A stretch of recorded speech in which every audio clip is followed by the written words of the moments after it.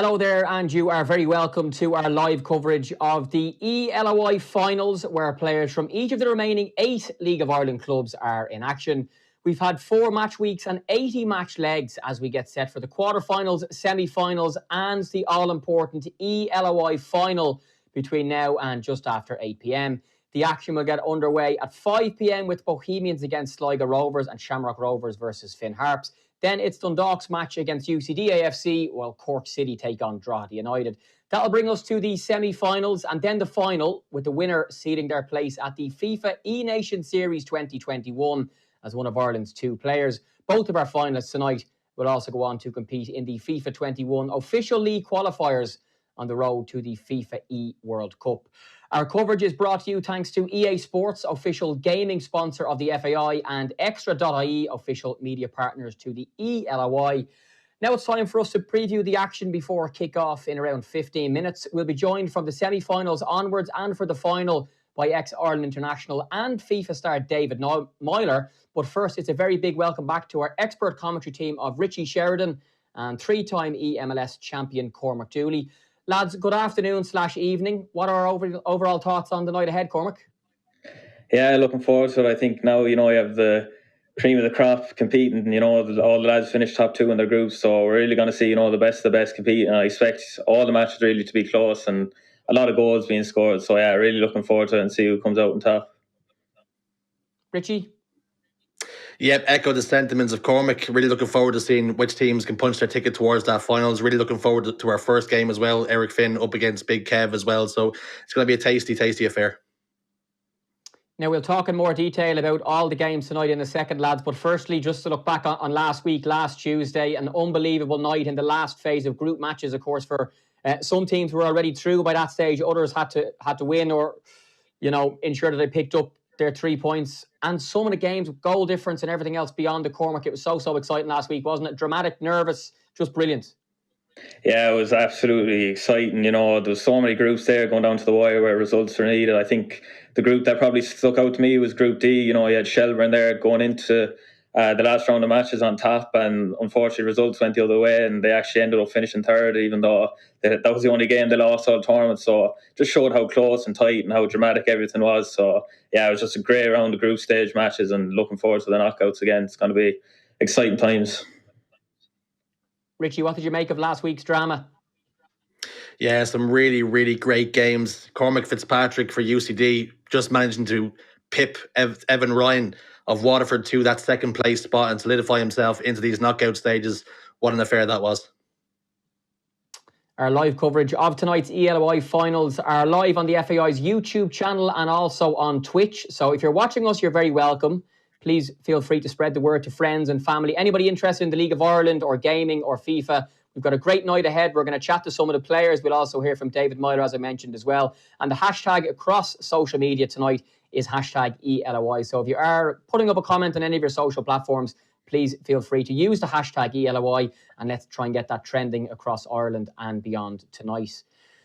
Richie, the players this evening, we've got 8 players at the moment getting ready for their quarterfinals over the next hour and a half or so. How will they be feeling now? For example, the players getting ready to play at 5 o'clock, 10 minutes to kick off.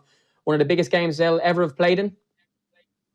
Yeah, I think nervous, excited. It's going to be a mixed bag. But that's what it's all about. How do you compete and how do you attend to all those nerves and those emotions that are going through you? And these players, if they want to go to the likes of the E-Nations, this is where it all starts, and this is the first taste of it. Yeah, we can't wait for kick-off at 5 o'clock. Cormac, can you talk us through the tournament format, please? Because clearly the group stages are finished and we're now into straight knockout. Yeah, so the way it works is going to be single elimination knockouts. So you have the top 2 from all 4 groups competing, so top 8. And then the winner will also go on to represent Ireland in the nations. And then the top 2 will go on to a play-in for the FIFA Global Series. And also the winner gets, 2,000 for themselves, another 2,000 for the club as well. So, great prize all around. And the change for the top 8 now is it'll actually be on Ultimate Team mode, which is different to the 90 rated mode. So basically, all the players will have a choice of any player in the game, cards, and they can mix match their team how they want. A lot more tactics you'll see and stuff, and it's also going to be a lot faster. The FIFA Ultimate Team mode is much kind of quicker paced than the 90 rated mode, so I can expect to see a lot more attacking and scoring throughout. So it should be great.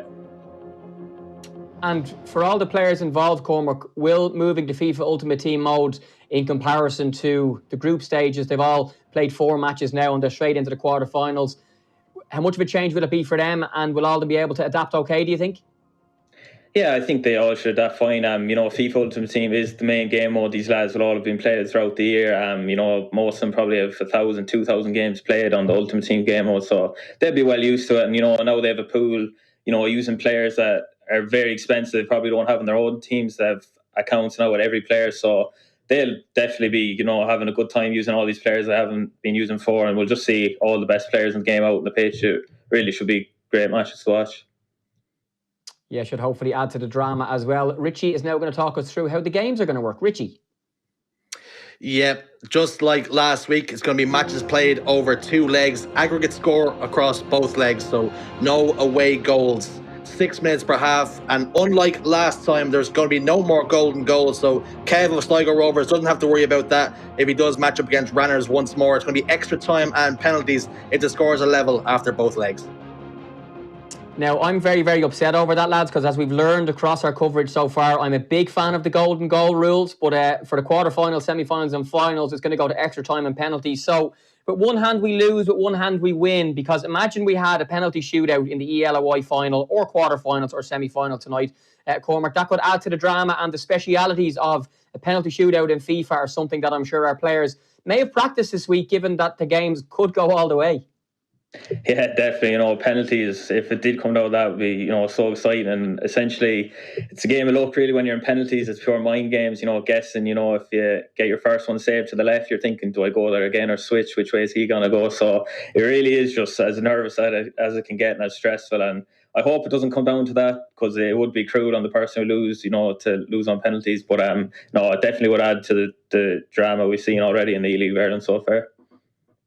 Yes, well, I would love penalties, so you hope it doesn't, I hope it does. Let's see what happens over the games tonight. And speaking of which, we'll have a quick check now on the fixtures for the quarterfinals of the eLOI. So our first 2 games are going to kick off at 5 o'clock. We've got Bohemians against Sligo Rovers. That's Eric Finn against Kevin Connolly. At the same time, Shamrock Rovers against Finn Harps. Tyrone Ryan taking on Sean Tuffy. Our other 2 quarterfinals will both kick off at 5:45. We've got Dundalk's Conran Tobin against UCD's Cormac Fitzpatrick, and also Cork City's Kieran Walsh taking on Drogheda United's Lee Kieran. So they are our 4 quarterfinals. We'll then move straight to our 6:30 and 7:15 semi-finals. Both will be live here, and then the final will take place at around 8 o'clock or so. So a busy night for all the players involved. And Richie, I suppose, if we look at how things have gone so far across the competition, particularly the last game week, and the suspense and the nerves and the drama and the brilliant performances that we saw from lots of the players, we're hopeful and expectant of something similar tonight when it's really down to the knockout stages and it's win or bust for all the players. Yeah, and tactically it's going to be fascinating how these teams all set up. Is it going to be a case of, if you don't fancy your chances against the likes of a Ranners, do you then try and play for those penalty kicks? We see teams in real football like Jose Mourinho who will play for that one goal or make it to penalties and roll that dice. So it'll be interesting to see whether the players opt to do that, because of course now golden goal is no longer an option, so you don't have to score that goal. You can play the lottery with the penalty shootout. So it'll be interesting to see tactically how these teams adapt to that. Yeah, and I suppose if we look, Cormac, at the tournament so far, even though we were in a group stage, each game had to have a winner and each game had to go to golden goal if it was needed. There were no draws. So from that point of view, all of our players have been aware of the matches they played so far, and they've all played 4 each, that there would be a winner of each game on the night. So that hasn't changed for them at all. It's just a case of, I suppose, the format of concluding the game. If it's a draw over 2 legs, means that it's extra time and penalties as opposed to golden goal. But that winner-take-all mantra for them all is still there, really. Yeah, 100%. And even, last week we seen, I think, one of the matches, it was a must-win for both players to get through. So some of them have already kind of treated the group stage matches like knockout matches. So they'll be well used to it and, know what's on store. But, penalties now, it's completely different. It would be interesting to see, if lads go for it. Personally, I hate to go for penalties, so if it was a draw match extra time, I'd probably go for the attack and try win it. But yeah, some lads will back themselves in penalties, so you can see, as Richie was saying, they might play for penalties. We'll just have to see. You are watching our live coverage of the eLOI finals on the FAI's YouTube channel and also on Twitch. And it's time for us to put our pundits on the spot, because These are the people that know more about the eLOI and FIFA than anybody else, really. That's why we have them here as our commentary team. And we want to know, Cormac and Richie, who do you think is going to win the eLOI? And I don't want you to give me 3 or 4 teams or possibilities. I want you to put your name on the line here, Cormac. I'm going to go to you first. You've drawn the short straw. Tell us who's going to win, do you feel, and why? It's a tough one. There's a few to choose. I suppose I said he was my dark horse, Lee Kieran's. I really think he could go on a nice run now and win this and cause a big upset. So yeah, I'd have to say Lee Kieran's, but other names to stick out, obviously Ranners, Dundalk, he'd be a favourite. Maybe Bohemians, Eric, and Sligo's Kevin Connolly. But I think I'm going to go with Lee Kieran's as my guy to win it. Richie, who are you picking? Well, interesting that you asked Cormac, give me one name, and he fired out 4 names after you saying specifically, don't give me so many names. So he bailed himself out regardless. Listen, it's very easy to say Ranners is going to be the favourite. He won the EFAI Cup, so he's been there and done it. But my heart says Eric Finn, so I'm rooting for the man from Bohemians. Nice. So we'll hold you to that. So I'm writing it down here in black and white. Cormac has gone for Drogheda, and Richie, you've gone for Bohemians, correct? Yeah, black and red. You can write it down. Got it, black and red. I don't have a red pen, but I've got it. My handwriting is terrible, but I will remember that. And if I don't, you can help me out later on. Time now for our first pre-match interview of the evening. I'm very happy to welcome Wild Tyrone. Tyrone Ryan is the Shamrock Rovers player who's jumping on for a quick chat before his quarter-final. How are you? I'm good. How are you? Yeah, we're great, thanks. Not too bad at all, not too bad. Loving the FIFA name, Wild Tyrone. Where did you come up with that one? Wild, when they approached me to sign a few months ago, and it's just I've been flying it really since I started off, and looking forward to the game now tonight.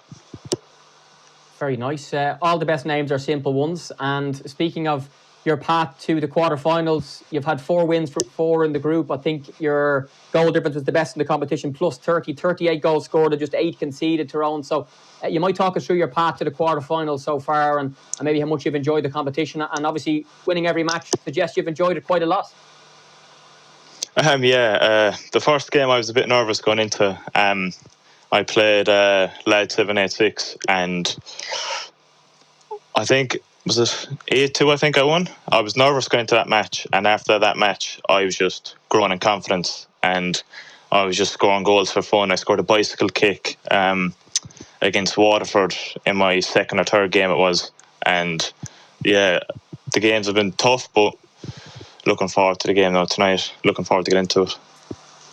Yeah, we've seen some fantastic goals scored by the Shamrock Rovers team in the Premier Division this season. Can you remember which of your players scored the FIFA eLOI overhead? I think it was Burke. I think it was Burke, yeah. Surprise, Graham Burke. He scored from the halfway line this season away to Derry City, I think. So no surprise that he's his skills, well, I'm sure it's your skill scoring the overhead kick, but you know what I mean. So fantastic for Graham Burke to score the overhead for you. You're playing against Finn Harps in a couple of minutes' time in your quarter-final. What's your thoughts on how that one will go? And I suppose, hopefully, from your own point of view, you can continue your form from the group stage into this quarter-final and beyond. Sean's a good player, but I expect to win the whole tournament out, so I'm confident going into the game, and I just can't wait to get started, to be honest. Here we go. We've had our first fighting talk of the eLOI quarter-finals. Wild Tyrone expects to win the competition right out. Why do you say that? Well, I'm the number 1 ranked Irish player on PlayStation on the Global Series, and I just know I can win it. I have the ability to win it, and FIFA is all a mental game, and I'm just ready to go to war.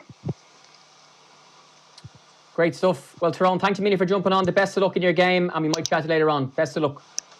Thanks a million, lads. Yeah, we are just about ready for action in our eLOI quarterfinals. The first of the evening. Richie and Cormac are going to jump back with me in just a second. Richie, you had a listen there. Tyrone is in confident mood, and could you blame him given his ability at the game and clearly his form so far in this competition? Yeah, this, I think, is probably going to be the toughest ask for him so far, though. Now he's in the knockout stages, and like Cormac said before, the cream has now risen to the top, so it's going to be a straight shootout between all of these players and all of these teams. But it's important that he is this confident and he does back himself and his own ability, because, at the end of the day, if you don't back yourself, who else can? So we'll look ahead now to our first live game of the evening. It's Bohemians taking on Sligo Rovers. Cormac, what's your initial views on this one? The teams, but particularly the players involved. You know, two top players at this game, and two of the favourites for the competition going head to head in the quarters, and only one man and one club can go through. Yeah, and I think, this is the mouth-watering fixture, Bohemians against Sligo, Eric and Kev, I was just saying a few minutes ago, they could easily want to win it, but yeah, no, this should be, a great match. We've seen Kev a lot and both Eric as well on stream the last few days, so we've seen them play, probably expect a bit of fight back in there, but no, these are, two top-class players, two of the best in Ireland going head-to-head here in the quarterfinals, so yeah, it's just going to be a great match. We'll see what happens. Richie, apart from Ranners, who plays for Dundalk, I'm sure these two would have hoped to avoid each other at this stage, just given, how good they are. They're both getting ready. I'm not sure if our viewers can see the feed, but we certainly can, and I'm sure they're quite excited. But they'll both know just how well they'll have to play to win this, because, as we mentioned, they probably would have hoped not to have to play each other this early in the knockouts. Yeah, these are probably two of the top four players in the competition, and with the way the group sort of shook out, unfortunately, we do have to. It happens in football all the time, where you might get a Paris Saint-Germain matched against a Manchester United, and one of the big hitters have to go. But unfortunately, it shook out this way. And Kev, he lost that game to Ranners, and that could have given him a bit of an easier route. Of course, he would have been playing against Cormac Fitzpatrick had he topped the group, but he did struggle in his last game, his last fixture last week. He went down 3-0. So there is going to be holes and some chinks in the armour there that maybe Eric Finn can exploit. You're watching our live coverage of the eLOI finals. We're just nearly ready to go. So if you are watching and you fancy sending on the link to friends and family, League of Ireland fans in general, on the FAI's YouTube channel or on Twitch, please do. The hashtag is eLOI. Will be live across the evening until about 8:30 or so to the final, and we'll be joined by Ireland international and FIFA star in his own right, David Meyler, from the semi-finals onwards as well. For you, Cormac, where will this first quarter-final be won and lost, do you think? Yeah, I suppose, well, in Kev's case, last week we seen he went down three goals early to Athlone Town, and if that happens again against Eric, Eric's probably a better player than Cormac Ryan, no disrespect to him, but if he goes 3 down early, I don't think he'll be able to get back into it as easily. So I think the key is, just don't concede early.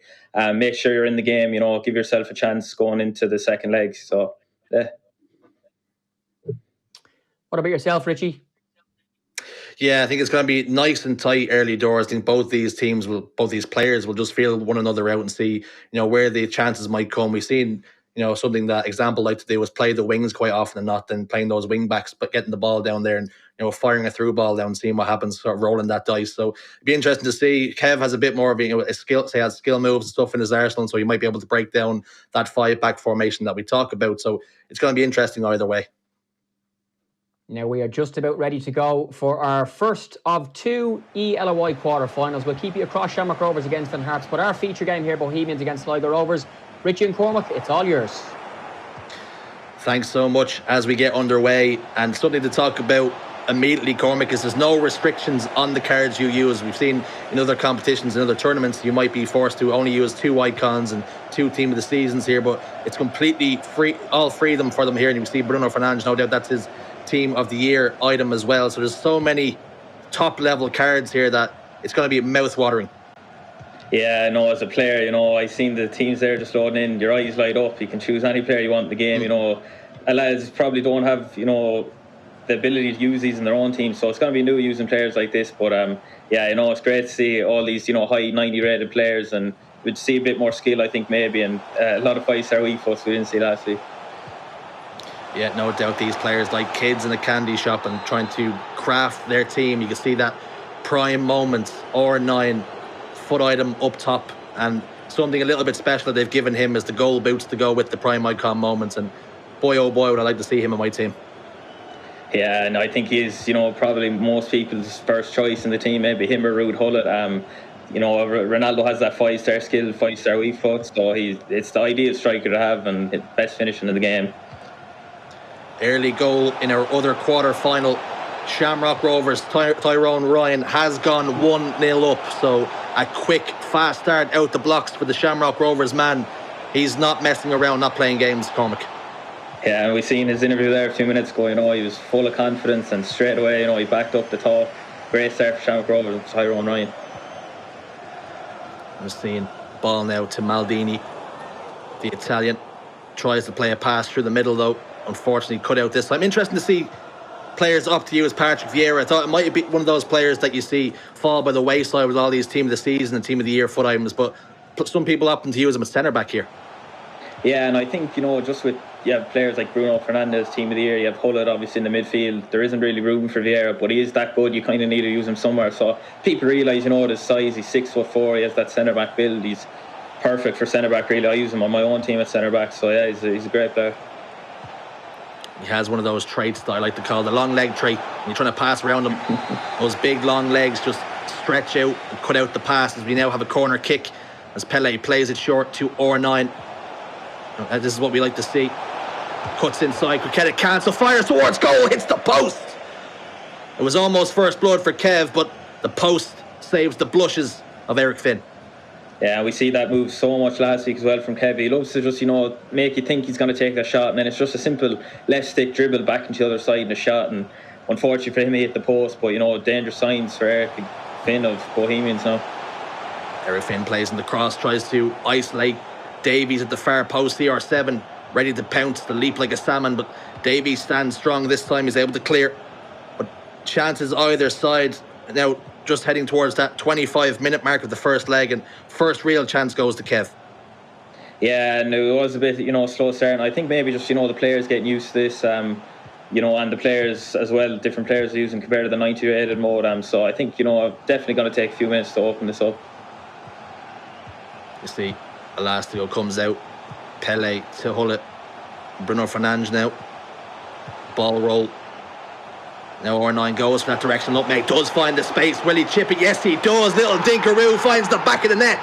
And Eric Finn, first blood, 2 Bohemians. Kev finds himself 1-0 down. Yeah, and what a cheeky finish from R9 there. Beautiful left foot chip over him. That's that 5-star wee foot, working great. I thought maybe he was going to, play it across the middle for a tap in, but, he obviously has a lot of confidence in him, and it was a great cheeky finish, chipping right over the keeper. Just goes to show how composed he was. He went for that chip instead of, as we like to say, sweating it across goal and going for that guaranteed goal. He wanted to put a bit of finesse, wanted to put on a show for everybody watching, and he went for that chip. A delightful one it was. Finds the back of the net, now 1-0 to the good, and it'll be interesting to see how that changes both these players' tactics now. Still a lot of time left, but that early goal will settle the nerves of Eric Finn, no doubt. Yeah, definitely. And I was just noted here as well, when Kev's attacking, he seems to be losing the ball a lot to that Ruud Hullet. So, maybe he just needs to stop trying to force passes, because, Hullet probably the best midfielder in the game. He's going to intercept a lot of passes, just like Vieira. Bruno Fernandes as well. Quite the player in the game. A Team of the Season foot item. Vieira at centre back, and now we're just starting to see maybe a little bit of gamesmanship. Eric Finn can slow it down, doesn't have to rush it now.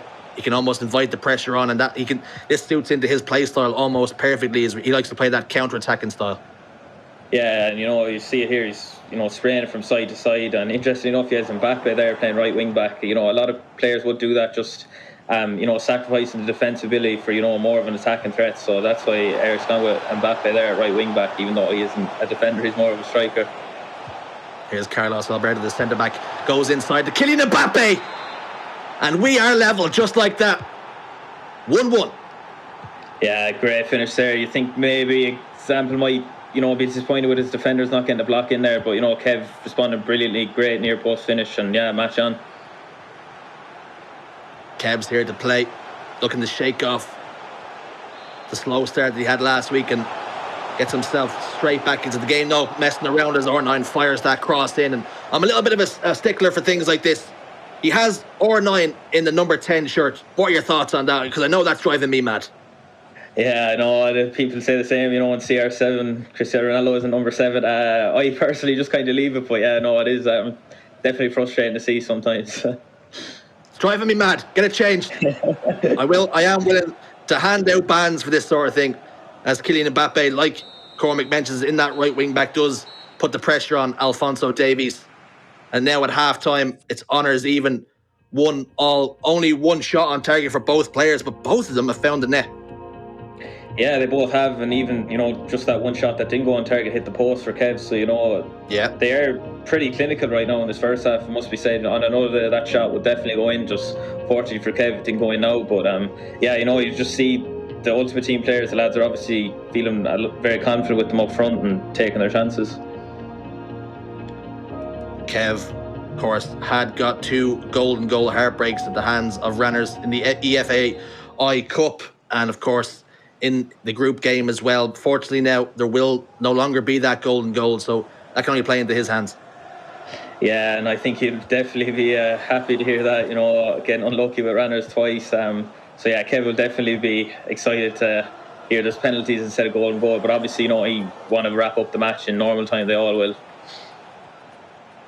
Here's CR7 now, step over inside, something we've seen iconic from him as R9 tries to fashion a chance, tries to get into that space, but defended well. And in our other game, our other quarter-final, the scoreline now 2-0 to Tyrone Ryan, 2-0 to Shamrock Rovers, and he's just starting to pull away. He has that cushion. Ball fired in behind here, though. Kylian Mbappe in behind the defence, goes for another chip again, and you can see on the face of Eric Finn how frustrated he was that he maybe didn't take that chance, Cormac.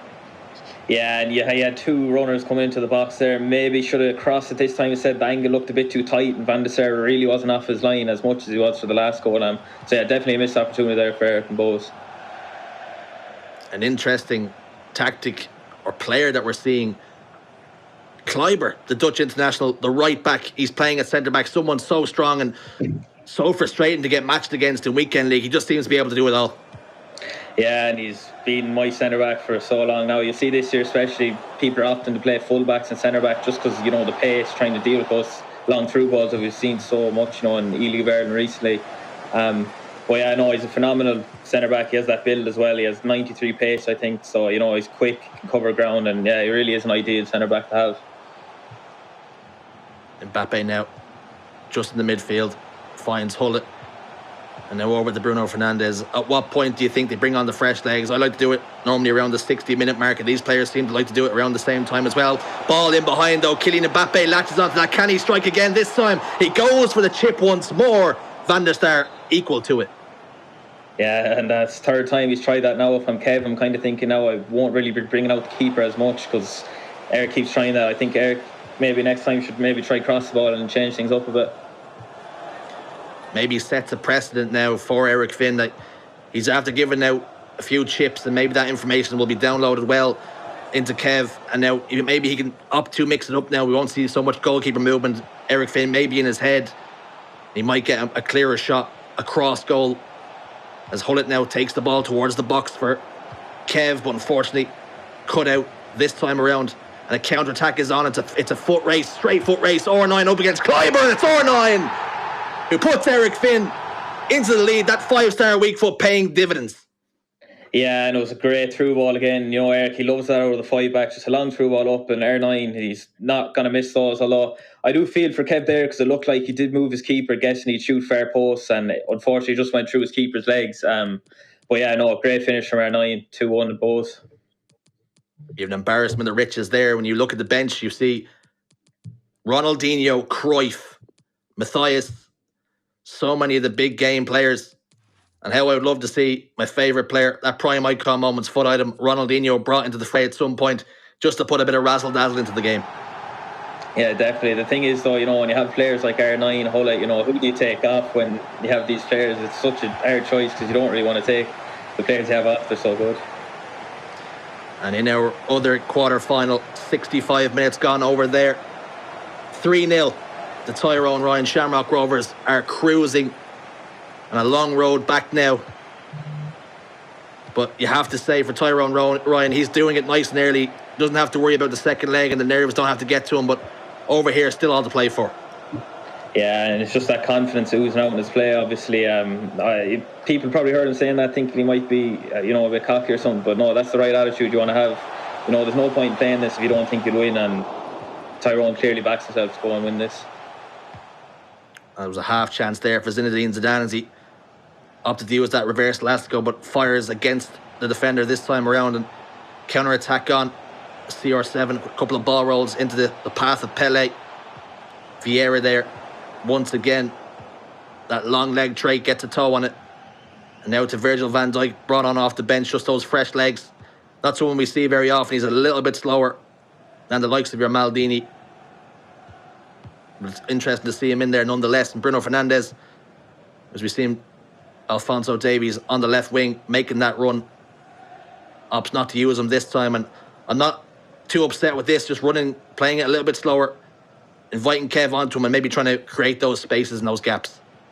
Yeah, and it's in this 5-back, Eric's keeping possession really well here. It's going to be tough for Kev to get the ball back because, he has the 2 wing-backs, 3 centre-backs, he has the pitch spread so wide, so he can just spray it a lot. So, it'll be interesting to see what Kev does to counteract this if he does go into the second leg a goal down.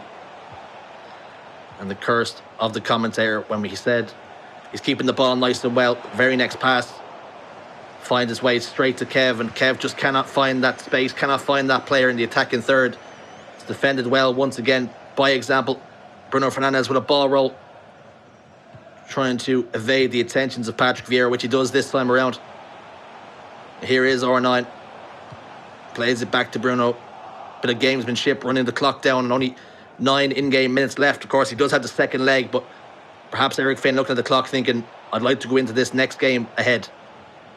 Yeah, and I think, at this stage, quarterfinals now, you can't really give away mistakes at all because it affects your psyche so much, especially in a high-stakes match like this. So, yeah, no, I think Eric, he'd definitely be delighted if he just only goes in the goal up to the next leg. Ball swung in by Alphonso Davies, but it was more just to keep the ball in play. Might have not been a bad thing to let it roll out of play in hindsight, but be that as it may, we now see Mbappe for Kev.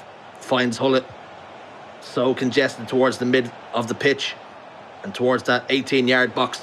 Hullet there gets a bite onto R9. That will be a free kick, so a chance here from the set piece. Does he have a dead ball specialist? Bring on Ronaldinho, I dare you. Yeah, willing it on. Special under the wall.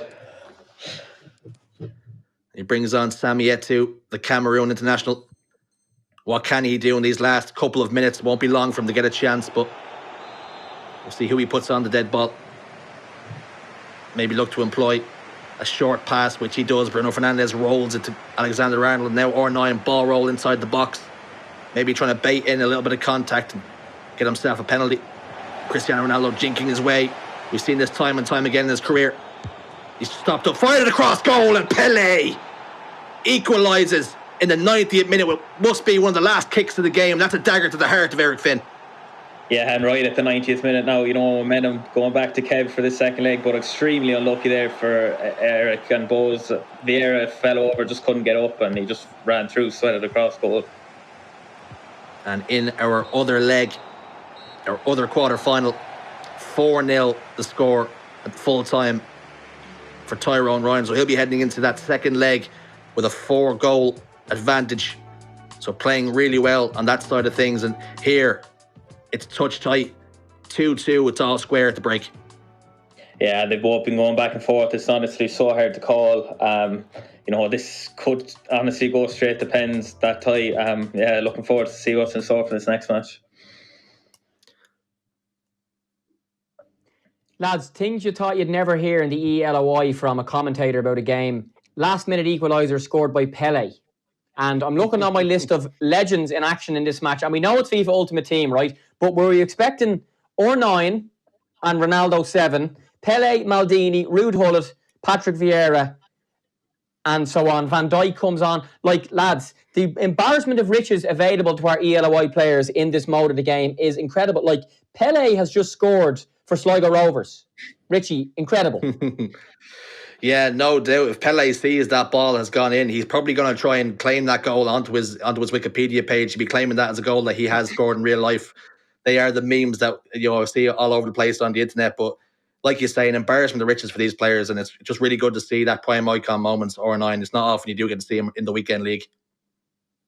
In terms of the games themselves, Cormac, with the players available from the quarterfinals onwards, the knockout stages, in comparison to the group stages where we saw the Premier Division clubs had the League of Ireland players from the Premier Division clubs, but the First Division teams were playing as Ireland, but all the players were rated the same. Is there much difference now for the players given the type of players, like, people like Ronaldo, etc., that they have access to pick in these matches? Yeah, definitely. I think, they're just more used to using players like Ronaldo, or, they feel more comfortable with that. And, it not being 90 rated mode, now you'll start to see discrepancies between, Pele going up against a centre back. Pele's going to have more pace. So there's areas, he can exploit differently where he couldn't maybe do it in the 90 rated mode with everyone being the exact same. So it's good to see a variation. But, all these players are 90 plus rated. They're all amazing in their own right. So, yeah, it is an embarrassment of riches for them. I'm jealous, they're getting to use all those players. Richie, I was having a joke there about saying, Pele has scored for Sligo Rovers, but he has, and in the context of this game, to get the equaliser so late at the end of the first leg, things all square now heading into leg 2. An important goal for Kev Connolly to score, and he ensures that, against Eric, he brings it in all square to the second leg now. Yeah, it's big for Kev. He shows that, he's on a level playing field with Eric Finn. But equally, Example had a couple of chances in that game where he went for the chip, and maybe if he opted against it, he could have fired it across goal and maybe created another chance, maybe even scored a goal. But, Kev even hit the post in the game. So these just showing how evenly matched these two players are. Yeah, Shamrock Rovers 4-0 up against Finn Harps in the other quarter-final at 5 o'clock. So it looks like they're going to be on their way into the semi-final. And if Bohemians can get through here, it'll be Bohemian Shamrock Rovers Dublin Derby in the eLOI semi-finals. But Cormac, in terms of the second leg, nicely evenly poised now, should I say. What are you expecting from the second leg, and what will the two players, be thinking ahead of kick-off in just a second? Yeah, I mean, obviously Kev's going to be delighted getting that goal at the end, and Eric, could see by his reaction, fell unlucky the way Vieira fell over and Ronaldo was just able to go in. But yeah, no, the game, no one's really taken a foothold, control of the match. It has been very back and forth. So yeah, I expect this second leg to be just as tight and possibly extra time and penalties to go along with it. Our coverage of the eLOI tonight brought to you thanks to EA Sports, official gaming sponsor of the FAI, and Extra.ie, official media partners to the eLOI. Our hashtag tonight across social media is hashtag eLOI. If you're watching us on Twitch or the FAI's YouTube channel, you've just joined us, you are very welcome. We are just set, Richie, for the second leg of our quarter-final. Yeah, back into the action we go, back into the fray once more. And both these players will not want to go gently into that good night today. Both players often to use the exact same starting 11 that they had in the first leg, so no changes to start on that side of things. So that can only mean they're somewhat decently happy with how the first leg went. Yeah, and it being a draw match, I think both lads aren't going to change anything really at all. There's no need to change. They've probably been playing these tactics, for a while now, so they're used to them. So maybe, a few goals go in, we might say differences, but no, definitely for the meantime, they'll be staying the exact same they were in the first leg. First time cross goes to that overhead kick, just nothing there for him. CR7, we've seen that in the Champions League for Juventus, or for Real Madrid against Juventus. This time he finds nothing but air going for that overhead kick, but almost a chance there as Bruno Fernandes fired that ball out towards Kylian Mbappe, and warning signs for Kev. That's something he'll have to deal with. Maybe shore things more towards that wing side. As we said, that is a spot that Eric Finn likes to play down the sides. Now here's R9. Jinx inside to Pele. Goes for that scoop. Back to Mbappe once more, now to Pele. Hull it. He's just toying with him now, trying to find that space. Not in a rush to go forward. Not wanting to give away possession cheaply, and that man's free out wide once again. It is Kylian Mbappe. He's been influential thus far. Goes down inside the box. You see Eric Finn with his hand in his head, maybe looking for the penalty, but corner kick is the decision. Ball fired in by Pele, and CR7 gets up, rises from the depths of Mordor and puts that ball into the back of the net. What a finish that was. Yeah, and I said over the last 2 weeks, heading isn't that big in FIFA 21, but if there was ever a man to score a headed goal, it would be Ronaldo. He's, a different gravy in the air, and see from corners, he's just so effective. Brilliant header into the bottom left corner there. Nothing Ruud Gullit could do but watch the CR7 towered over him. That vertical leap. And a score update from the other quarter-final. Tyrone Ryan puts perhaps the final nail in the coffin. 5-0 up now in that second leg. So we can all but say he's guaranteed a spot in the semi-finals. Yeah, definitely. I think, he's shown why he is so highly ranked as Ireland's one of the best players, and yeah, just taking kind of the match out of reach from Ladd pretty much now. You know, fighting in the second leg, you think that definitely is job done. Yeah, you can see just why he was so confident in that pre-match interview. He backs himself, and he's doing it on the pitch as well. Pitch is doing the talking. There's a chance just inside for Eric Finn, but defended well this time by Kev as he carries the ball away for Sligo Rovers. Rude Hullet on one of those patented runs. Power as he pushes forward. Anybody on the edge of the box that wants the ball, it doesn't seem so, as all those players have ran forward. No options to pass it to, and now that counter-attack is on, and it's a 3v2 as CR7 and R9 bear down on goal. Both those Ronaldos. What a frightening attacking too that would have been. R9 now defended well this time by Kev, but there's just chances, there's flickers of opportunities here and there for both players, but defended well. Yeah, and it's starting to look at it a lot more stretch. You know, we've seen Kev there bombing forward. He had players going, and then, you know, in the blink of an eye, Eric gets the ball, plays a long through wide open. It's a 3v2, so game's starting to stretch here as we see Ronaldo. Brilliant. That ball fired in once more. That through ball straight through the heart of the defence, and CR7 on the end of it fires that ball beyond the goalkeeper to that far post. A beautiful finish, and that is vintage Eric Finn. Yeah, and a beautiful, you know, through ball again. Ronaldo, that 98 rated card, showing why he's so expensive in the game. Beautiful finish. And Kev, you know, I'm thinking, you know, I might have to change things. Eric in this 5-back is looking very dangerous, and I don't know if Kev goes and match that, or, you know, maybe goes a bit press. We'll have to see, but I think something does need a change from. Something could change right here, right now, as that ball is fired towards Mbappe, but it's Mbappe against Mbappe. That's something we didn't think we'd see, as R9 just stumbles under the attentions of Vieira, but no penalty kick this time. He fires that lob through ball from R9, but Eden van der Sar comes out, gathers, and is fouled in the process as well. But you're talking about maybe it's time to change things. Do you wait to half time? Because surely if you wait now till the 60th minute, you might just run out of sand. Yeah, no, I think with it being a knockout match, you know, group stage they could afford maybe to, you know, lose, stuff like that. But no, definitely we'll see. Oh, and that's what you needed. He's right back in the game as Kev, as R9 finds the back of the net, and only ahead by 1 goal now is Eric Finn.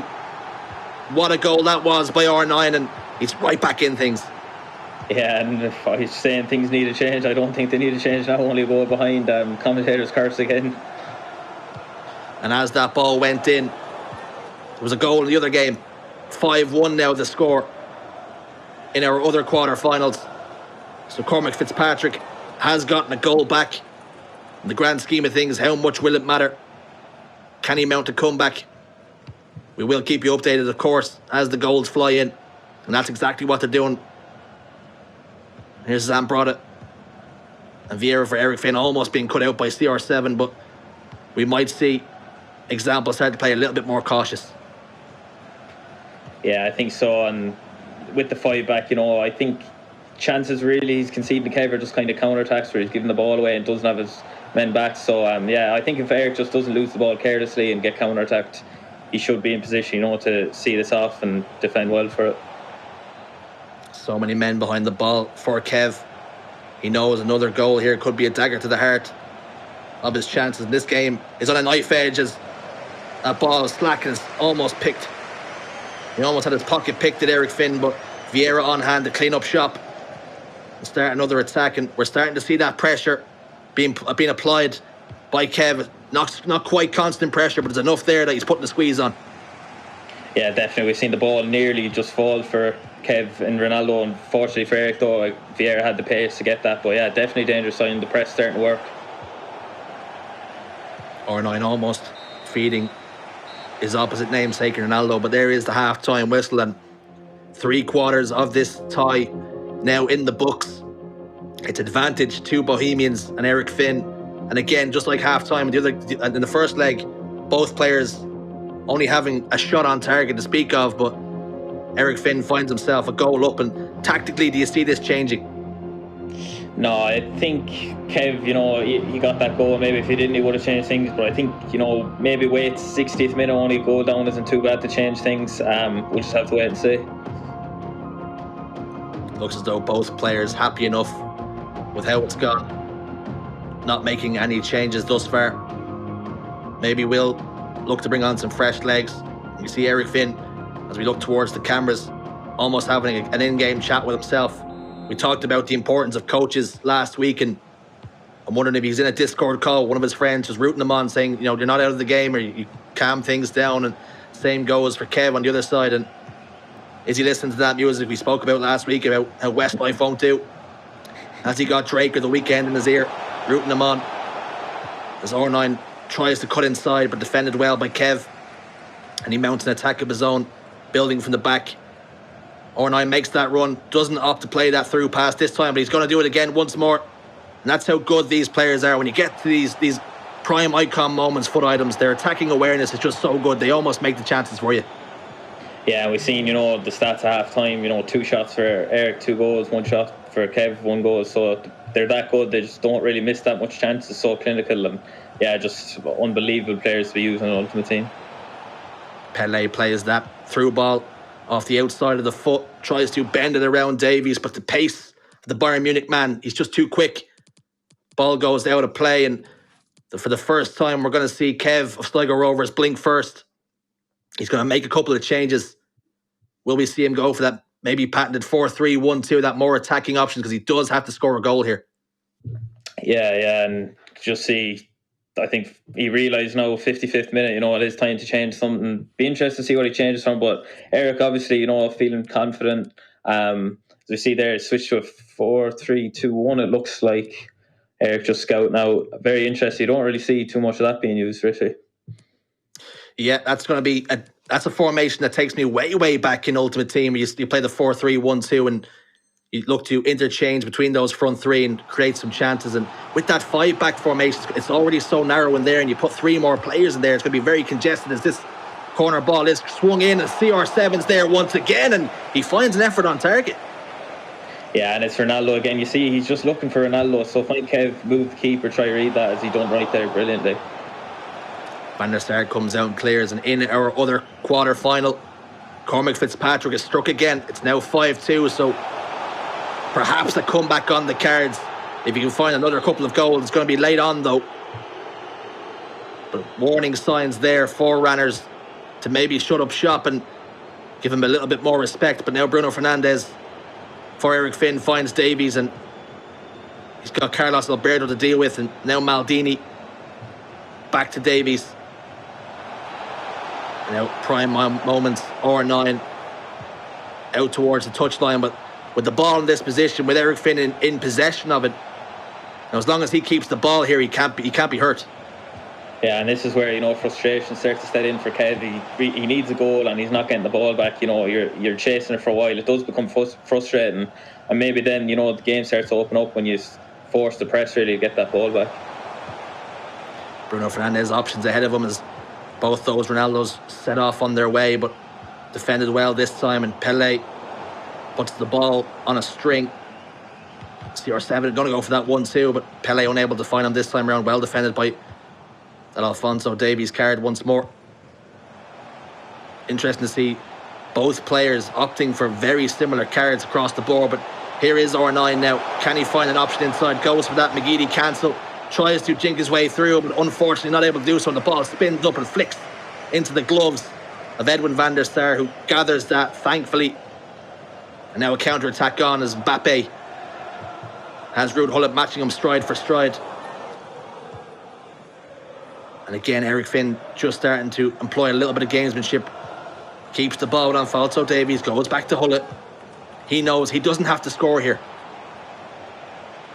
Yeah, and probably see him run down the clock a bit more, still try and attack, but be more patient, as we see. Just probably wrong skill move, probably didn't mean that going out of play. But yeah, Kev, he's looked dangerous. He's, had a nice through ball there. Just he didn't really have any options in the attack. Runs weren't really made, so he's forced to dribble that time. Just well defended by Eric on that last attack. Yeah, I think you're right with the wrong skill move coming off from there. I think he was perhaps going for the McGeady spin, or even the Berba spin would have been the one to go for, but unfortunately, he ends up rouletting himself out of play, and that's going to be a goal kick for Kevin. Can he start to apply the pressure? Eric Finn has stood strong thus far, only conceding that one goal, 4-3 the score on aggregate, as those changes do now happen. Pele goes off. Sami Eto'o brought in and gets an appearance a little bit earlier than he did before. Yeah, and Eto'o is an interesting one. I haven't really seen too much using this year. Maybe Cruyff would be another option with Pele and Ronaldo, more people to go for. So, but it is good. You like to see different players being used, so it's not all the same. Sami Eto'o, of course, with pace to burn. CR7 now out in the wing. Two members squeezing him out of play. Carlos Alberto finds Vieira in that advanced position this time around. He's more accustomed to as Mbappe spins, but he went for that roulette spin. And will that cost him? Should he have just fired a cross goal when that first initial chance came to him? But he went for the roulette spin. And now a counter-attack on as that man Sami Eto'o's bearing down on goal, and he fires towards goal. This time it's Eric Finn who finds the post. Wow, I couldn't believe what I seen there. Kev definitely should have shot that first time. Just done a skill move, but even the rebound, he probably should have taken a touch with Bruno, but it looked like he just panicked, shot, and then Example coming right down. I thought he was going to bury that, but hit the post again, as Kev did in the first leg. This is really getting exciting now the last few minutes. Big chances for both men. Perhaps the opportunity there for a ball roll around the goalkeeper for Eric Finn, but he opted to go for that shot first time. We've seen him dink the goalkeeper in the first leg, and this time he did go for that low shot across goal with the finesse, trying to open up the body and open up the foot of Sami Eto'o, but finds the foot of the post this time. So big chances for both men, but only cranks the pressure further on Kev, as he knows he has to go for goal here. Mbappe inside. Van der Sar with the outstretched hand hits the ball over the bar. Brilliant save from Van der Sar. That could have won. You just see Example looking pretty nervous now. He knows he's getting away with this. Ruud Gullit jinks one way, takes the ball the other, and a step over as well. There is CR7 in space there, if he could just find him, which he cannot do so. But the pressure now on the Bohemians. Man, counter-attack to Sami Eto'o once more, and we've seen Kev try and take him down in that last attack. Sami Eto'o was just too quick, and this time around he tries to find that short pass, but cut out and defended well by Kev. But the pressure just starting to heat up. R9 in on goal, fires towards Van der Sar again. Saved once more. The Flying Dutchman. He's been crucial in keeping Eric Finn ahead. His nose still in front. As R9 bears down once more, and again it's Van der Sar who finds the save, parries it out for a corner kick. Yeah, Van der Sar, Example should be praising him after this match. He has saved so many chances now. Kev really could have been scoring in, and if Kev loses this, he'd be very hard done by. Bruno now to R9, goes that direction. Nutmeg finds his way forward, and somehow Van der Sar stands strong once more, and CR7 fires against the legs of a combination of Maldini and Patrick Vieira, but Eric Finn is finding it so difficult to get himself out of his box, and he passes the ball straight to Ruud Gullit. And here is CR7, reverse Elastico, but Maldini with a huge foot manages to pick the pocket of Kev, and now Davies can carry this ball away, and that could be the last we see. One last throw of the dice, get the kitchen sink forward. Mbappe, R9 almost finds the pass, but Carlos Alberto cuts the ball out. Eric Finn fires the ball out, and he cuts a relieved figure. And I tell you something, if I'm Eric Finn, I'm finding the number, I'm tweeting Van der Sar and saying thank you for keeping me in this competition. Jeez, my heart's racing, Rifty. That was some end, and Kev, realistically, he should have won that. He had so many chances there at the end. A lot of 3v2s in the box. Just any time, he'd take a shot, either Van der Sar would save it or get blocked, or he's maybe doing a skill move in a position where he shouldn't have and shot. So Kev's going to be looking back and thinking, how did I lose that? What a game.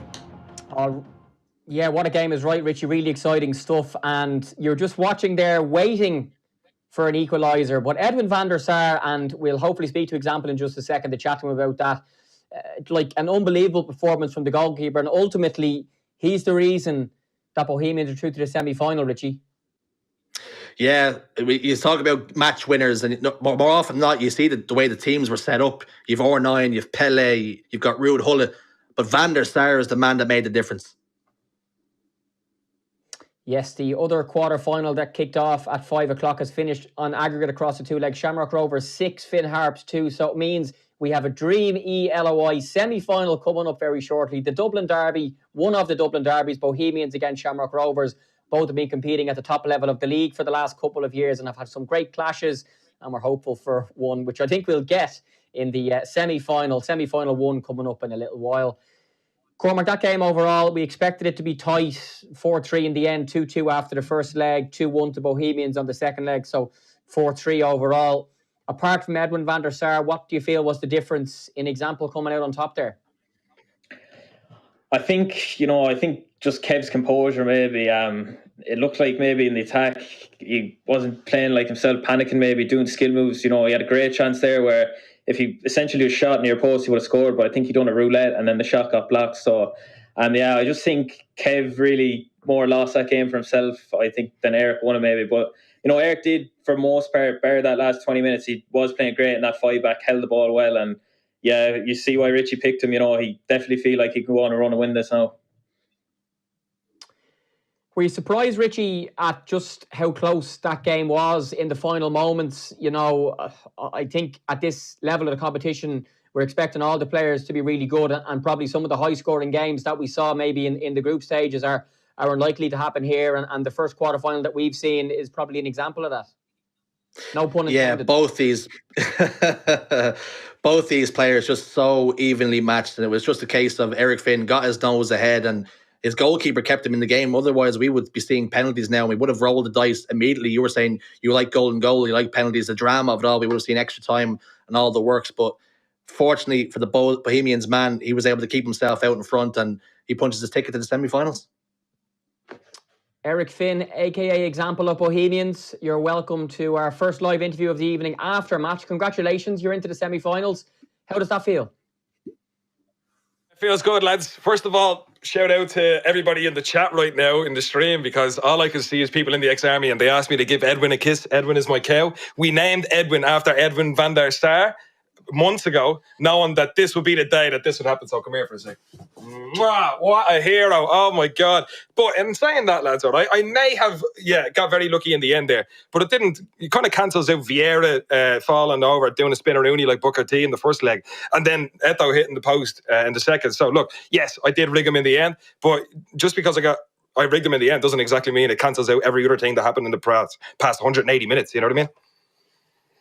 You've seen it here first on our live coverage of the eLOI. A player kissing a cow and also referencing one of the best WWE superstars of all time, Booker T. What a man he was. And what a man your goalkeeper was in that game. Example, Edwin van der Sar. Talk to me about why you chose him. I'm not sure if you heard us earlier on. We were talking about FIFA Ultimate Team and you guys having the option to pick. We mentioned Pele, Maldini, Ruud Gullit, or9, CR7. But why did you go for van der Sar? And I take your point about the 180 minutes, but late in that second leg particularly, he was on top form for you, / you were on top form, in control of him. Yeah, I agree. Yeah, I let nerves get the better of me there for a second, for sure. But, all right, so back in the day, we do this thing called icon roulette. That's another reason why I have Edwin, because I like the milk content. You get it? Yeah. All right, well, pretty much I got Edwin van der Sar back-to-back on 2 different accounts, and I've used him ever since from the start of the game. So I said, what's the point in changing that kind of method now? So I was like, I'm going to stick with a goalkeeper that I know and that I've used, which is Edwin van der Sar. And it turns out I made the right decision, I guess.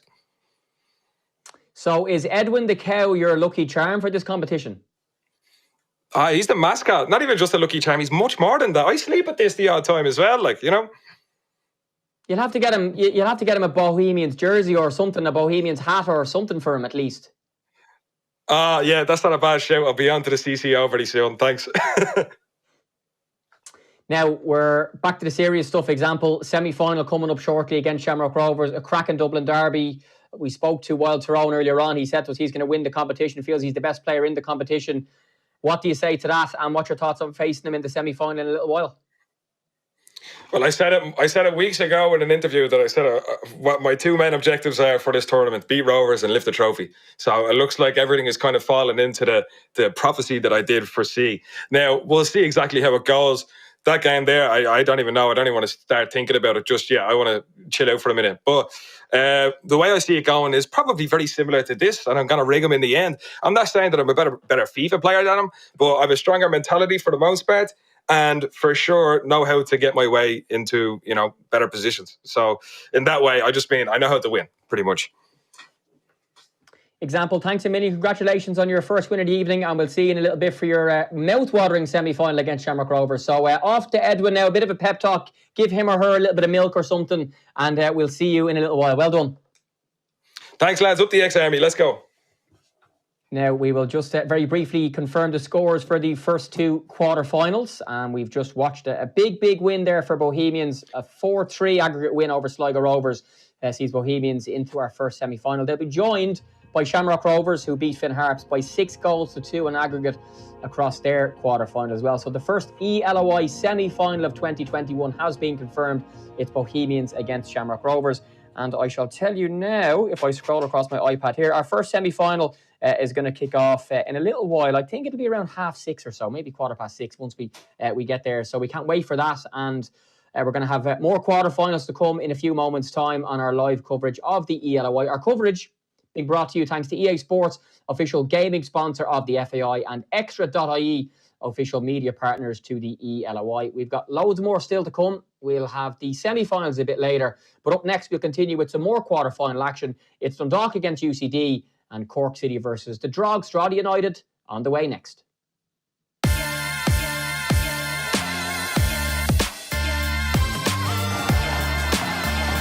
Last couple of minutes. Here's Massey! 11 minutes to go. Ball's gone straight to Graham Burke. And 1-0.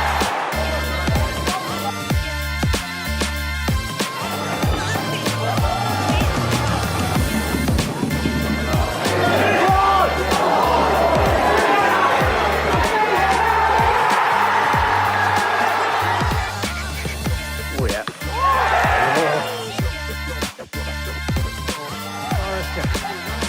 Forrester! Oh, what a goal! Daniel Brandt gets frightened. Latch onto it, and Daniel Brandt with an audacious lob. And what a goal that is! Neelan, but they've won it back, and Duggan spots Adamosu off his line, and it's in! Would you believe it? Duffy. Oh, what a goal! What a goal that is! Coyle and his defender, and Byrne takes the free kick, and there's the goal. Brilliant goal in the 7th minute.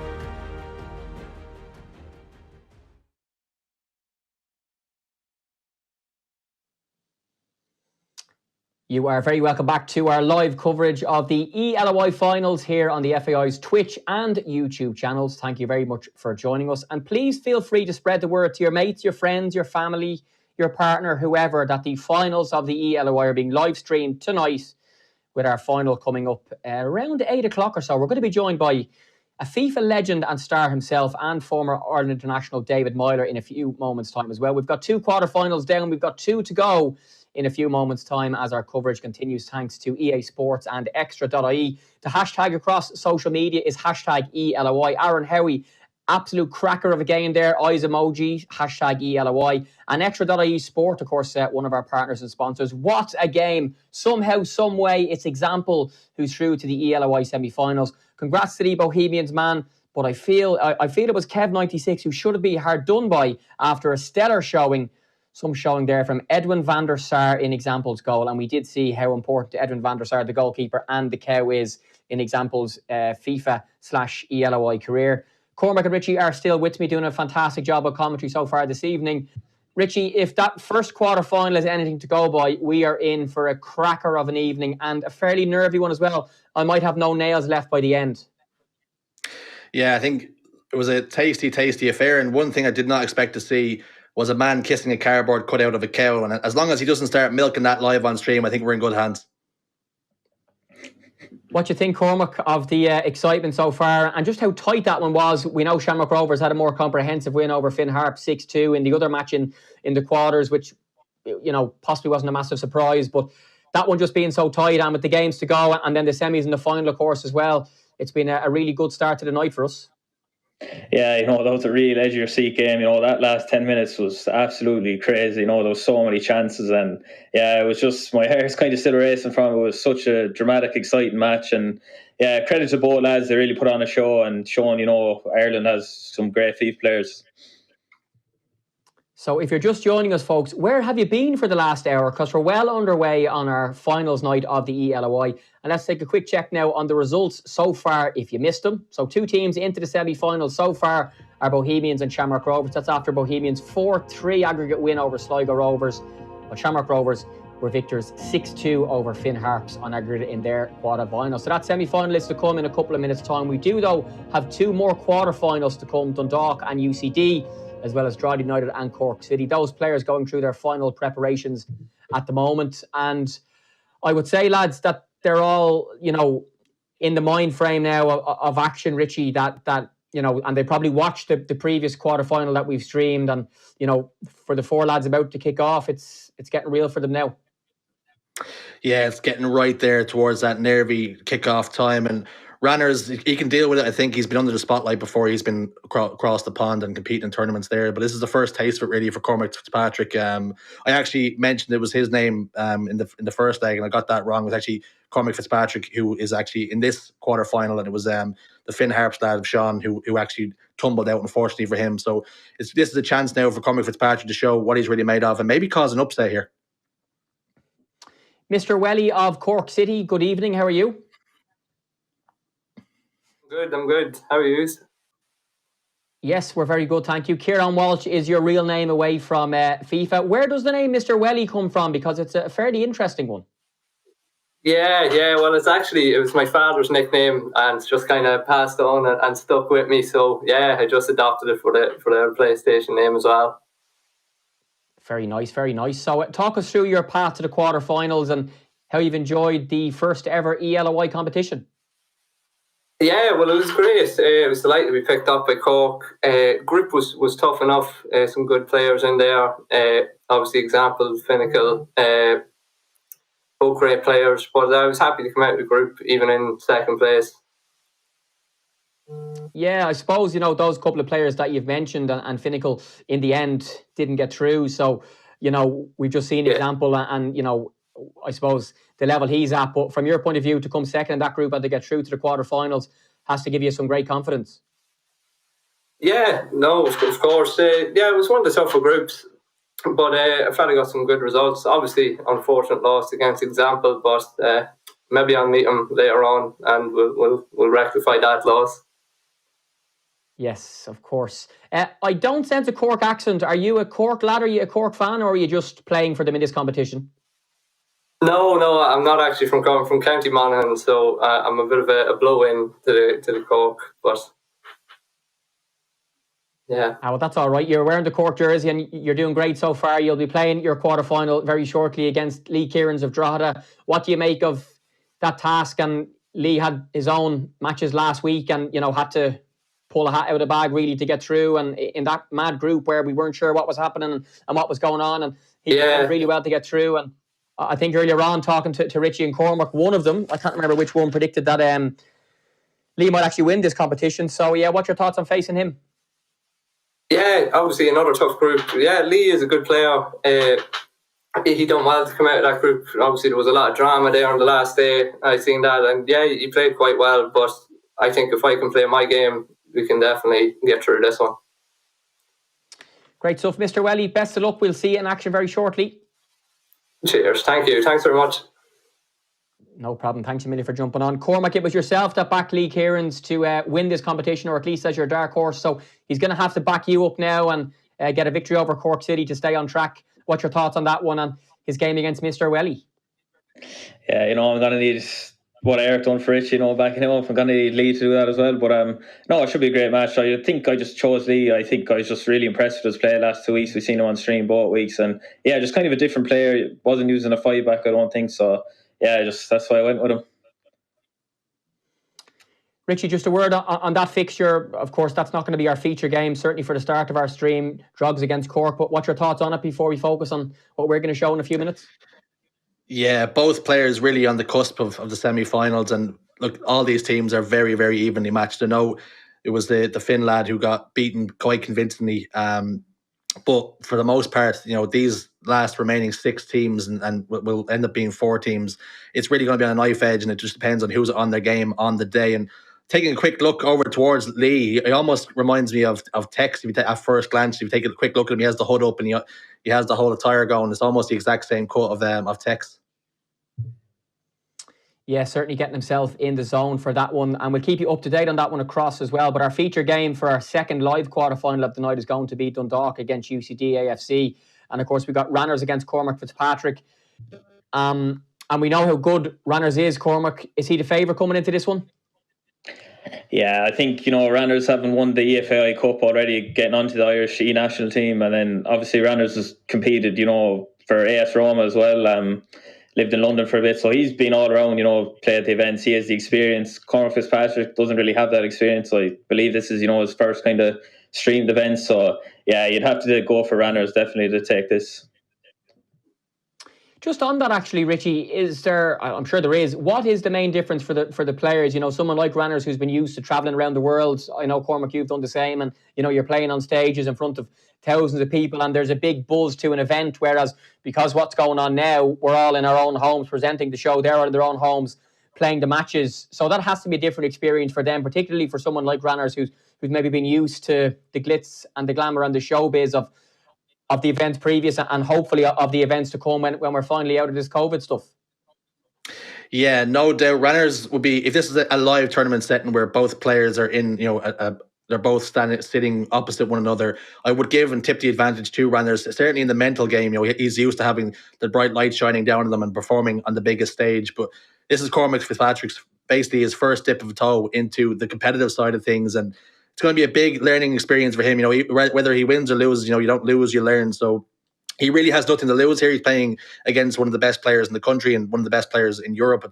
It's certainly in FIFA's gone by. So for him, I think, he can almost has nothing to lose. So he can go all guns for it.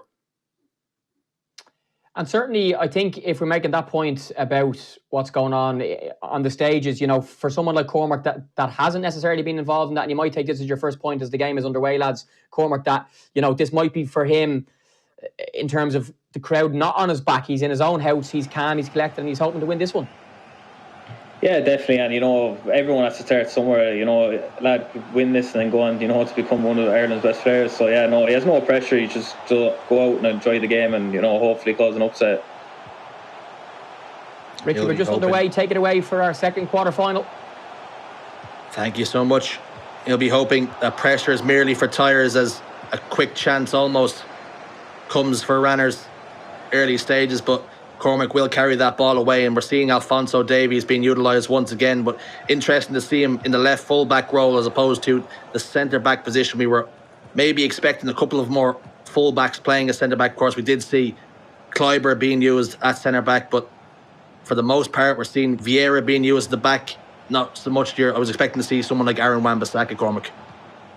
Yeah, no, you did say that all right before, but yeah, I think lads kind of just going for, more solid players. I want to get those Vieiras, those high-tier icons in the team, and Kleiber, he's been a fan favourite this year, one of the best cards, I think. Even though he's an 86 rated, he really plays like a 95 rated. And in our other quarter-finals, Drogheda have taken the lead. So it's going to be 1-0 over there for Lee Kieran's and your dark horse. He's struck first. He takes the first goal, but here still honours even, very early days. Both players just trying to feel one another out, test the waters a little bit cagey. As we're seeing Cormac Fitzpatrick just trying to find his feet, find a couple of passes. That can do your confidence to wonders. You play a few passes and they go the right way and they start to find the feet of your players. You can really start to explore different avenues, but you try and make a few passes and they start hitting the legs of Vieira or the Hullets, and you can get yourself a little bit more frustrated at early doors. But I like what he's doing here. He's just keeping possession and staying a little bit more passive, and it's interesting to see from him. Yeah, definitely. And I think when you're playing a set like this on stream with so much at stake, you want to settle into the game. You want to just, especially for Cormac Fitzpatrick, hasn't been in this situation, he just wants to ease the nerves, get more comfortable on the ball. Virgil van Dijk plays the ball to Patrick Vieira. Two players from two different eras combined. Of course, Vieira part of that invincible squad. Went unbeaten. With the likes of Dennis Bergkamp as Pele finds his way inside, but Maldini slides and stretches, and that's something he's done throughout his career, that long career for him with AC Milan. But now Kylian Mbappe on the other side here finds Pele. R9 back to Pele, the Brazilians combining here. And now Mbappe just trying to find a pocket of space. He has found Mbappe out wide and tries to cross it in to CR7, but well defended this time by Ranners, out for a corner kick. And interestingly, Ranners in that 4-4-2 formation, and he's looking to change things almost immediately. Yeah, and it looks like, maybe Cormac has him rattled a bit. Very interesting to see him make a pause that early. Obviously, it wasn't happy with things going, but it's interesting to see as well. I believe this is probably one of the first matches we've done where we haven't seen a fight back. It looks like they're both playing that 4-4-2. Hence why I think you'll see a lot more space open up and maybe a few more goals. Different game, different goalkeeper in between the sticks this time, and it's another Manchester United legend, Peter Schmeichel, who punches that ball clear. Would have liked to see him gather it, no doubt, for Ranners, but the offside flag does go up, so that will be a free kick for Peter Schmeichel to distribute and dispatch, which he does. He finds Hullet. It really was not going to be a fair fight between Hullet and Pele in an aerial duel. But now Zambrotta carries the ball away, tries to find Mbappe out wide, but it's cut out again by Alphonso Davies, and now he finds the fullback Carlos Alberto. He's not quite the Mike Connor we wanted, but perhaps we'll see him in future iterations of FIFA. Yeah, there's so many, players. I'm thinking, where's Robbie Keane's icon cards? Done so much for Ireland in the Premier League all over. So yeah, it'd be interesting to see which ones they had next year. Oh, now you're talking about Robbie Keane, but that MLS story you brought on board in the first week, you didn't mention Roy Keane or Robbie Keane one time, and I don't care if he wasn't there. I want him mentioned in future. So next time you're telling that story, you're just going to lie and say Robbie Keane was there. And you know what? He also nutmegged Kaká as well, just to boot. But here we have Ruud Hullet. I'm upset. I'm hurt. But Zambrotta, for Ranners, tries to find Mbappe, which he does, slides it past. Can Vieira find Mbappe once more? He opts to cut inside instead to his midfield partner in the engine room, Ruud Hullet. But defended again by Cormac Fitzpatrick. So no real chances to speak about for either side, but that can only really increase the chances and increase the confidence of Cormac. He still finds himself in the game. Yeah, and he's looked dangerous, a few chances. He's played some nice balls down the line, cutting through the gaps in the back line for Ranners. Yeah, he's definitely, surprising. I think maybe a few people are thinking Ranners might have ran away with this early, but no, Cormac Fitzpatrick showing why he got to the top 8. And Bruno having such a stellar season for Manchester United finds himself in Cormac Fitzpatrick's starting 11. He does slide the ball to R9 once more and just trying to get a shot away. He tried that fake shot just to try and fake Ranners to go one way and maybe open up that shot, but Ranners was equal to it. And again, the long legs of Hullet cut out the passes, and much to the frustrations you can see, he looks like he cuts a frustrated figure in that camera as that pass did get cut out by Ruud Hullet. And maybe we'll see him change things. This is half time in the other game and still 1-0 to Lee Kieran's as Cormac Fitzpatrick has the first chance of the game, and Pele almost finishes off that chance. It was parried by Peter Schmeichel, but well defended. He rescued it in half time. We go in 0-0 to score, and I'll tell you something, Ranners hasn't started to heat up, and he's not really, firing on all cylinders just yet. Yeah, no, he looked shook, and just that chance there going back to it before the half, it was actually great keeper movement by Ranners to save it. He read that Cormac was going to go across the post, so maybe next time he's in a chance, Cormac might shoot near post just get in his mind and maybe stop him from moving.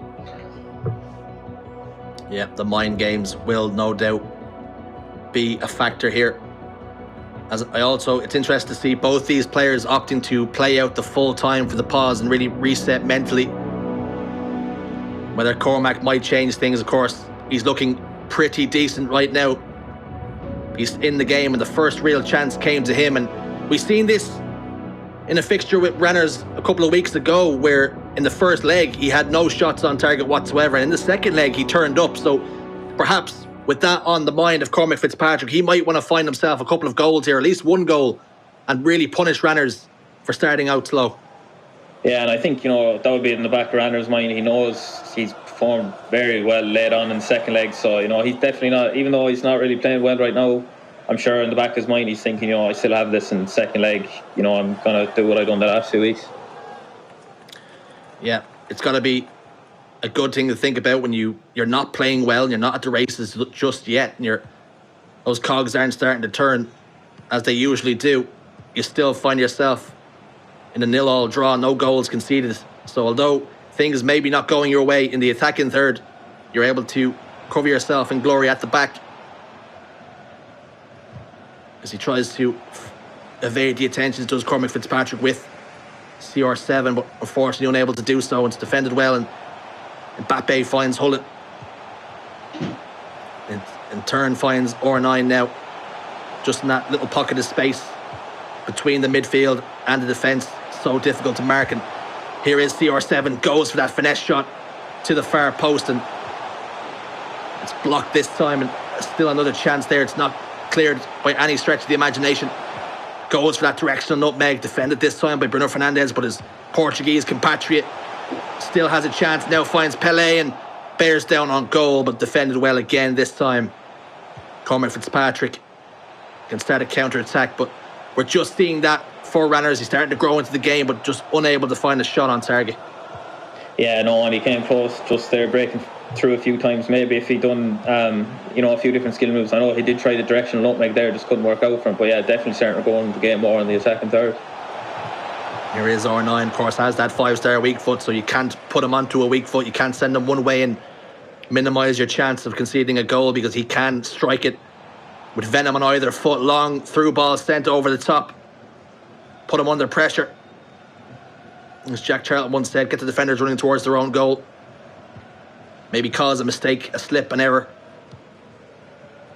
We will see a pause. Someone is going to change this tactically. Maybe bring on some fresh legs at that 60-minute mark. Bring on the super subs. Here is Davies. Has that player, that option out wide in CR7. Interesting to see him being utilised out wide as opposed to down the middle in a two-striker formation. He's been played out wide here a little bit in his younger days for Manchester United and Real Madrid. Almost been used as an inverted forward here.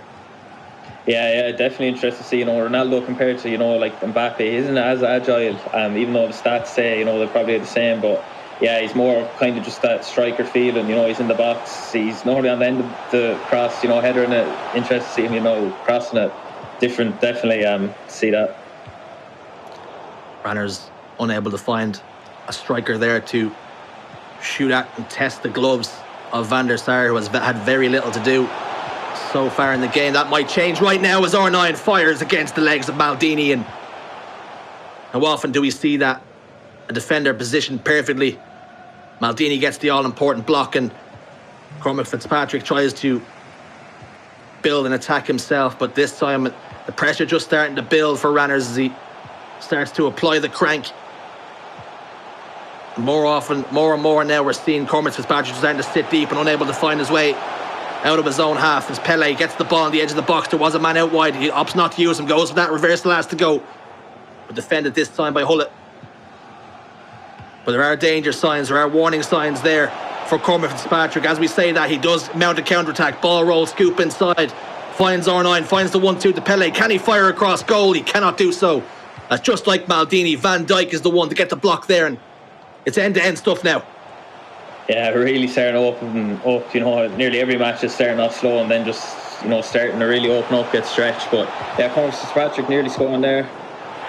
Offside flag stays down, and Cormac Fitzpatrick rubs his head in frustration as the ball finds its way. It bobbles to R9, who makes no mistake about it. He dispatches that ball on the left foot to the left corner, and it completely clears Van der Sar, who was so good for Eric Finn in the first game, in the first quarter final, but he was unable to get a glove on that. And now Cormac Fitzpatrick finds himself one goal down, and we said that pressure was starting to build, and Ranners has found that opening goal. Yeah, and Ranners just showing why he's not the best. Even though he's not playing well, he still manages to grind out a result and get a goal. But I just questioned how that wasn't offside. I thought R9 was, a mile offside there. But obviously the linesman did think so. No VAR in use. So unlucky for Cormac Fitzpatrick in use today. No VAR required.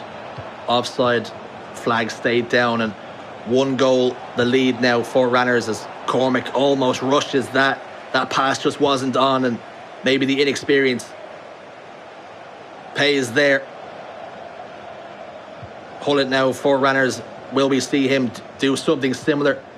Example did and try and close out the first leg. Of course, we did see Kev equalise in the very late stages of that game, so maybe he'll have that in the back of his mind and maybe go for another goal here against Cormac Fitzpatrick. But interesting, you spoke about Cristiano Ronaldo on the wing not being as agile as the likes of Kylian Mbappe, and it can be down to those custom frames that are brought in for the higher tier players, and of course the icons as well. That's why we see so many players, even though Vieira statistically isn't as highly rated as someone like Kevin De Bruyne is team of the season item, but he has that custom stock in game, and that can pay dividends in these games when the 50-50s do go your way, as CR7 finds Pele. 87 minutes on the clock, and this could be the last attack of the game as a ball roll scoop inside. Pele so agile, twisting and turning. Can he find a player? Opts to go back and recycle it to Ruud Gullit, who finds Vieira. Now CR7 once again goes for that finesse effort, and it finds the back post, finds the back of the net. 2-0 to Dundalk and 2-0 to Conran Tobin. He will take a 2-goal lead into the second leg. A decent performance from him. The first leg, he looked a little bit legged, a little bit slow out the blocks, and he's made Cormac Fitzpatrick pay in the second half. Yeah, and he's been trying that finesse shot, fair post, just got blocked the last few times, but beautiful finish. Van der Sar left stuck in the mud, not quite the heroics we've seen in the Bows match, but that will do Ranners all world of good to go into the second leg 2-0 up. 2-0 up in our first leg as Dundalk ahead at the break, ahead of UCD. The last we heard in the other quarter final, it was still 1-0 to Lee Kieran's. But what a game that was, Jamie. Yeah, Richie, the other game after the first leg has finished Drogheda United 1, Cork City 0. So Lee Kieran's won up in that one in a tight match. And in this one, Ranners Cormac is 2-0 up against UCD, playing as Dundalk. But it looked as we were going towards a scoreless first leg, and we know, we spoke before about Ranners and how much of a favourite he is. But in fairness to Cormac Fitzpatrick, the performance that he's put in, even though he is 2 down, has been very, very good. And I'm sure Ranners was thinking to himself that he was a little bit worried. Yeah, definitely. On the stats at half time, I think Cormac Fitzpatrick had 63% possession, really controlling the game. But, I think Ranners being expected to win, you might be a bit nervous, and when he got that first goal, I think that really, kind of opened things up. And then we seen, a beautiful finish that left Edwin van der Sar just, stuck in the mud, not even moving. So I think kind of the nerves got out of the way a bit there. And I think Ranners might kick on and, put this game to bed in the second leg. Richie, what do you put the kind of first 80 minutes of the game at scoreless in terms of why that might have happened, just given how good Ranners is? Was it a really good performance by Cormac? Was it a below par for Dundalk and Ranners, or a little bit of both maybe? Yeah, we've seen this from Ranners, who starts off quite slow in the games and then sort of builds himself back into things. And in the first a couple of weeks ago, like I spoke about, we seen in the first leg of a game, he didn't have a single shot on target, and then he managed to come back and win by 3 or 4 goals. He really started to heat up, and that's why I spoke about for Cormac, who was keeping things at a level playing field, and he was looking dangerous and threatening at times, that he maybe needed to get a goal and really put Ranners under some sort of pressure, but unfortunately unable to do so, and it was Ranners who struck first, and he's looking very, very good, and it's going to be a long road back now for the UCD man. Yeah, we saw the use of an early pause in that one as well, Cormac, and I suppose a sign that, those moments in the games when you have to make a pause and make some sort of a change, particularly if it's even that early, obviously, you've seen something that you feel needs to be amended quite quickly. Yeah, definitely. And it's almost like when you're playing, you're like the manager as well. Tactics are everything in FIFA. Everyone plays different. But yeah, it was interesting to see him make a pause that early, just showing that he wasn't happy and maybe felt under pressure by Cormac, like he probably was. But yeah, the change seemed to do a lot better. I think I noticed Ranners going to a 5 back there towards the end. So the change obviously worked for him. And yeah, great game management by him. Richie, are we expecting a Ranners win now? He's 2-0 up and he's in control. Have you seen anything to suggest that Cormac can get himself back in, or are we going to see Dundalk getting through in the end? I think this next goal is going to be huge in the tail of the game. Listen, Cormac did look like he could score a goal. He had a shot that was parried across goal, and then Pele almost tapped it home, only for, I believe it was Maldini on hand to clear that up for Ranners. So it did spare the blushes for a moment. If he can strike nice and early here and get himself a goal, it will set a platform from the put Ranners under some pressure. You're watching live coverage of the eLOI finals night here on the FAI YouTube channel or on Twitch. If you're just joining us, you are very welcome. We're in the second batch of quarterfinals. We've got the live semi-finals to come, plus the final as well, with lots on the line for all the players involved. David Myler will be joining us in a couple of minutes' time from the semi-finals onwards. The other quarter-final in action at the moment sees Drogheda United's Lee Kieran's 1-0 up against Cork City. But we're just ready, Richie and Cormac, for the second leg of our feature game here, where Dundalk are leading by 2-0. And in the pre-match screens, I've seen Kylian Mbappe for the UCD man, Cormac Fitzpatrick, playing at centre-back on 6-chem. He obviously converted him down to a CDM, playing him at 6-chem, and then will opt to move him further upfield using some custom tactics. And I wonder if that's maybe an indication that he might go to a 3-back formation at some point if he needs to, or if he'll opt to go for a 4 or 5 back. But something I also did see was Ranners set up a 4-1-2-1-2 custom tactics as well. So maybe that's something he will use to employ at some point in the game. But at the moment, it's 2 goals to the good is Ranners, and Cormac Fitzpatrick needs to get the first goal, I believe. Yeah, sorry, a bit of a cough. Definitely, there's people say it's third goal is the most important goal. So yeah, we'll just see if he gets that. But yeah, if Ranners gets it, you think 3-0, it's done and dusted. R9 out to Mbappe, who cuts back inside and does find the Brazilian. As we get a goal update across the pond, across that other leg, as Bruno Fernandes bears down on goal. And he does fire wide of the post as Peter Schmeichel gets down low and didn't need to get a hand on it. But now all square in that other quarter-final, 1-1, as the Cork City man has equalised, and he's put Lee Kieran's on the back foot now. Perhaps momentum in his favour.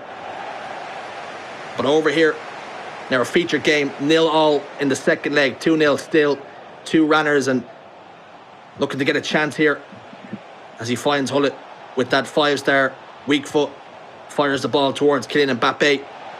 Now to CR7.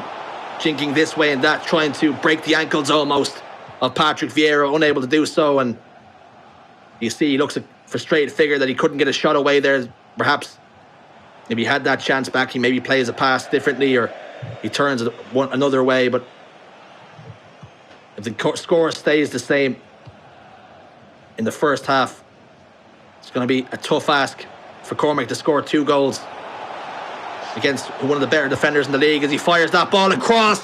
Davies finds CR7. 3-0 on aggregate the score now, and what a finish, what a play by Ranners.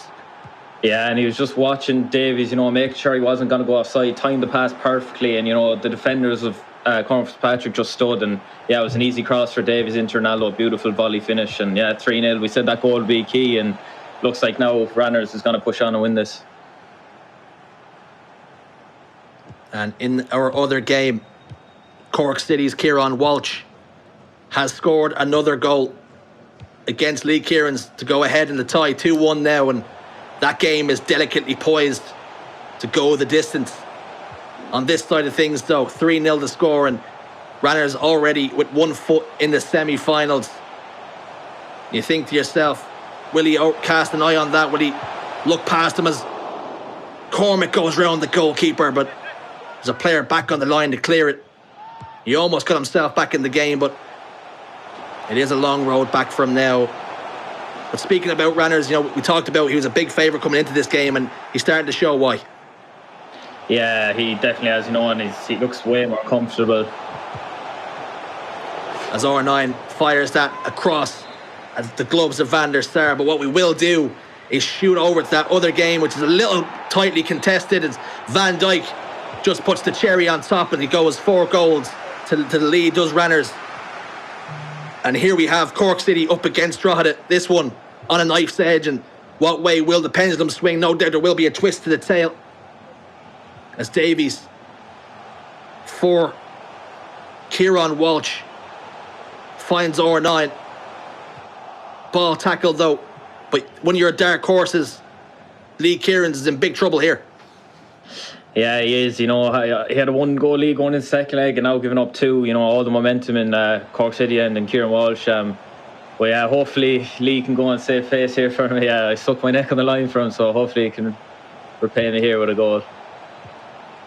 Yeah, when Jamie pushed Cormac for him to put his neck on the line and pick a player, and he said, "I don't want you to pick a load of players." Cormac said, "Right," and then proceeded to pick a load of players anyway. So I respect that. But Lee Kieran's in danger of being eliminated at the quarter-final stage. Possession-wise, 67% to Lee Kieran's. And what does that tell you in the long scheme of things, Cormac? Well, yeah, we've seen something similar in the Dundalk match as well. Cormac having all the possession, but Ranners having the goals. And yeah, maybe it's just feeling a bit nervous, I'm not sure what to do, just pass and waiting for an opening. And it seems like Kieran Walsh at Cork City just happy, to counter-attack, and it's clearly paid off for him so far. And you see Bruno Fernandes, so many skill moves employed, carved him apart, and he finds another goal, and 3-1 now the score. What a goal that was. We've seen cricketed cancels, we've seen scoop turns, and CR7 completely unmarked in the box, and if you give that man that much space, you're going to pay. Yeah, and it was beautiful. Watch how much space he has right in the middle of the box there. No one near him. It was just a beautifully crafted move by Kieran Walsh. And yeah, he's really playing well here. Really impressed with him now so far. Kieran Walsh, or Lee Kieran's, has a long, tough ass back now. Needs to find himself a couple of goals, but plenty of time here left to maybe nick one back before half time. Yeah, definitely. I mean, the game, it's only a 2-goal game, definitely not over reach yet. But you think maybe if Kieran Walsh gets another goal then, starts to come panic times for Lee, and he'd probably have to go and make a few changes.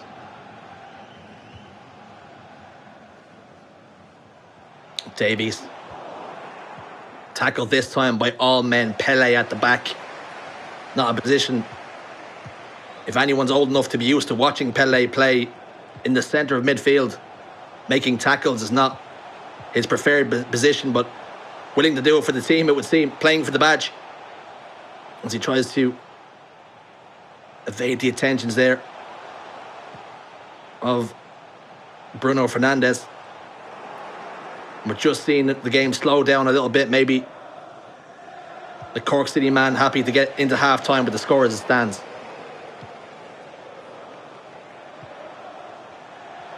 We find Vieira. He's doing exactly what we spoke about, running the clock down as we head towards half-time. And as we do get there, 3/4 of the game in the books, he'll be the happier of the two with the way it's shaken out, specifically this second leg as Lee Kieran's came into it in a pretty decent position, but finds himself 3 goals down here. And what do you think what has happened there? Has it been just a case of we're seeing chances actually go in the back and hit the back of the net for the Cork man, or is it a case of tactically he's gotten it wrong here?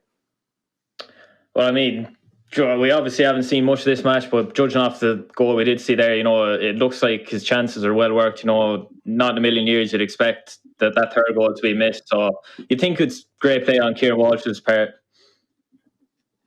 And in the other game, Ranners has scored another goal to make it 5-0.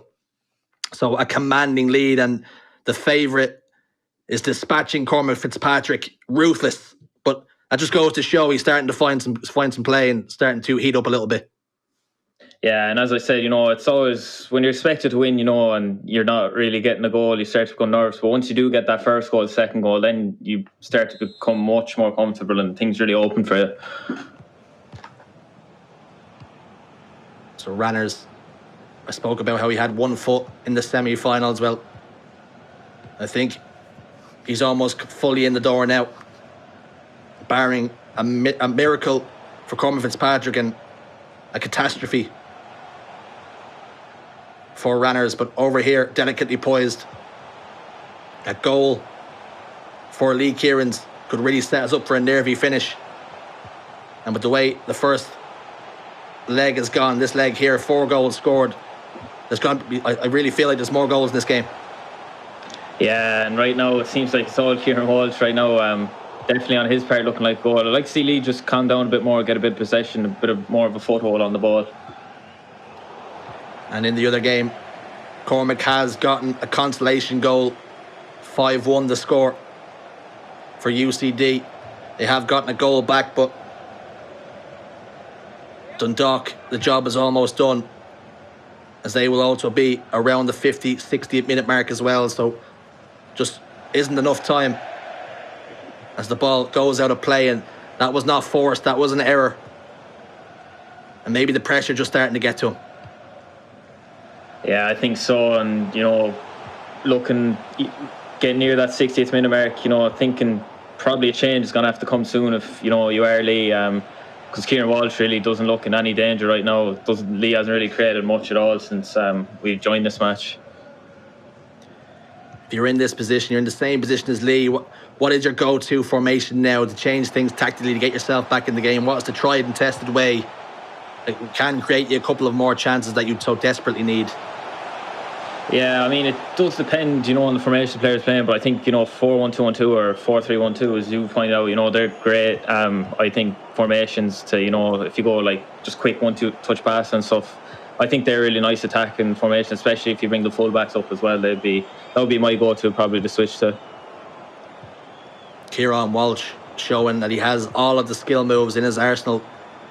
We've seen croquetic cancels, we've seen elasticos, and really, he's almost made me cross-eyed just watching him. I think I've conceded a goal just watching this play. As Maldini does finally win the ball back, but the more that Kieran Walsh keeps the ball and the more skill moves he starts to employ, the more frustrated you must grow.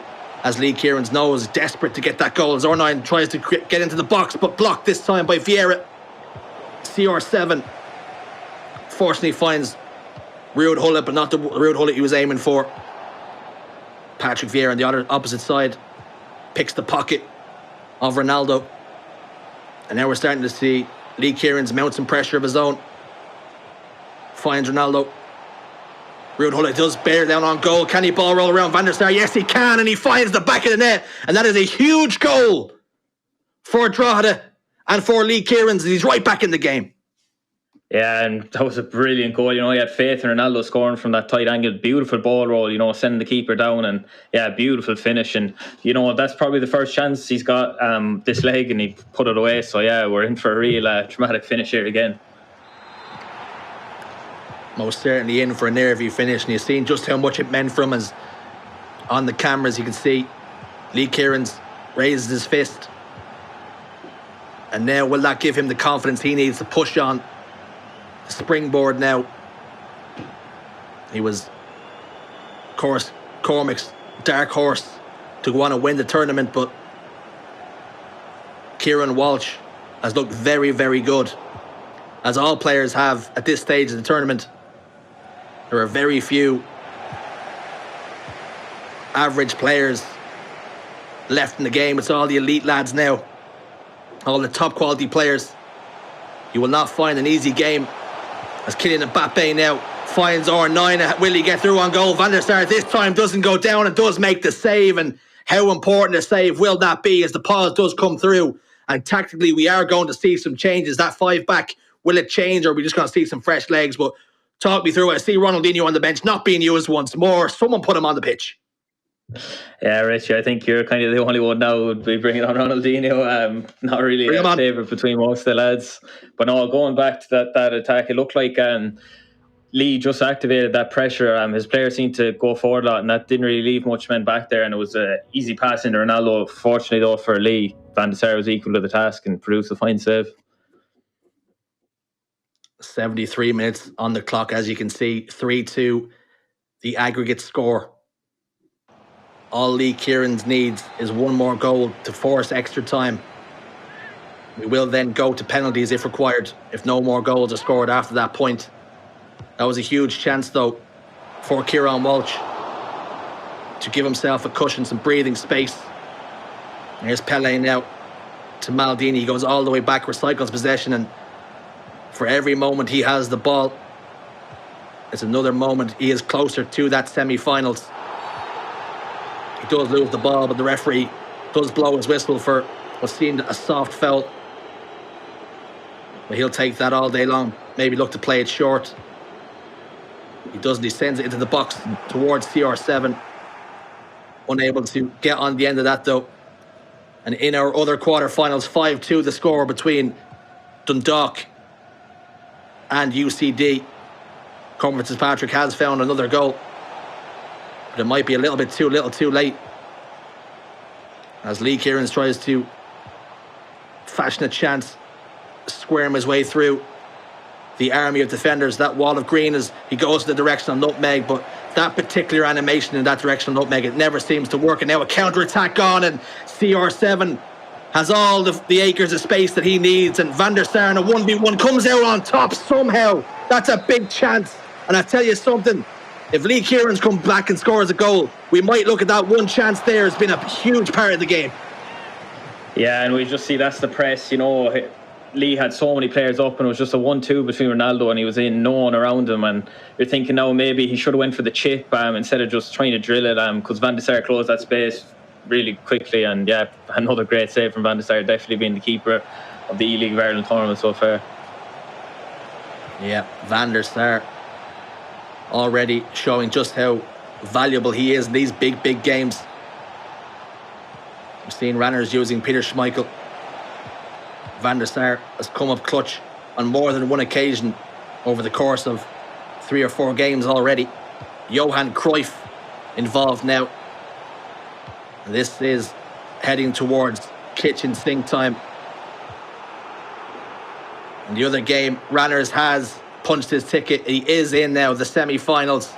That game is all done and dusted, but now we're seeing Lee Kieran exposed at the back as he does desperately try and get that goal. And we're seeing now Kieran Walsh up to run down the clock and keep possession. Doesn't try and hand the ball over. And this is expert gamesmanship from him. Will he lose the ball? He does. No foul given. Johan Cruyff fires it towards R9, but it's won this time by his compatriot. That's all said and done. It's going to be Cork City and Kieran Walsh who head into the semi-finals now. And unfortunately, that is the end of Lee Kieran's tournament. But he has played so good throughout.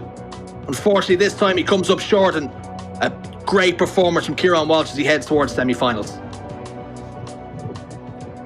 Yes, the semi-final lineup now confirmed for the 2021 eLOI finals. We'll bring you that in just a moment, but lads, we'll firstly talk through. We had a look there at both of the last quarter-finals over the last little while, and firstly, the first game that we watched a little bit of before we changed to watch the Cork Drogheda game. Dundalk and Ranners are through. Cormac, it's finished 5-3 in aggregate over UCD. Cormac Fitzpatrick is out after a really good tournament, and Ranners, one of the favourites, is through, and a 5-3 victory, he'll be happy with that.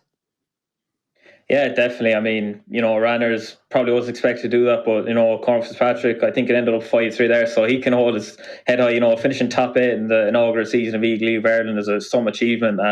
But yeah, Ranners probably expected to win that, and even though he probably didn't play the best maybe in that first leg, you'd be happy he got through, and yeah, just, he'd be one of the ones now probably seeing the final over Kieran Walsh. Richie, Edwin van der Sar has been a name very commonly used on our programme tonight so far, and I'm sure it will be later on in the show as well. But Lee Kieran's will be kicking himself because he did have chances late in that game to take things to extra time and possibly to penalties as well. But unfortunately for him, he's been knocked out 3-2 by Mr. Welly of Cork City, who's into the semi-final and will be very happy after that narrow victory. Yeah, it's a game of fine margins, and Lee Kieran's unfortunately came unstuck, but Kieran Walsh looked really, really good. Those skill moves I was seeing, honest to God, I was being bamboozled by the likes of the R9 and the Bruno Fernandes. My ankles almost broke under my desk watching some of the stuff that he was doing. So it's going to be an interesting tie in the next semi-finals to see how he gets on and can he maintain that momentum and maybe even sneak himself into the finals. Let's talk to one of the men who's into our eLOI semi-finals and welcome Ranners of Dundalk, who you've just had a big victory there. How are you? Yeah, I'm good, man. Thank you. Yeah, I just won against UCD there. It ended up pretty close in the end, though. Yeah, talk us through 5-3 in aggregate. Yeah, so, I went up 5-0, so I had a comfortable lead. But in the second half of the second leg, he just came at me with everything. Obviously, he's got nothing to lose at this stage. And he actually scored a few good goals that I couldn't stop, so fair play. Yeah, when he got it to 5-3, you have been 5-0 up. Were you a little bit worried, or did you always feel you were in control? No, because he didn't get the third goal till the 90th minute, so then it was too late in the game anyways. But it was a decent comeback. But yeah, I knew I kind of had it wrapped up already. So into the semi-finals, and we know as well, Ranners, you've had a really successful last couple of months as well. You're the FAI E-Cup champion. You've been in really good form at this competition too, so I'm sure your confidence has to be very high heading into a semi-final against Cork City, and we know it'll be Shamrock Rovers or Bohemians in the other semi-final. Who'll be in one of those will be in the final. So all to play for. But first, your thoughts on facing Mr. Welly of Cork City? Yeah, man, Mr. Welly is a super underrated player, I feel. So if I go in this game feeling too confident, I'm going to get shook. He's definitely going to get an early lead and I'm going to get punished for it. So I've got to take this game very seriously, even though he might not be the biggest name around.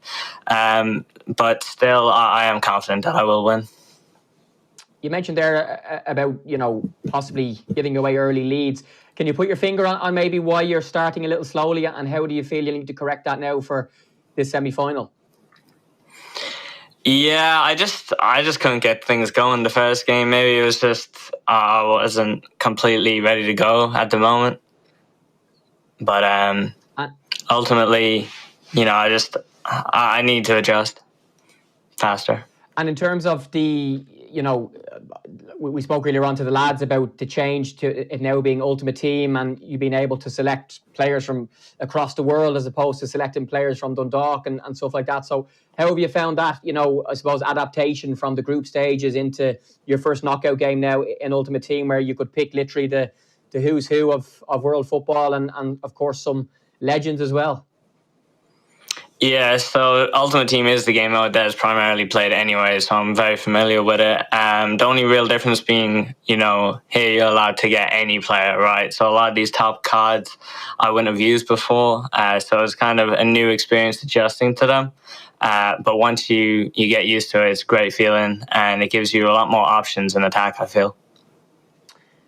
Lastly, Eric Finn of Bohemians has been talking a big game. So has Wild Tyrone of Shamrock Rovers. They're in the other semi-final. We know, Ranners, you're a very confident player yourself. You were one of the favourites before the tournament even kicked off.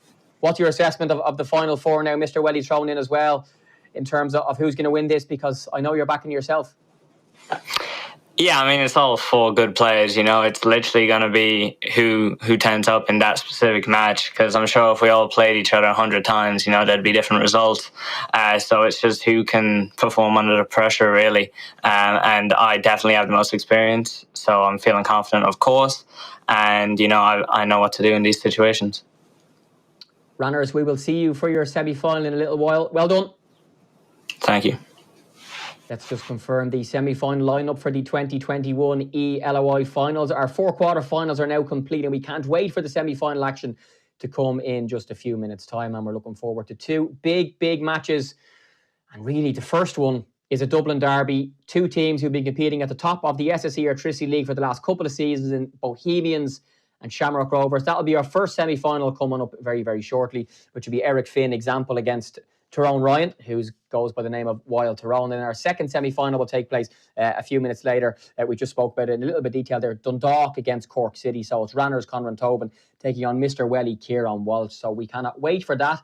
And of course, if you're interested in watching the real thing, your League of Ireland clubs playing behind closed doors for now, but more positive news from the Taoiseach Micheál Martin during the week about the possibility of having some supporters back in sports stadiums in the country later in the summer. But for now, you've got to cheer your teams on from home. You can watch the games, brilliant live streams for the SSE Electricity League Premier Division on watchloi.ie, the First Division and the Women's National League on loitv.ie. Every Women's National League game for the entire season is being streamed for free, and the First Division season pass is very reasonable as well. And the title race in that league, plus the race for the playoffs, is going to be so exciting. So watch LOI.ie and LOI TV, the places to go to watch your local League of Ireland club. Now, we've got loads more still to come. We'll be bringing you both semi-finals live, plus the final 2, and a very special guest to join us shortly. We'll see you for all of that in just a second.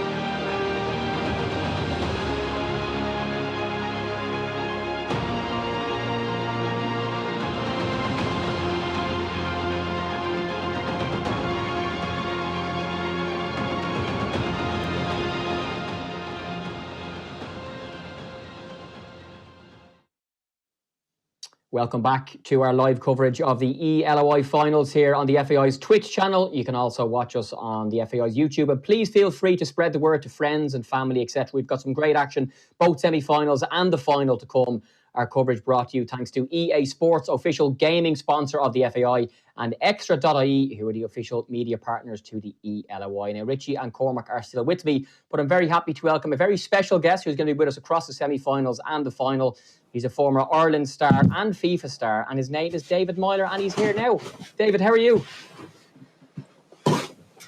We're great. We're so excited. We've had a couple of great games so far tonight. We've got two big semi-finals to come in Bows against Shamrock Rovers, a Dublin derby, and your own home club, Cork City against Dundalk. So we know who you'll be cheering for, even though you're meant to be impartial, but really you're not, because you're a Cork man and you want the Rebel Army to win this, don't you? Of course, yeah. So that's the whole point, is you got to back your own. Of course, look, I'd love Cork City to beat Dundalk. Great rivals for years in the league and that. So it's nice to see them on the esports competing against one another. I've played against Ranners a few times, so it's going to be a difficult game, but I've got to back Cork City, haven't I? Of course. We'll talk in more detail about both semi-finals in a moment, Dave, but I know you've been following the competition on social media over the last few weeks, and you're very much into gaming and into FIFA, certainly, and it's been a really successful tournament so far. The first time the League of Ireland has ever done this, and I know, watching from afar, you've been impressed with the competition and a lot of the players, some of the top players in the country on show here. Oh, it is. It's great to see, like, obviously, the Electricity League teams getting involved. Of course, esports is massive. It's all over the UK. Obviously, I left Ireland 11 years ago, and I'm still over here. And as you said there a while ago, I've gotten involved in FIFA, and I do some stuff with esports over here with the Premier League. So it is great to see them. Of course, look, it's the first time. I imagine we'll only continue to grow and get bigger and better. But it's also a great platform for the Irish lads to be recognised. I've seen various different ones, calling out at times that they want more competitions in and around Ireland. So this certainly is a starting point. So it's good to see. And, you just hope that they'll continue to grow and keep getting better. In terms of your own involvement in FIFA, and clearly you were playing football at both club and international level at a very, very high level, where did your interest, your proper interest in FIFA come from? And how were you able to balance as well, being a professional footballer and also your hobby away from it, which was obviously also very, very heavily involved in football, but on a computer screen? I think it's the same as everyone, isn't it? We grow up, we love football, we watch it all the time. We all support the teams, in Ireland or in England. You play with your mates, and of course you get, times when the weather's not good enough and you can't. You're at home playing on the PlayStation, the Xbox with your mates. You're all trying to beat them. And I got to that point after a while where I play a couple of my pals on normal friendly matches, and it would kind of finish up, 2-1 in games to me or 2-1 in games to him. And then I just felt, I want to get to the level where I'm wiping the floor with them. So I started getting involved more with Ultimate Team in FIFA 17.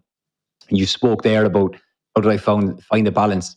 I remember when Foot Champs first came out and it was available, it was 40 games over a Saturday and Sunday, and trying to squeeze them in and around games was very difficult. There were often times when you'd bring the Xbox or the PlayStation to a hotel and you try and squeeze in 5 to 10 games. It's just a great way for me to switch off and, a great way to relax. And then obviously, as time got on, I got better and better at it. Not as good as I used to be on FIFA 21, probably because of the meta and the way the game is played. It frustrates me, but certainly it's great. It's great enjoyment. I love it. And, it's Ultimate Team's a great way for everyone to get involved.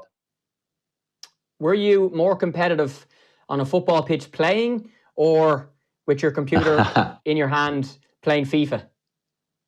No, look, this is the biggest thing for me. People always say, like, if they beat me, I'm not that fussed, whether I win or lose, because I was fortunate enough, as you can see the shirts in the background, I played against all these players. So a lot of the lads that are in these icon teams and the Team of the Year teams, I played against the majority of them. So I always used FIFA as an enjoyment, whether I won or lost. Of course, I'm not saying for a second I didn't want to win. I wanted to win. It was definitely more, I wanted to win more in real life because it mattered so much. It was my job. It was my livelihood.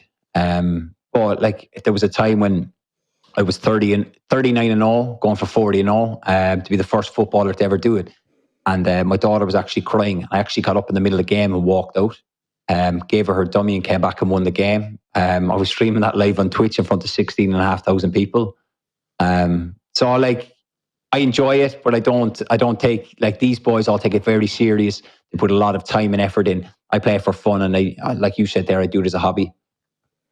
Nice. And speaking of which, we'll now have a look ahead to the semi-finals and chat to Richie, Cormac and David for their thoughts before we stream both games live here on the eLOI Live Final. So our first semi-final coming up very shortly is a Dublin derby, and a big match at that. It is Shamrock Rovers against Bohemians. The Bohemians player Eric Finn, aka Example, taking on Wild Tyrone Ryan of Shamrock Rovers. And the other game, Dundalk against Cork City, as we mentioned with David there, two of the teams involved at the top end of the SSE Electricity League for the last number of years. Some brilliant league games and FAI Cup finals as well. And tonight they're meeting in the eLOI semi-final. Conran Tobin Ranners is playing for Dundalk, while Kieran Walsh, Mr. Welly, is in action for Cork City. Richie, bring you back in here. The first semi-final is the Dublin derby, Shamrock Rovers against Bohemians. Both of the lads have been talking a big game. Both feel they are favourites for the fixture and for the competition. What's your overall thoughts on this one? Yeah, this one's delicately poised. Tyrone Ryan and Eric Finn are actually completely unbeaten in the tournament thus far, so they haven't dropped a single game. So it's going to be very interesting to see whose ego takes a wobble when someone's has to go. So it's going to be pretty touch tight, I think, between the pair of them. We've already seen quite a lot of Eric Finn and the way he likes to play the game, and Tyrone Ryan we haven't seen far too much of, but looking at his group stage results and his goal difference was really, really impressive. So it's going to be interesting to see how these two match up. You mentioned, David, a couple of minutes ago that you've actually played against Ranners, who is the Dundalk player. He's the FAI E-Cup champion as well. And we should mention that Dave will be sticking with us across the semi-finals and the final as well. So it's Ranners against Mr. Welly of Cork City. Your experience against Ranners, he looks like a top player. Yeah, no, he is. He's very good. He's consistently in the previous titles in being top 100.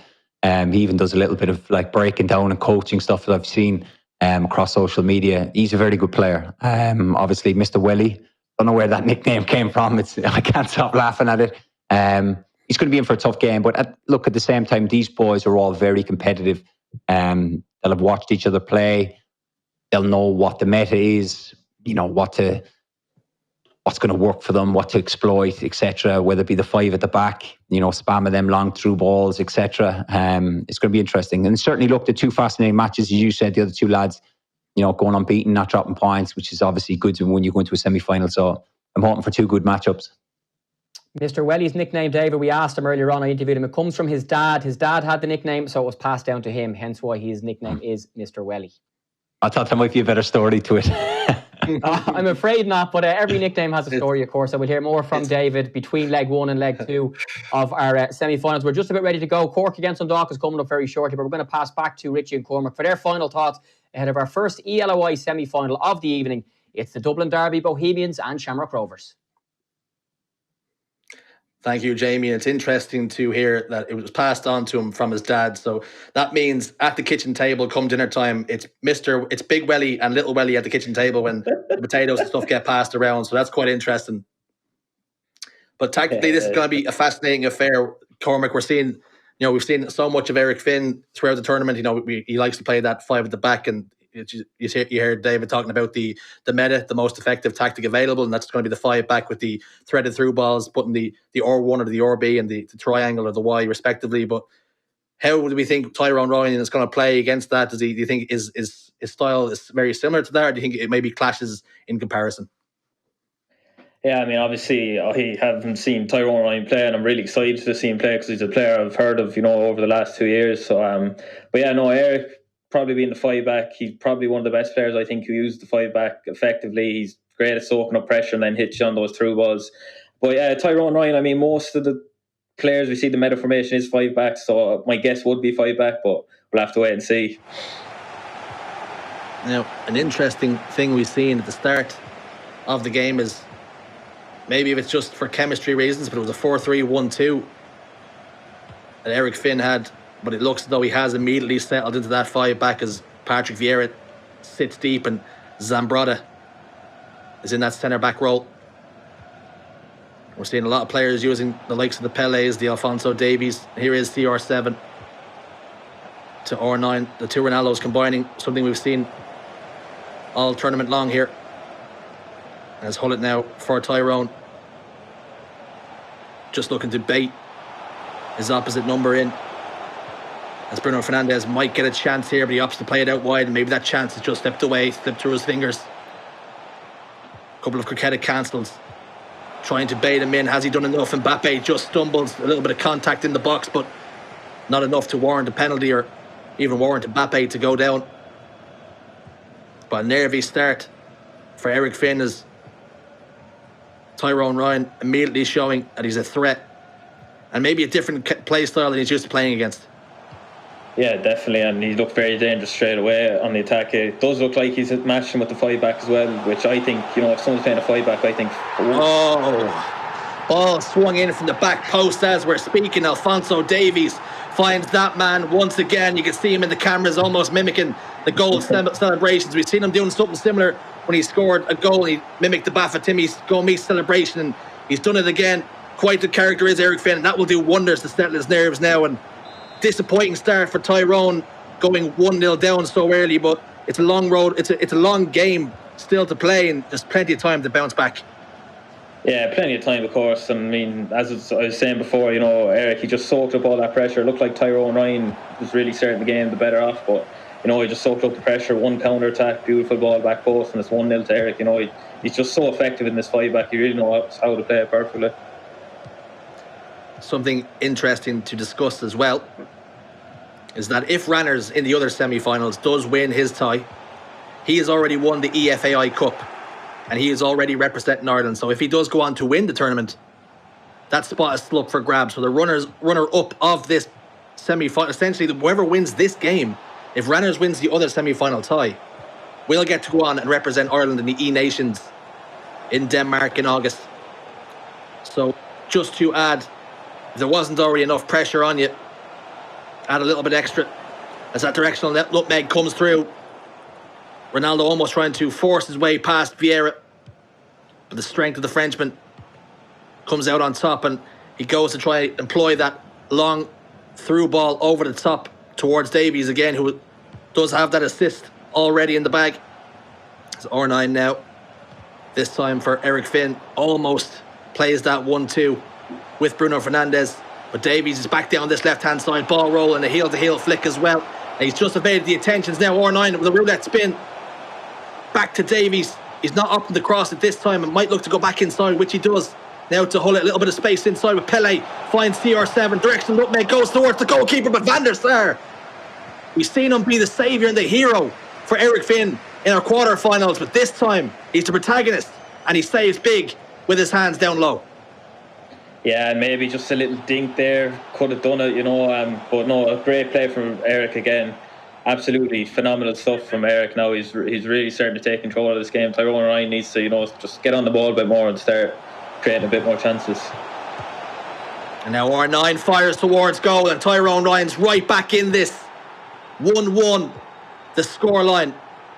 And I spoke about whoever wins this game, there's a possibility that he's the runner-up and gets to represent Ireland in the E-Nations, but there is a couple of qualification phases to go through before you get to that stage. And us Irish, we like to do it the hard way. And no doubt, we'll all be rooting them on. Whoever does get to represent us in the E-Nations qualifiers, perhaps this would be a great training ground. You're running the gauntlet right now. These two men, both unbeaten to this point. It's 1-1 here. But that's the perfect response from Tyrone. Yeah, it was a great response. Just as I was saying, he did create chances, he went and scored. So yeah, phenomenal response by him. And I say we're in store for another tight match. And just going back to the E-Nations as well, I believe they will be having the draw for the European qualifiers Wednesday. So it'll be interesting to keep a close eye on that to see who Ireland get in their group.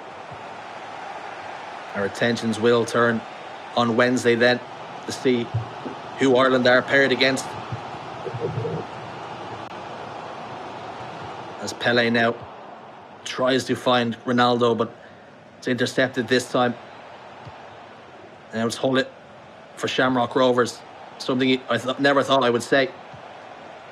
It's R9 now to CR7, but this time defended well by Maldini, who starts a counter-attack, and R9 might find CR7, which he does. It's a foot race now between the Italian and the Portuguese. But it's now recycled to Davies. That Team of the Year item, so good.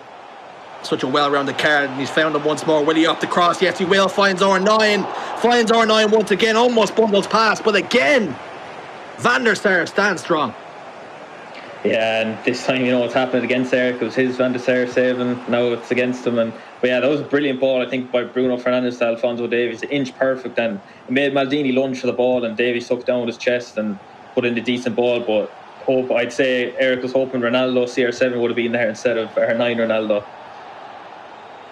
It just goes to show Van der Sar can give it, but Van der Sar can also take it away. As he almost gets a chance, does Tyrone, but not cleared well this time. And it's not often you see Eric Finn not defend well.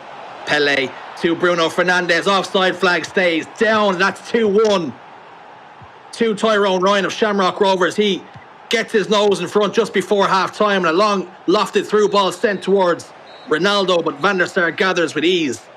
Half time here. 2-1 the score to Shamrock Rovers. And what can Eric Finn always do to bounce back here?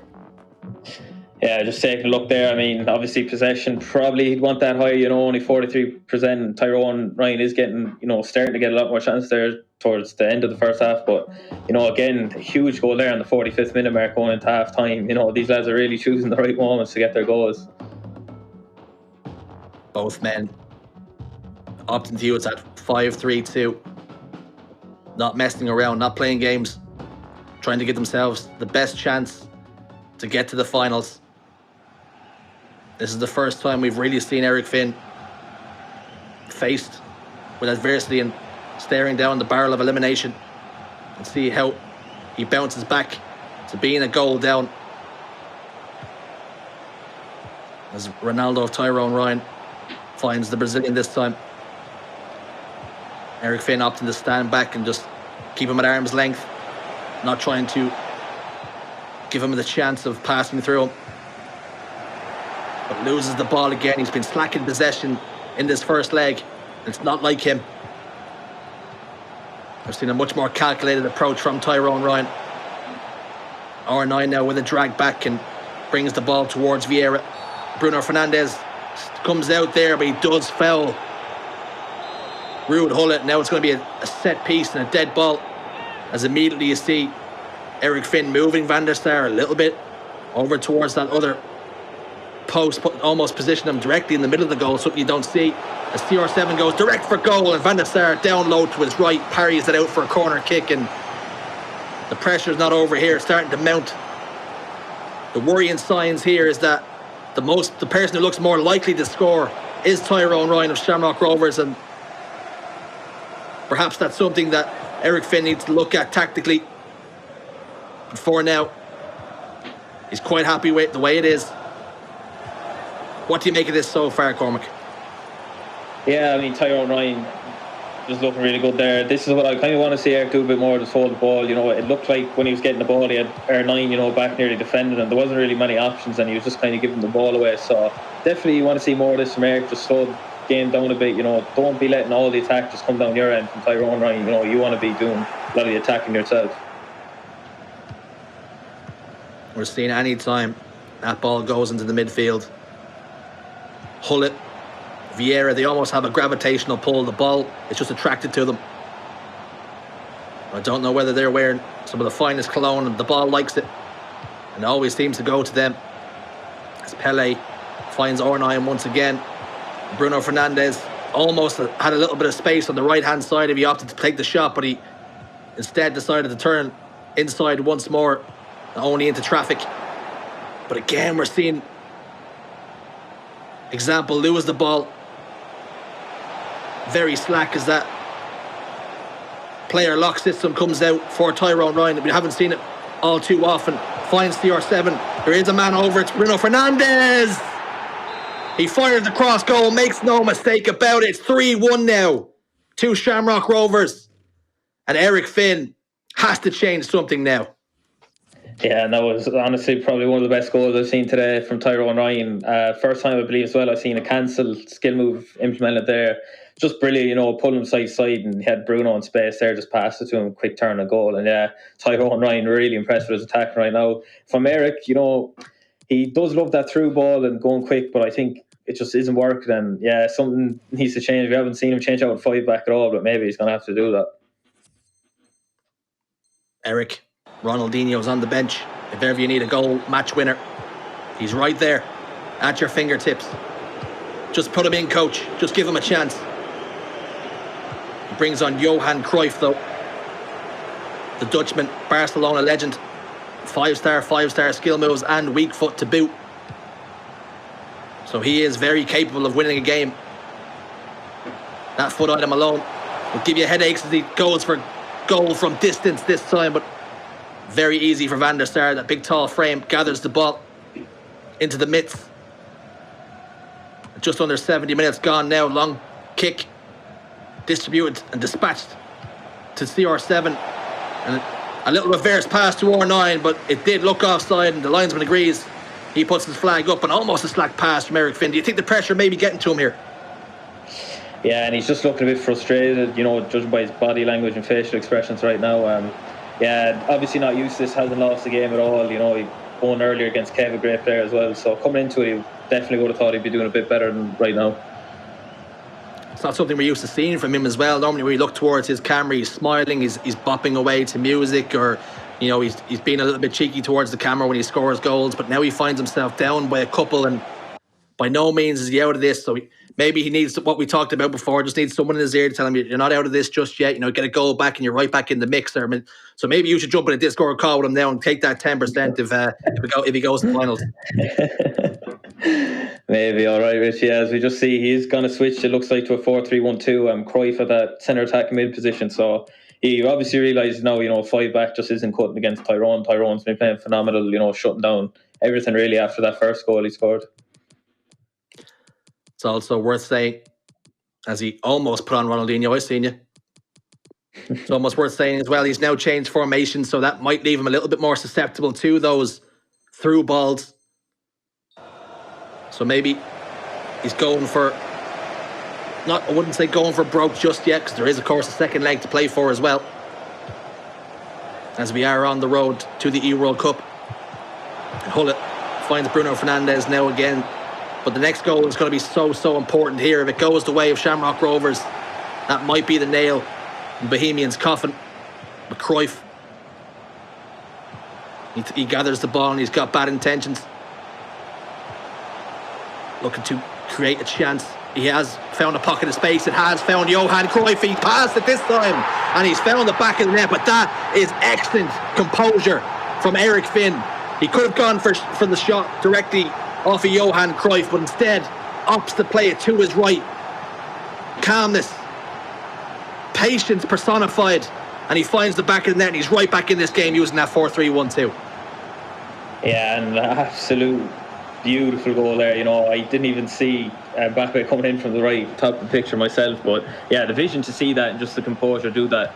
95% of players probably hit that first time, but that's the extra difference. Just making sure he had the goal. He wasn't risking if the keeper was saving it. He was just passing it over for an open goal. Yeah, phenomenal goal. Great response from Eric. That does change the complexion of this tie now. Might be a little bit happier going into the second leg, only being down by the goal. Because then if he does manage to nick a goal in the next game, we will be heading to extra time and penalties. He's brought on Sami Eto'o once more. Two Barcelona ex-players in Cruyff and Sami Eto'o. Here is CR7. Goes to the roulette spin. This could be a massive chance, but somehow saved by that man, Edwin van der Sar. It's all well and good saying in hindsight, could he have fired it in the opposite corner, but perhaps Tyrone Ryan, with a little bit of goalkeeper movement, has predicted that rightly. Yeah, it was a great save, but a brilliant roulette from Eric. He's really come alive now, switching that 4-3-1-2. Instantly got a goal back, and Samuel Eto'o up top as well definitely made the attack look way more dangerous for Eric. He can find confidence now. He's created 2 massive chances after going to 4-3-1-2. Does that mean that's a tactic that he tries to employ now going into the second game? Does he start from the 4-3-1-2, or does he find his way back into the game in the 5 back, and if things go a little bit against them, and he finds himself still down by a goal in the next leg, does he then opt to change? Only time will tell, as Bruno Fernandes a little bit leggy here towards the 90th minute mark, and he just needs to defend strong. And that player lock does come out once more. Fires it against the defender this time though, and now Bruno Fernandes just eating up the clock. Is Tyrone happy enough? He knows he has the last attack of the game, so this should be the full-time whistle. And it is. The first leg Tyrone Ryan, a goal to the good.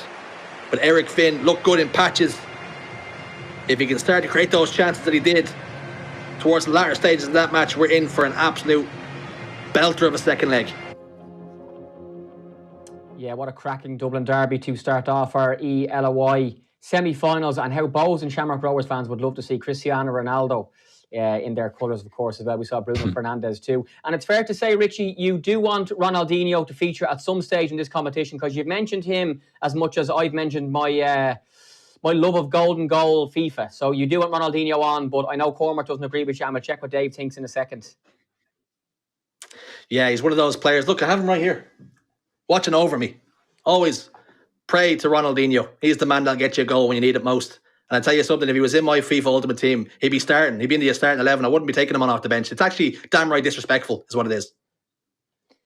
Well, David Myler, are you Ronaldinho in or Ronaldinho out? I think it's very difficult, certainly with his position in the game, and then kind of squeezing him in with, what you're used to and whatever. A lot of these lads were using players that they've used in their own Ultimate Teams outside of this tournament. So Ronaldinho is kind of one of them, I think, is more of a super sub than a starting 11 player.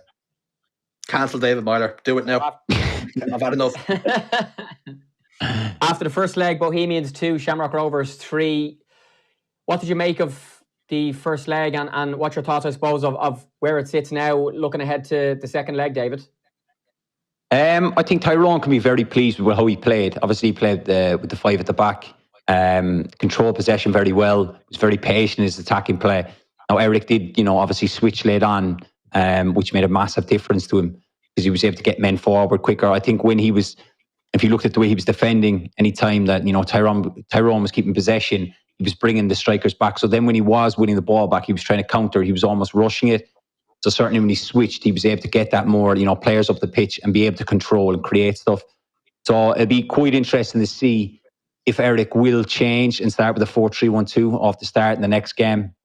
But certainly what Tyrone did there was, you have to respect it, was very accomplished in his way. He kept possession, kept the ball moving, was very patient in his attacking. When the opportunities arose, made the right passes and took his goals.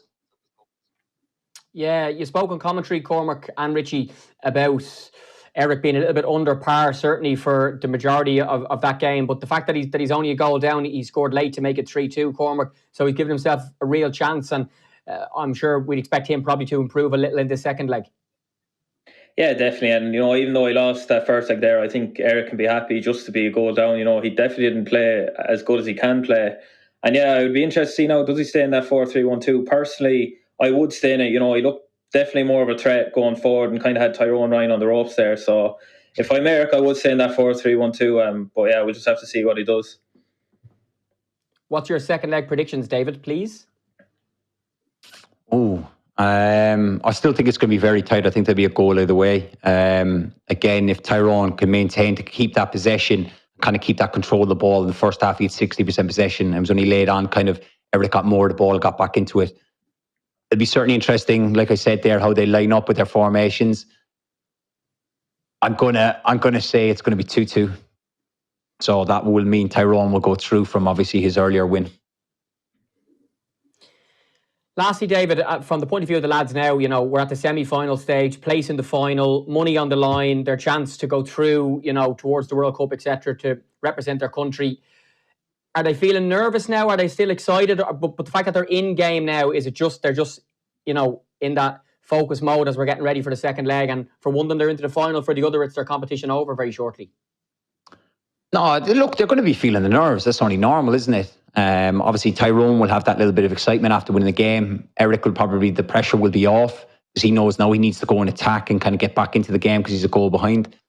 But you just expect them to kind of go out once the game kicks off and there's a couple of minutes into it. This is natural to them. It's every day. They're probably playing the best part of 6 to 7 hours a day. They're well familiar with the game. It's just the same. That concentration level will be there. So then you don't have time to think about your nerves. You just kind of get on with it. It's just second nature.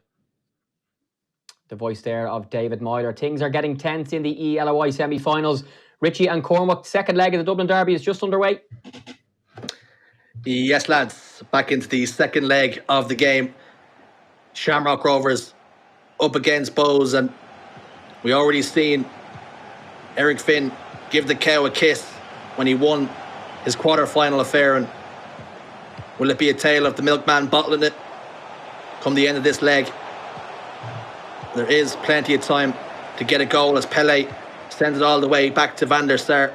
The ball almost with snow on it, but Van der Sar takes the sting out of it with the chest. Now, example can start to build from the back. Let's talk about tactics-wise. He has gone back to that 5-back formation once again. He's going to almost start it from the exact same way he did before. So even though he went 4-3-1-2 and it was coming up a little bit better for him as he tries to employ that directional nutmeg, he has gone straight back to the 5-3-2, which he didn't have great success with early doors in that first leg. Do you think he's just going to maybe see how this game goes and if he can maybe create a chance in the 5-back and see, maybe take his chances from there? Yeah, I mean, he's probably well used to 5-3-2, most comfortable with it. Maybe thinking, the 4-3-1-2, even though he's creating chances, he's probably feeling like it's not going to be as strong defensively, and he doesn't want to fall 2-3 goals behind early here. So I think he's content, definitely stay 5-back now. I'm happy with his game, and maybe in a bit we'll see 4-3-1-2 come in. Pressure mounting there for a moment. Defended well this time, but he did look nervy. He did look on the ropes, as you said before. And he has now found R9, and he has found that pocket of space, and he has found the back of the net. And immediately he goes to ultra defensive, and he does change tactics right off the bat. 13 minutes in, and that is a very good goal to be scoring if you're Tyrone Ryan. Not only does it set you up and give you a cushion and give you some breathing space, but also confidence-wise, it's a huge booster. Yeah, and it was a brilliant, finish for R9. And the thing that makes R9 so great is, for people that don't play FIFA, 5-star weak foot essentially means he has no weak foot, So it's tough when the player gets that space there. It kind of has to gamble which way it's going to go, and he gambled the wrong way. And yeah, Tyrone Ryan, brilliant finish. Starting off how he started the first leg. Brilliant goal.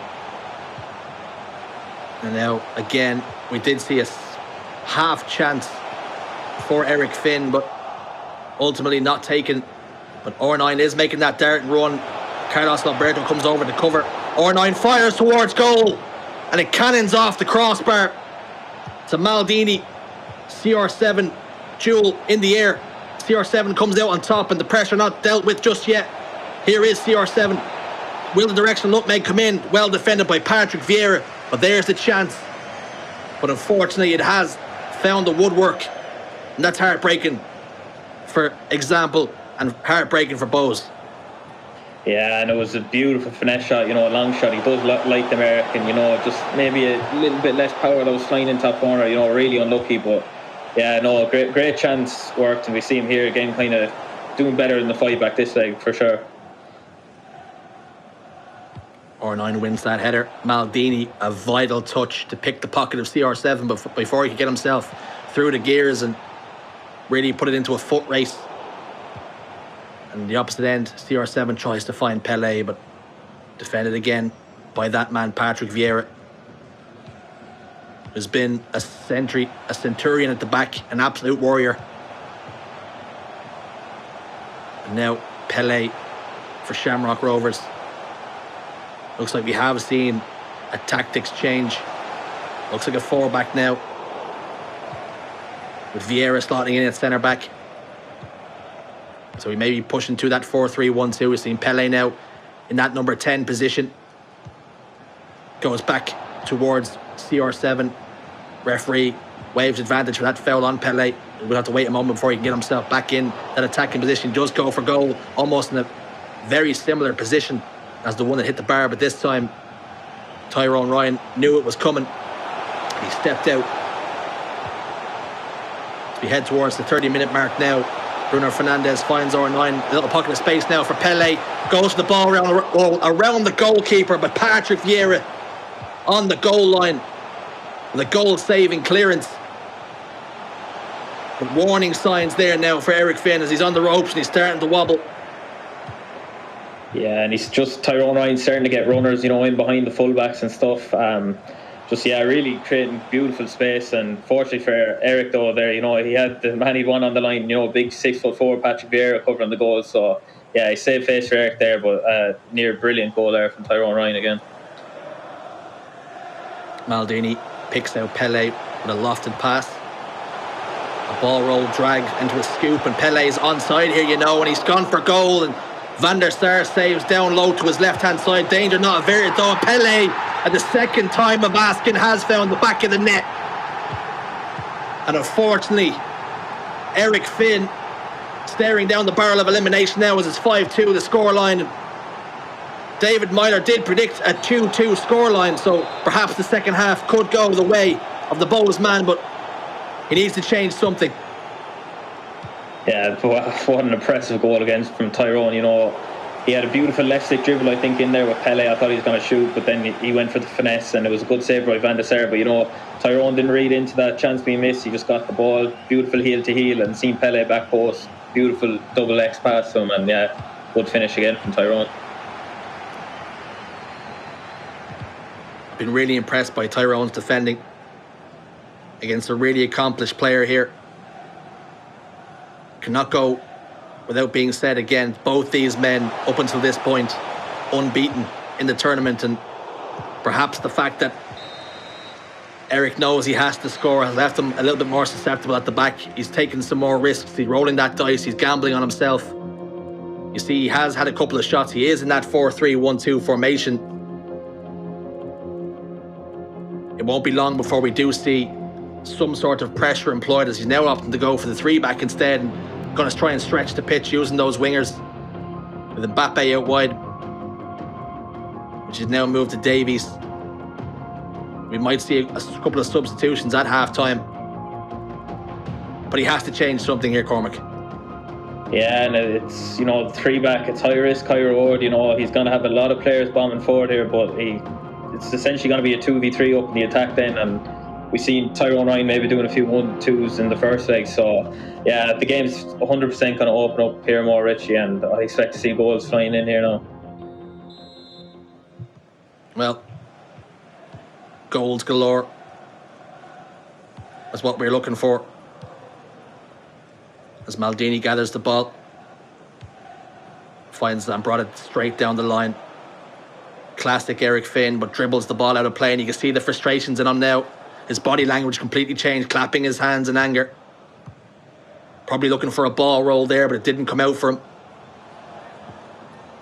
He dribbles the ball out of play, and those little things can start to get to you mentally and really start to frustrate you here, Cormac. Yeah, definitely. I've experienced myself when things are happening that you weren't trying to do, like it's just kind of, something going wrong with maybe just flicking the stick or something. It does become frustrating. You're giving away a cheap possession, and when Tyrone Ryan has 63% possession, you just can't be giving away possession at all, especially when you're 3 goals down. Ryan tried to make some space in the box, try and be a passing option for CR7 there after a slack pass once again from Example.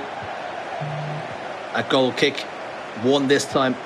The pressure's still on, and you're playing against a player who has such high possession against you. When you do give the ball away, it's going to be a long time before you get it back, as he tries to play it through the heart of defence there, and an eye of a needle pass really doesn't come off this time. And R9 for Eric Finn, how he needs him more than ever to get himself a couple of goals. Yeah, we just see the ball given away cheaply there again from Eric. It looks like he's kind of struggling a bit now. Tyrone Ryan though giving the ball back, but if I'm a Tyrone Ryan now, I just want to kind of possess the ball a bit more, close out the game. And if I reach that 70-minute mark, 3 goals up, I'd be absolutely delighted. Now, we're not seeing pennies opening for another couple of weeks in Ireland, but I'll tell you something, Eric Finn's giving the ball away pretty cheaply. It's almost as cheap as they give away clothes. Davies for Tyrone. And I really like this from him as he slows the play down. He knows this game is his to lose, and he does not have to go forward. He can invite you onto him, invite those mistakes, and this might be one of them as he gets through on goal. Reverse Elastico comes out, finds R9, finds almost CR7, who goes down under the attentions of Maldini, or Zambrota, excuse me. That's going to be a penalty. CR7 finds the ground. Referee points to the spot. Now it's Van der Sar up against CR7. And it's the Panenka penalty right down the middle, and that's a dagger to the heart of Eric Finn. I think he knows his number's up here. Yeah, and a little cheap Panenka, worked a bit better than Aguero's at the weekend there from Tyrone Ryan. But yeah, 4-goal lead now. You think it's game, set, match, for Eric. I think it just hasn't worked for him, but, he's definitely can hold his head high. He's gone unbeaten up until this point, finished top of his group and finished top 4 in the E-League of Ireland first season. He's top player. Yeah, it is heartbreaking when you do find yourself only losing one game all tournament long, but it's in the knockout stages, so that is going to be your tournament. There's not enough time left, you have to feel here, for him to get himself back in the game. Tactically, he is changing things, so it's not over till it's over. Maybe shades of the 99 Champions League final, the comeback, or the Istanbul is probably the one you need now, as he's already down by 3 goals, but 4 goals on aggregate. And already 63 minutes gone. Just over a half an hour of FIFA gameplay left, including the added time. But he has brought on Sami Etu one more time into the fray. And can he come up with some vital goals as Johan Cruyff was instrumental in that goal he got in the first leg, unable to find a strike partner there. Vieira slide tackles Davies out. Zinedine Zidane now will take the throw in, fires that ball down towards Mbappe and swings in the cross, and that ball does find the back of the net. Van der Sar got a piece of it. Sami Etu does get the goal, and is the chase on here? Yeah, I think maybe I might have spoken a bit too early, writing Eric off. It's so dangerous when you're in press like this. You heard Ranner saying when Cormac Fitzpatrick, done a high press and all guns blazing against him, he scored 3 goals. So, it's really tough, especially when you're trying to close out a game. You have all this pressure. You kind of just begin like mashing buttons and stuff and doing some kind of things you wouldn't do really if it was earlier in the game. So, tense times here for sure ahead. Yeah, your FIFA gameplay almost becomes Mortal Kombat, where you're just hammering buttons and hoping for the best. But Pele bearing down on goal, only Davies to play with. He goes to that player lock, and I'll tell you something, Eric Finn bought what Tyrone was selling, and the square comes through. 4-1 and right back to square one here, for example. Yeah, but that player like Tyrone Ryan, I think he's the only real player I've seen use it as much as he has, and he just kept going back to the player lock, switching back and forth, and Eric was just kind of caught in no man's land, didn't know who to read, and it was just a beautiful pass in for a simple finish from Tyrone. Another chance there as he bears down a goal. But let's talk about that player lock. He switched over to Ronaldo with the player lock, and of course Eric Finn can see he's switching over there, so he's obviously anticipating that pass, and then once he unlocks again, he's trying to anticipate the shot, but then he passes it anyway. So it's actually really good mental warfare there by Tyrone Ryan, really playing with Eric Finn. So a great goal, and you can just see how exposed he is at the back now, desperately trying to go forward. Reverse Elastico, and that's the cherry on the top. A beautiful finish, and unfortunately this will be the end of the tournament for the Boas man, but take nothing away from Tyrone Ryan. This has been impeccable. Oh, it's been absolutely unreal, and absolutely blown away by how good he is. First time seeing him using the player lock a lot. Beautiful Elastico there into the goal, and it's just really enjoying to see by the look. But he had a nice right smile there, a bit of a head now, and scored that goal. So he'll be obviously delighted to go into the final, and it'll also secure a spot guaranteed for the play-in for the EA FIFA Global Series. So congrats to him on that as well. Congratulations. Absolutely, as he's back in on goal again, and at that point now where I believe Eric Finn knows it's all over, so there's not even point even trying to go back defensively to spare your blushes. The score 8-3 on aggregate, 5-1 in this particular game. It was always going to be difficult when you had to come back from that deficit, but now you can see Tyrone Ryan really starting to play with him as he goes to that Coquetta cancel, goes down again. This time the referee though says no penalty. That looked more of a penalty than the first, but I'm no referee, as R9 now might score again, this time saved by Van der Sar. But let's talk about Tyrone Ryan. That is an emphatic victory, and that's going to give him all the world of confidence now going into the finals. Oh, 100%. I'm sure, Ranners and Kieran Walsh of Cork will be watching this match closely, and, seeing seeing a performance like this from Tyrone, only makes you a bit nervous. Whoever wins that match going up against him, it's a great statement by Tyrone. Beautiful win from him. There's the final score then, 8-3. The score on aggregate. Eric Finn bows out Shamrock Rovers, and Tyrone Ryan, they march on to the finals. What a game that was, Jamie and Dave. A big Dublin Derby win over Bohemians, 8-3 on aggregate. We're still joined by David Myler. David, we spoke at the end of the first leg. It was 3-2 at that stage to Shamrock Rovers. Are you surprised that scoreline in the second leg and just how comprehensive the win was for Tyrone? Well, it's always going to be that way. Certainly when you're in the second leg of a knockout competition. Once Eric had gone 2 down, he was always going to go for it. He switched I think it was the 3-4-1-2. He was always going to throw the kitchen sink at it. And then Tyrone playing the way he has, in the last 2 games with the confidence he had to keep the possession, just pick him off, create the chances when he got the moments, and just take his goals. You kind of feel, look, the scoreline is always going to be a little bit flattering like that because, Eric is going to throw everything to get back into the game. And at this level, they're such good FIFA players that when they get the chances, they're going to score. There was one line, Cormac, you said in the midway of the second half of the second leg where you said, I'm blown away at how good he is. This is the first time I've seen him talking about Wild Tyrone. He spoke himself in the interview earlier on that he was going to win this competition, that he was one of the best, if not the best player in the country. And he certainly impressed you with that performance the first time you've properly got to watch him. Yeah, no, I was blown away by it. It was phenomenal. Using the player locks, using cancels, I hadn't really seen that much from other lads, but to do it against Eric from Bowes, who's a top player, that was his first loss. To make a statement like that, winning like that, going into the final, it just shows how good he is. And yeah, really, really impressed me. Congrats to him on making the final. Really good performance. Richie, we should mention Eric Finn example as well. He's had a fantastic competition. He's been great on the couple of interviews that he's done with us as well. And as Cormac mentioned there, that's his first defeat, but unfortunately for him, a costly one. Yeah, he's been a great character all tournament long and been a credit to us and to Bowes themselves as well. Anytime you've got the chance to listen to him, whether you love him or you hate him, you're tuning in to watch to see what goes on, and it's good to see him. And hopefully he bounces back if we keep on and continuing with the League of Ireland. It'd be great to see him bounce back and coming back next year. Yeah, very unfortunate that Edwin the Cow, David, I'm not sure if you saw earlier on, but example actually kissed Edwin the Cow behind him. Edwin the Cow was his mascot because Edwin van der Sar is his goalie. And actually, as I was interviewing him, he turned around and kissed the mascot. But unfortunately for him, his mascot won't be in the final. And it's Shamrock Rovers who will be, and fully deserved. No, definitely. Look, they both came in with their game plans. I think just when Tyrone got ahead at the start, then you're always kind of playing catch up and you're chasing. It would be interesting to see what Eric thinks, going into the start of the second game, if he should have probably gone with the 4-3-1-2. Of course, there's only a goal in it, and he's very familiar with the 5 at the back.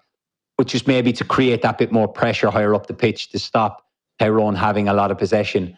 But at the same time, Tyrone, look, was magnificent, very patient. He defended really well. He was patient going forward. Like I said, whenever he got a chance, he took it. You always felt that once you got in around the goal, he was going to score.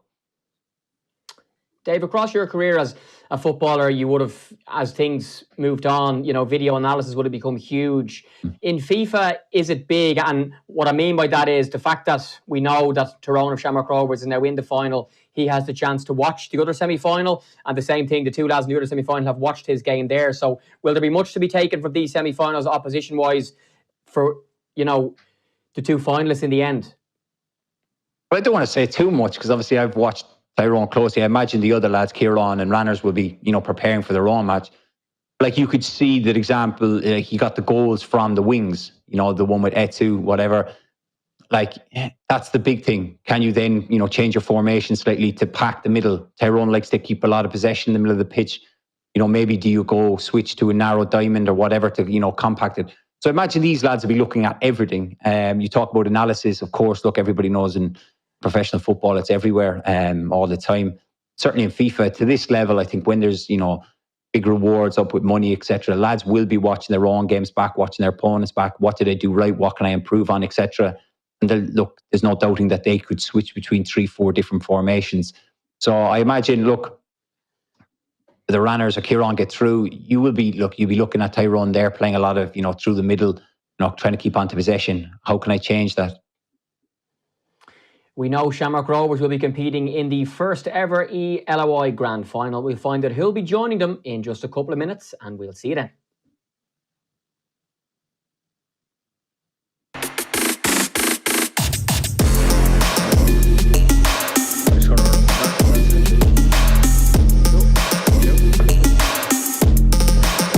How long have we got?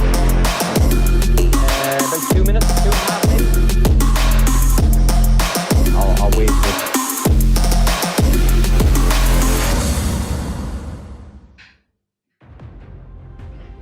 You have 3 minutes, Dave, on the countdown there.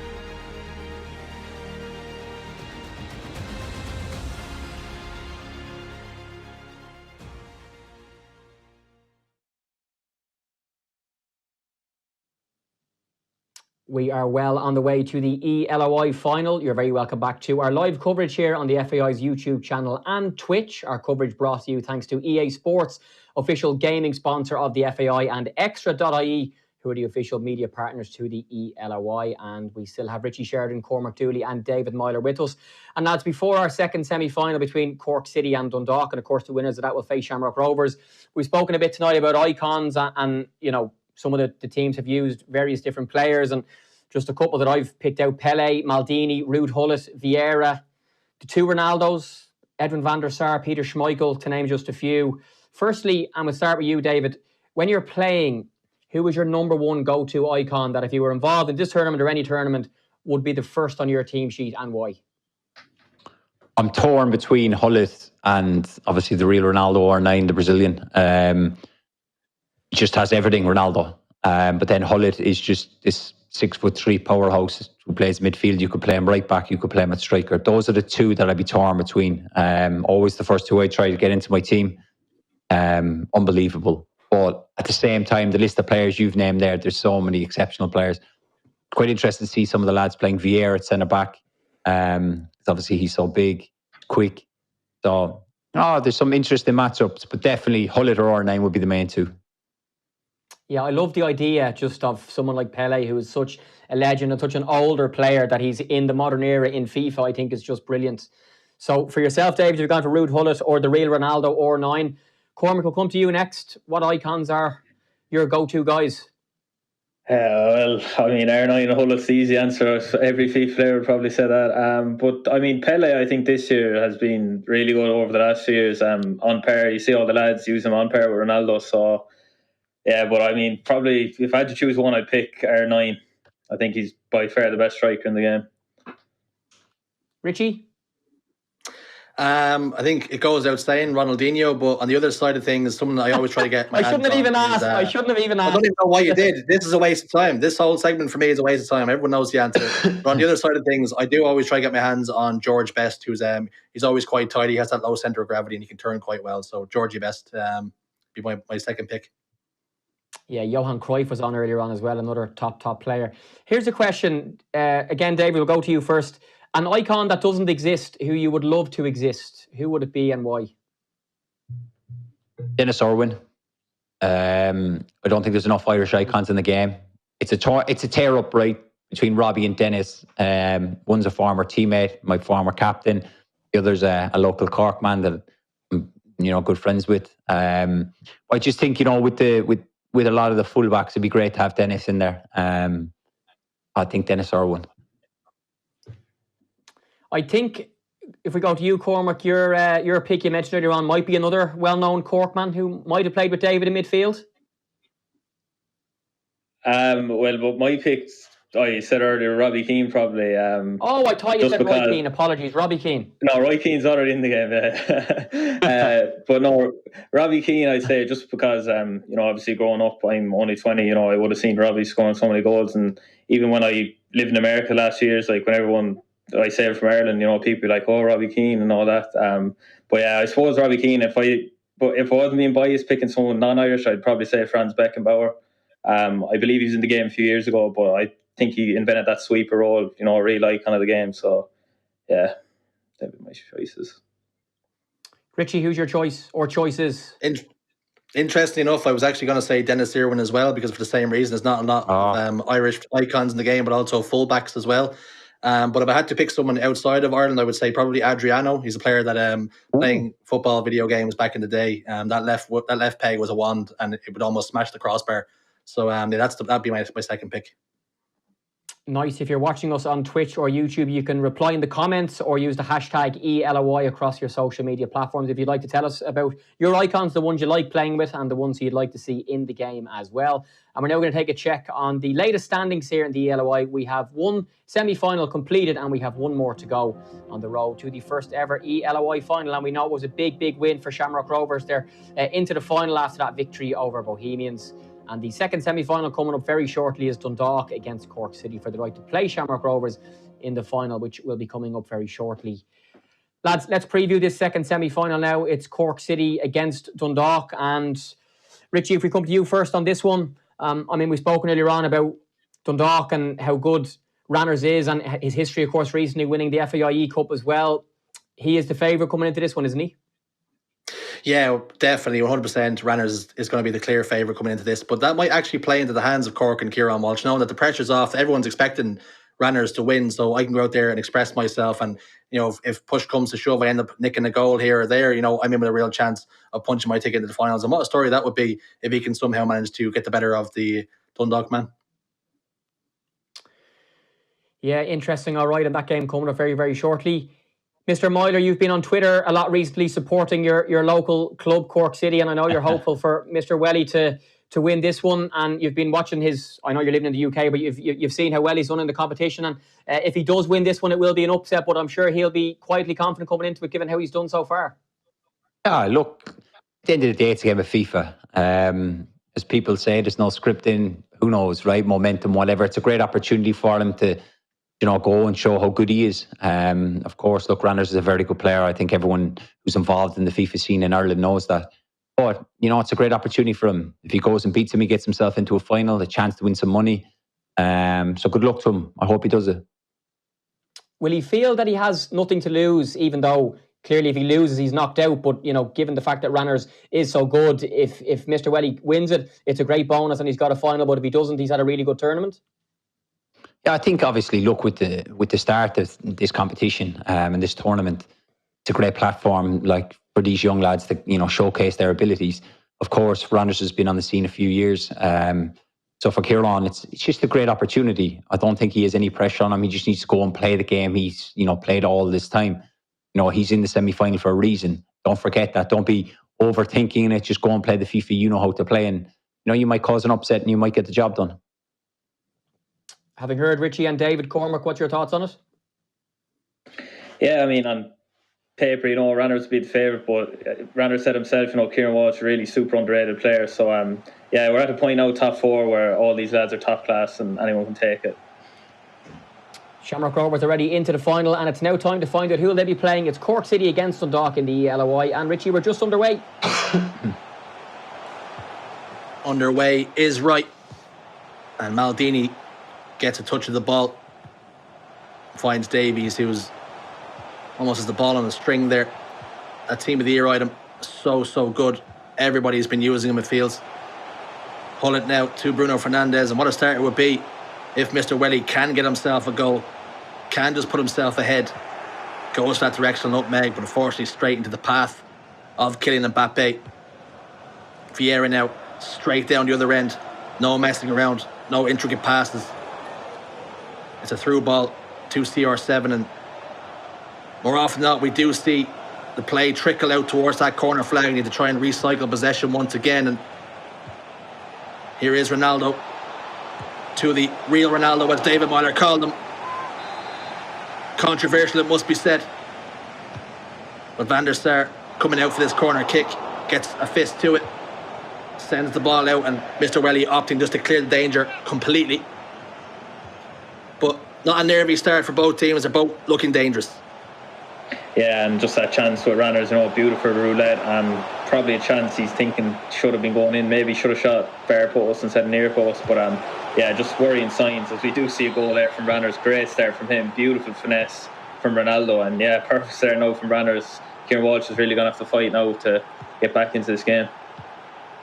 Well, you spoke about going far post, and his very next shot, that's exactly where he sent it. Finds the back of the net and 1-0 up in this semi-final, and not a great start if you are a Cork fan.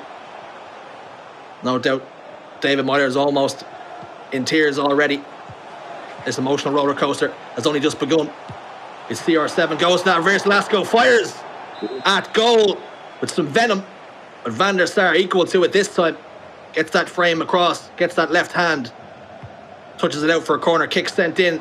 CR7 from the corner. We're seeing more often than not, Cormac, when a corner kick and a set piece is, almost everybody opts to go for CR7 from the corner kick. What do you think that is?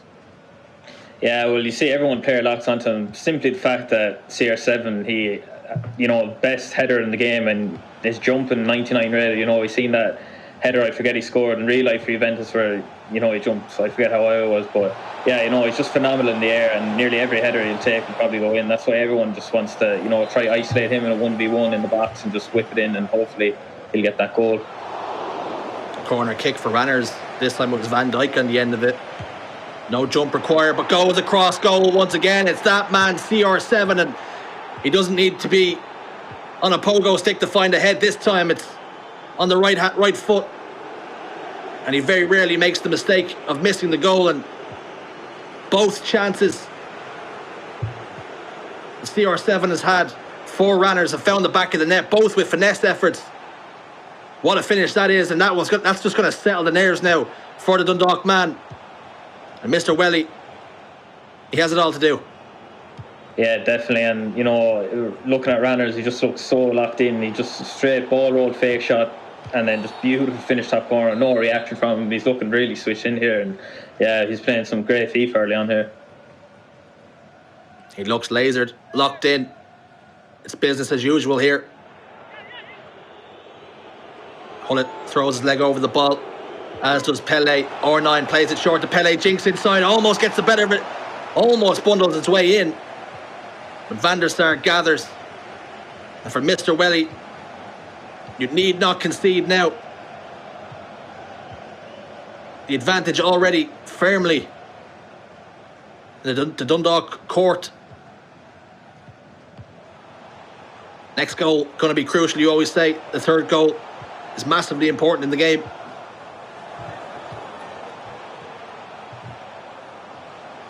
Now Pele. To Hullet, just happy to keep possession right in front of Ranners, but Ranners quite happy to let him play his football out there. No danger when he's all the way out there. It would take some effort to beat the goalkeeper. And something interesting we can talk about is that Ranners has put Van der Sar in between the sticks and he has dropped Peter Schmeichel. Thoughts on that? Yeah, maybe just watching the last match, seeing the heroics between, the Shamrock Rovers, Bows, the Van der Sar in that match, and even Eric's. Yeah, it seems, I don't know, Van der Sar just making saves maybe just a bit taller, a bit more of a reach than Schmeichel, but yeah, maybe just, I guess, seeing how he was in the other games and that made him switch. Shades, the 2007 Champions League final. Manchester United against Chelsea. The big Dutchman clutching the Champions League for Manchester United, of course. Cristiano Ronaldo in that team with Wayne Rooney and Carlos Tevez. What an attacking trio that was. If you can't guess, for a Manchester United fan, Pele loses the ball though to the Manchester United man Bruno Fernandes. And now Pele gets the ball. 37 minutes gone the clock. He opts to cross it in, perhaps looking for CR7 at the back post. The option just wasn't there though. Tries to fire it towards R9 once again. That chance just not really on. Instead fires it towards Van Dijk. Gathers that ball in. Says thank you very much. Yeah, and you can see that interesting Hullet there. Not to see. Sorry, Richie, I was just going to say, you can see that Hullet there, just unreal. He just controls, bosses that midfield, and that's, why David was saying, I pick R9 or Hullet. They are the first two names on the sheet. Just Hullet, he's different gravy every year. Probably the centre mid everyone's looking to get straight away in their team when they have enough points. Yeah, unfortunately for me, I can only afford the baby Hullet, and he just isn't the one. He isn't the one you need. He is. If you go on to Wish and you order yourself a Ruud Hullet, that's the one that shows up. He doesn't even have the long, luscious locks. I really got done out of those million coins that I put into him. But Davies goes to that cricket cancel. Finds Pele now. Mr. Welly huffing and puffing, but just unable to blow the house down thus far. R9, a chance there. Van Dijk steps out expertly though and picks the pocket. That's going to be half time. Ranners 2-0 to the good. And it's all to do with the Cork man. Yeah, and as you see there, loads of possession there for Mr. Welly and Cork City, but not really getting too much clear-cut chances. Ranners has defended very well, and on the other end then, Ranners taking those two goals, brilliantly. Both smashing finishes from Ronaldo, both on top corner. So yeah, Ranners is going to be delighted with how that first half went. Nice 2-goal cushion right now, and I'm sure he'll look to kick on and, score a few more. 25% of the game now done. Plenty of time for Kieran Walsh to come back in this game. It's not kitchen sink time just yet. We spoke about how this next goal is going to be vitally important. But the pendulum very much swung in the Dundalk way right now. Ranners tries to find R9 with Pele, unable to do so. Now CR7 might see a couple of 1-2s here as he's tried to make that run, but R9 unable to find him. On the opposite side though, R9 does find CR7, might see a ball roll. We do. Van der Sar doesn't bite and makes the save. Stands strong, parries it out for a corner kick. Yeah, nearly an awful start there for Kieran. Conceding straight away second half wouldn't have been ideal for him at all. Would have been definitely a momentum booster for Ranners, but yeah, Van der Sar, see why so many people have him in there. Another great save. Pressure mounting though. Hullet in the midfield, in the engine room. We've seen it so often in competitive esports. That Hullet Vieira midfield, it's formidable at times. So hard to pass through, and Ranners' pass just doesn't find CR7. Instead finds Edwin van der Sar once again.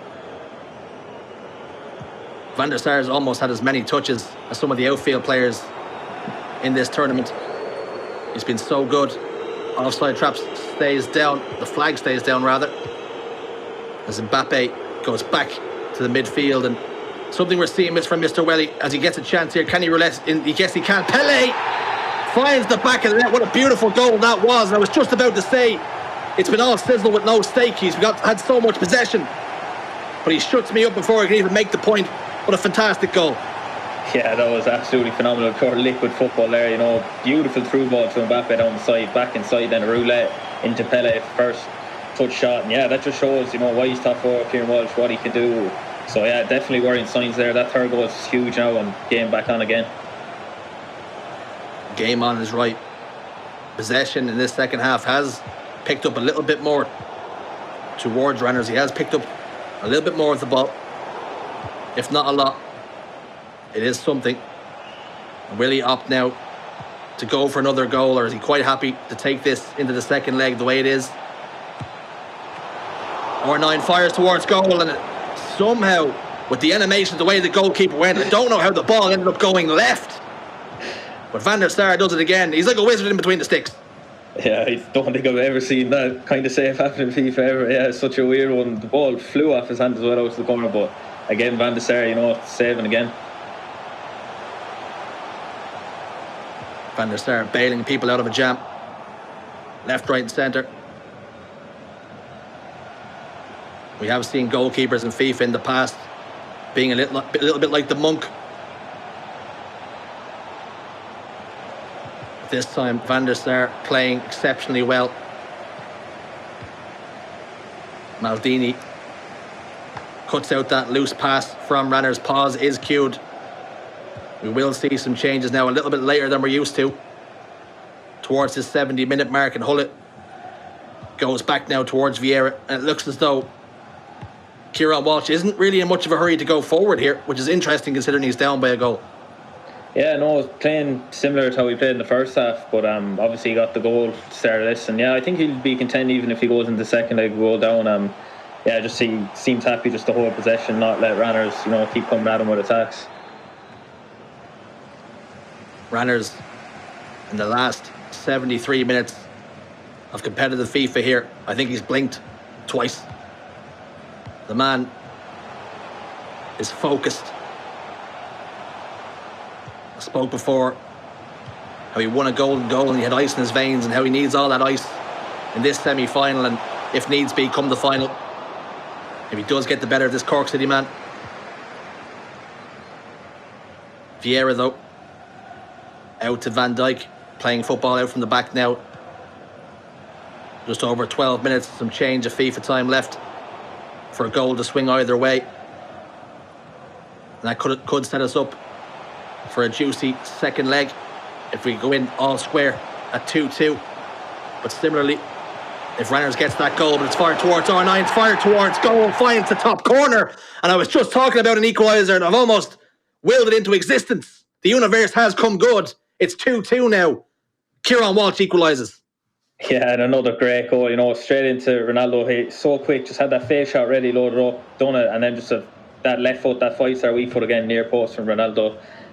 Beautiful half, you know, he's been playing, attacking great this second half, and yeah, completely different to how the first half went. Really impressed with Kieran Walsh's performance here in the second half.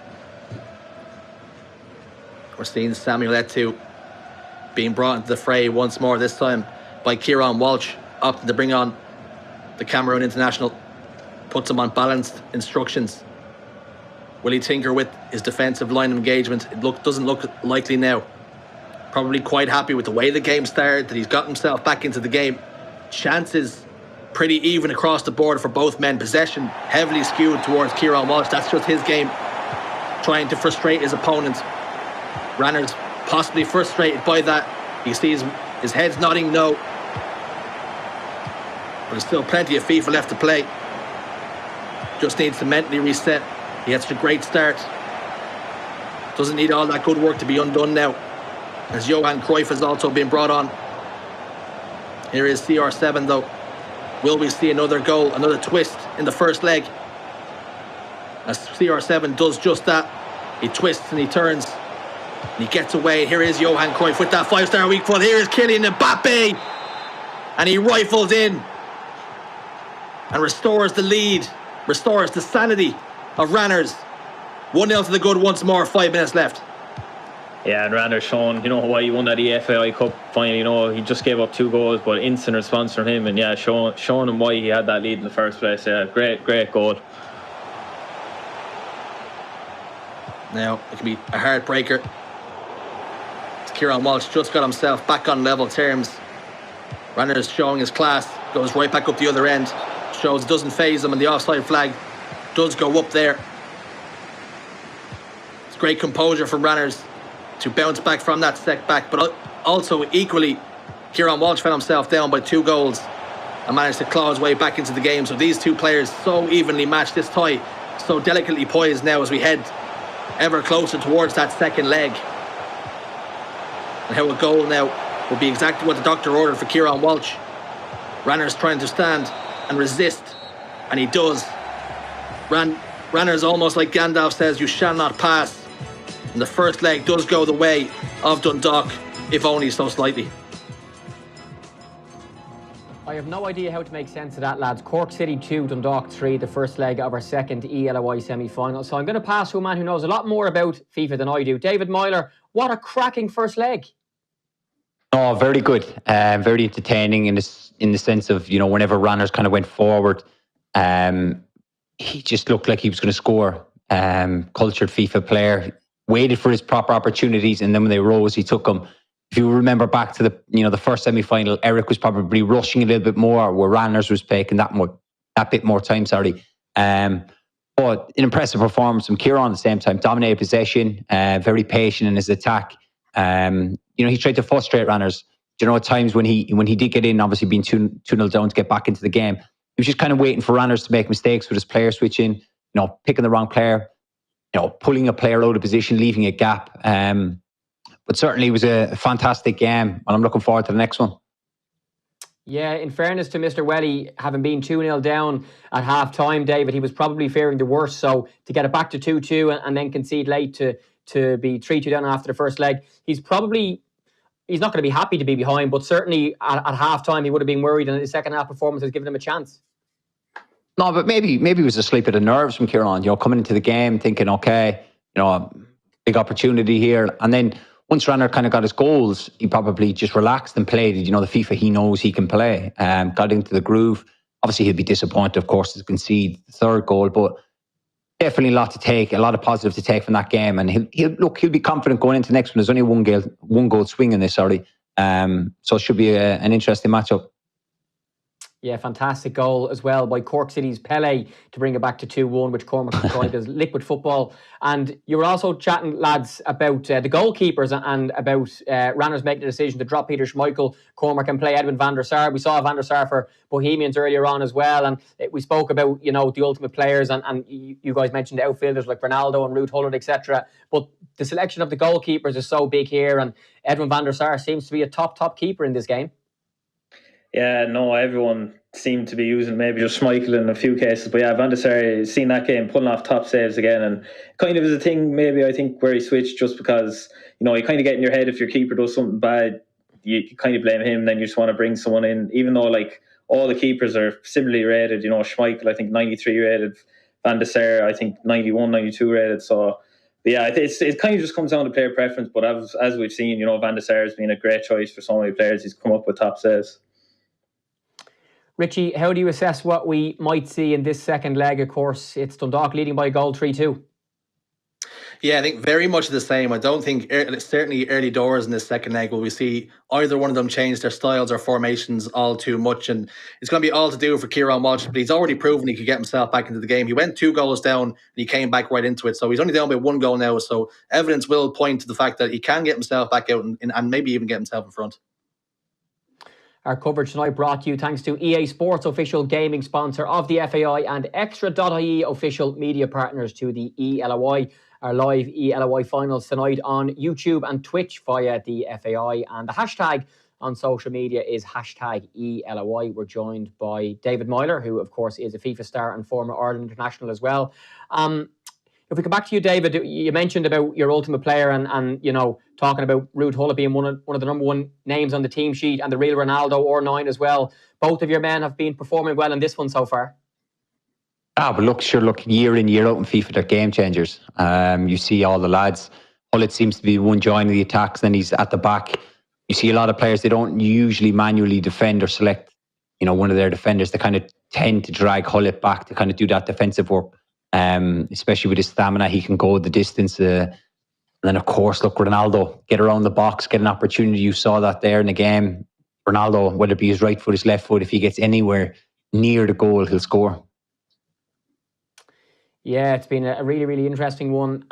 Lads, looking ahead to the second leg as well, we know that Shamrock Rovers await in the final, Cormac, and, I'm sure they'll be watching on anxiously to see who they're going to face. And, we spoke to David about, I suppose the age of analysis now and watching other teams. So for Shamrock Rovers sitting in the final now, I mean, they'll be watching this, Cormac, closely and, making sure that they have exactly the right amount of information that they can. If it's going to be either of these teams, Cork or Dundalk, for them in the final, they have the luxury of being in the final and, going through their own final prep probably.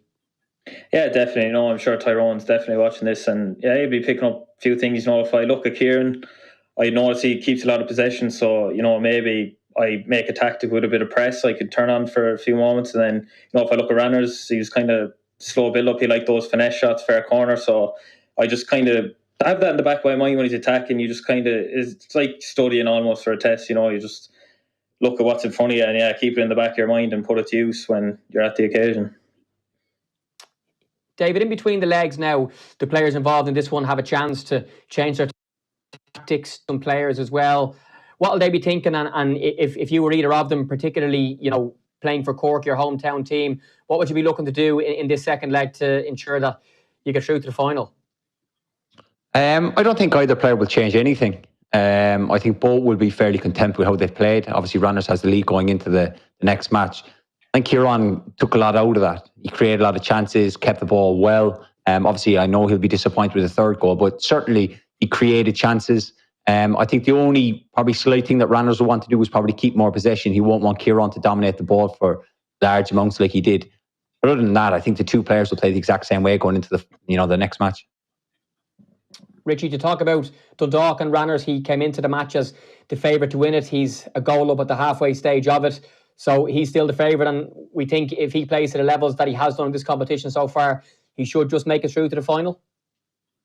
Yeah, he'd be quite happy, like David says. Both players be quite happy with how the first leg has gone. Of course, Kieran Walsh finds himself a goal down, but he's proven he can come back from that. But at the same time, I think if you're given the chance before the games kicks off, you say, listen, I'd much rather be in Ranners' position, be that goal ahead, and then you have to force the issue. Or then Kieran Walsh has to force the issue and come at you, and you can play around that. And like Cormac touched upon, is you study players, and all the while Ranners will be studying and he'll be downloading information that Kieran Walsh is giving to him every time he plays in front of him. So as the game goes on, I feel like as though he'll be able to predict what Kieran Walsh wants to do before he's able to do it. So it's one of those things where I feel like maybe a nice early goal will set us up nicely. You've heard the views there, Cormac, about David and Richie on the second leg and how this tie is poised.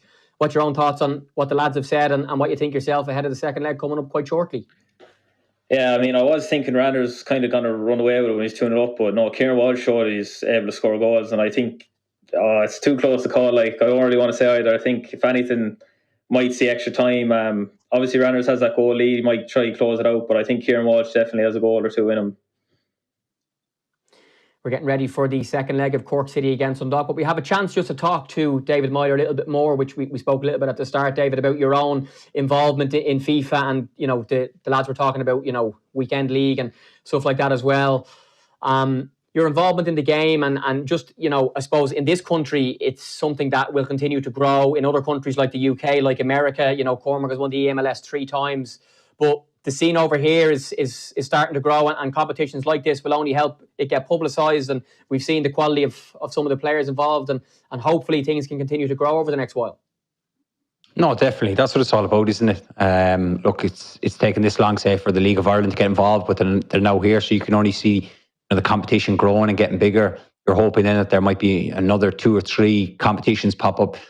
Just because there are a lot of very good, FIFA players in Ireland, and it's about finding the platform for them to succeed. They have it over in the UK, but now it's starting to grow in Ireland. So the more competitions these lads have, it will only grow and it'll only get better, and it's inevitably good for them, and it's good for the League of Ireland. What's the scene like in the UK where you are in terms of, I know you've been involved in the Premier League as well, and just how big that is? No, it is. Look, it's massive. These boys are, they're competing for a lot of money. That's the thing, is they're probably, the Premier League, of course, is a global league. It's bigger than the League of Ireland. There's no doubt in that. I think everyone knows it. It's just that they have a bigger population. They have more access to tournaments, and these boys are getting the more exposure. And I think now the League of Ireland is starting to do that, and the FIFA players in Ireland can only grow. It'd be nice to see, obviously, the lads who go and represent Ireland go onto the bigger stage and obviously represent us well and do well, so that there is continued growth and support for competitions in Ireland. Yeah, hopefully things can continue to grow here. But the eLOI flying along so far, as is this second semi-final. It's nicely poised at the halfway point after the first leg, with Cork City 2, Dundalk 3. The winners will meet Shamrock Rovers in our final coming up very soon. Richie and Cormac, we are ready for the second leg.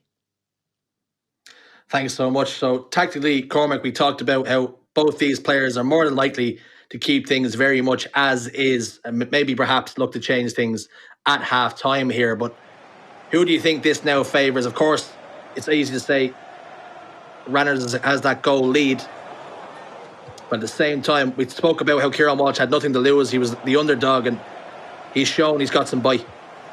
Yeah, definitely. I mean, obviously on paper, Ranners is so well known. The Irish, you've seen, you more than likely say Ranners, but Kieran Walsh, he scored a world-class goal there, I think his first one, so it just shows, he has it in his arsenal, he can produce those goals. So yeah, no, definitely should be a close one, I reckon. It'd be interesting to see. We might see our first extra time, who knows. And how Jamie would love that extra time and penalties, loves the drama of it all. As the ball gets switched out to Davies, but his header finds an opposite number. And now Bruno Fernandes tries to cut inside, could get it cancelled. Employed. R9. There is space outside for Davies, but opts not to use him. Instead going to keep it nice and narrow, something that David Meyer touched upon. He likes to play nice and narrow. Through the middle, goes for goal. Van Dijk, though, he's there once more. And a counter-attack on. It's a foot race between Mbappe and Vieira. The two Frenchmen step over, cuts back inside. Vieira's there, equal to it this time, but that's just a warning sign now to Kieran Walsh that be careful, because the counter-attack is on. Yeah, definitely, and it looked like just Mbappe, when he got ahead of Vieira, he was going to go, but the touch just let him down a bit. And give credit to Kieran Walsh, he read that perfectly, cutting back inside. You might have thought Ranners was going to keep going down the line, have a shot, but no, he read him superbly there. But yeah, definitely, worrying signs for Kieran at the start. R9 now, Pele makes that run. Davies out wide, which he finds up.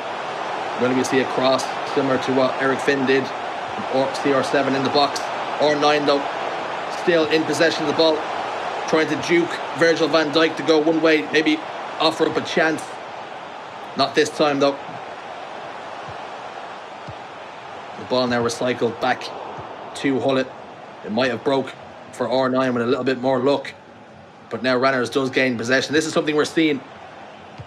We're seeing Kieran Walsh have that possession game, try to play through the lines, but Ranners very much the more direct player, going straight for goal, counter-attacking with that lob through ball or that driven through pass instead. And now Ranners with Ronaldo got himself a couple of goals already, and he's got himself another goal. Carbon copy, finesse shots into that far corner. That's how he got his opening 2 goals, and that's how he got another one.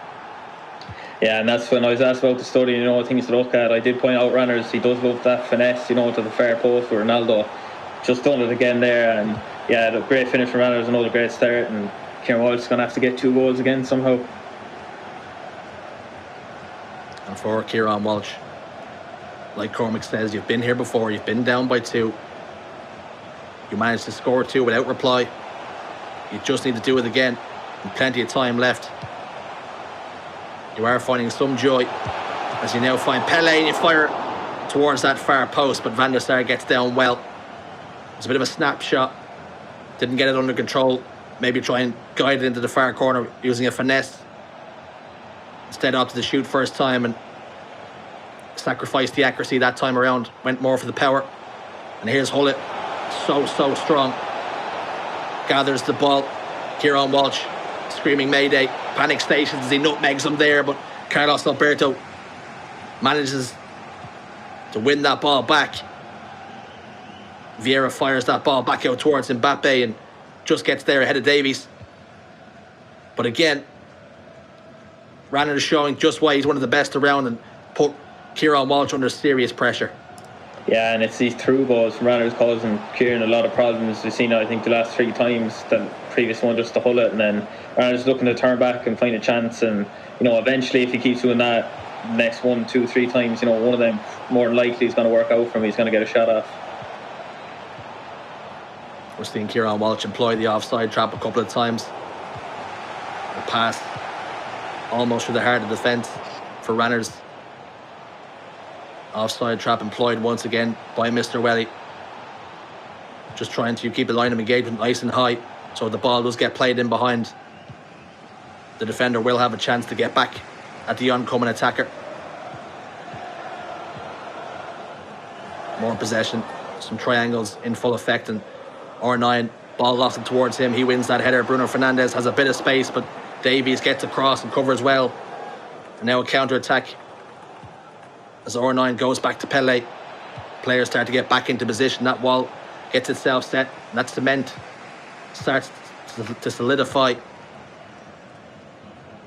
Maldini, though, with the ball now as we head towards half time. Kieran Walsh hasn't really had, outside of that Pele chance, much to speak about.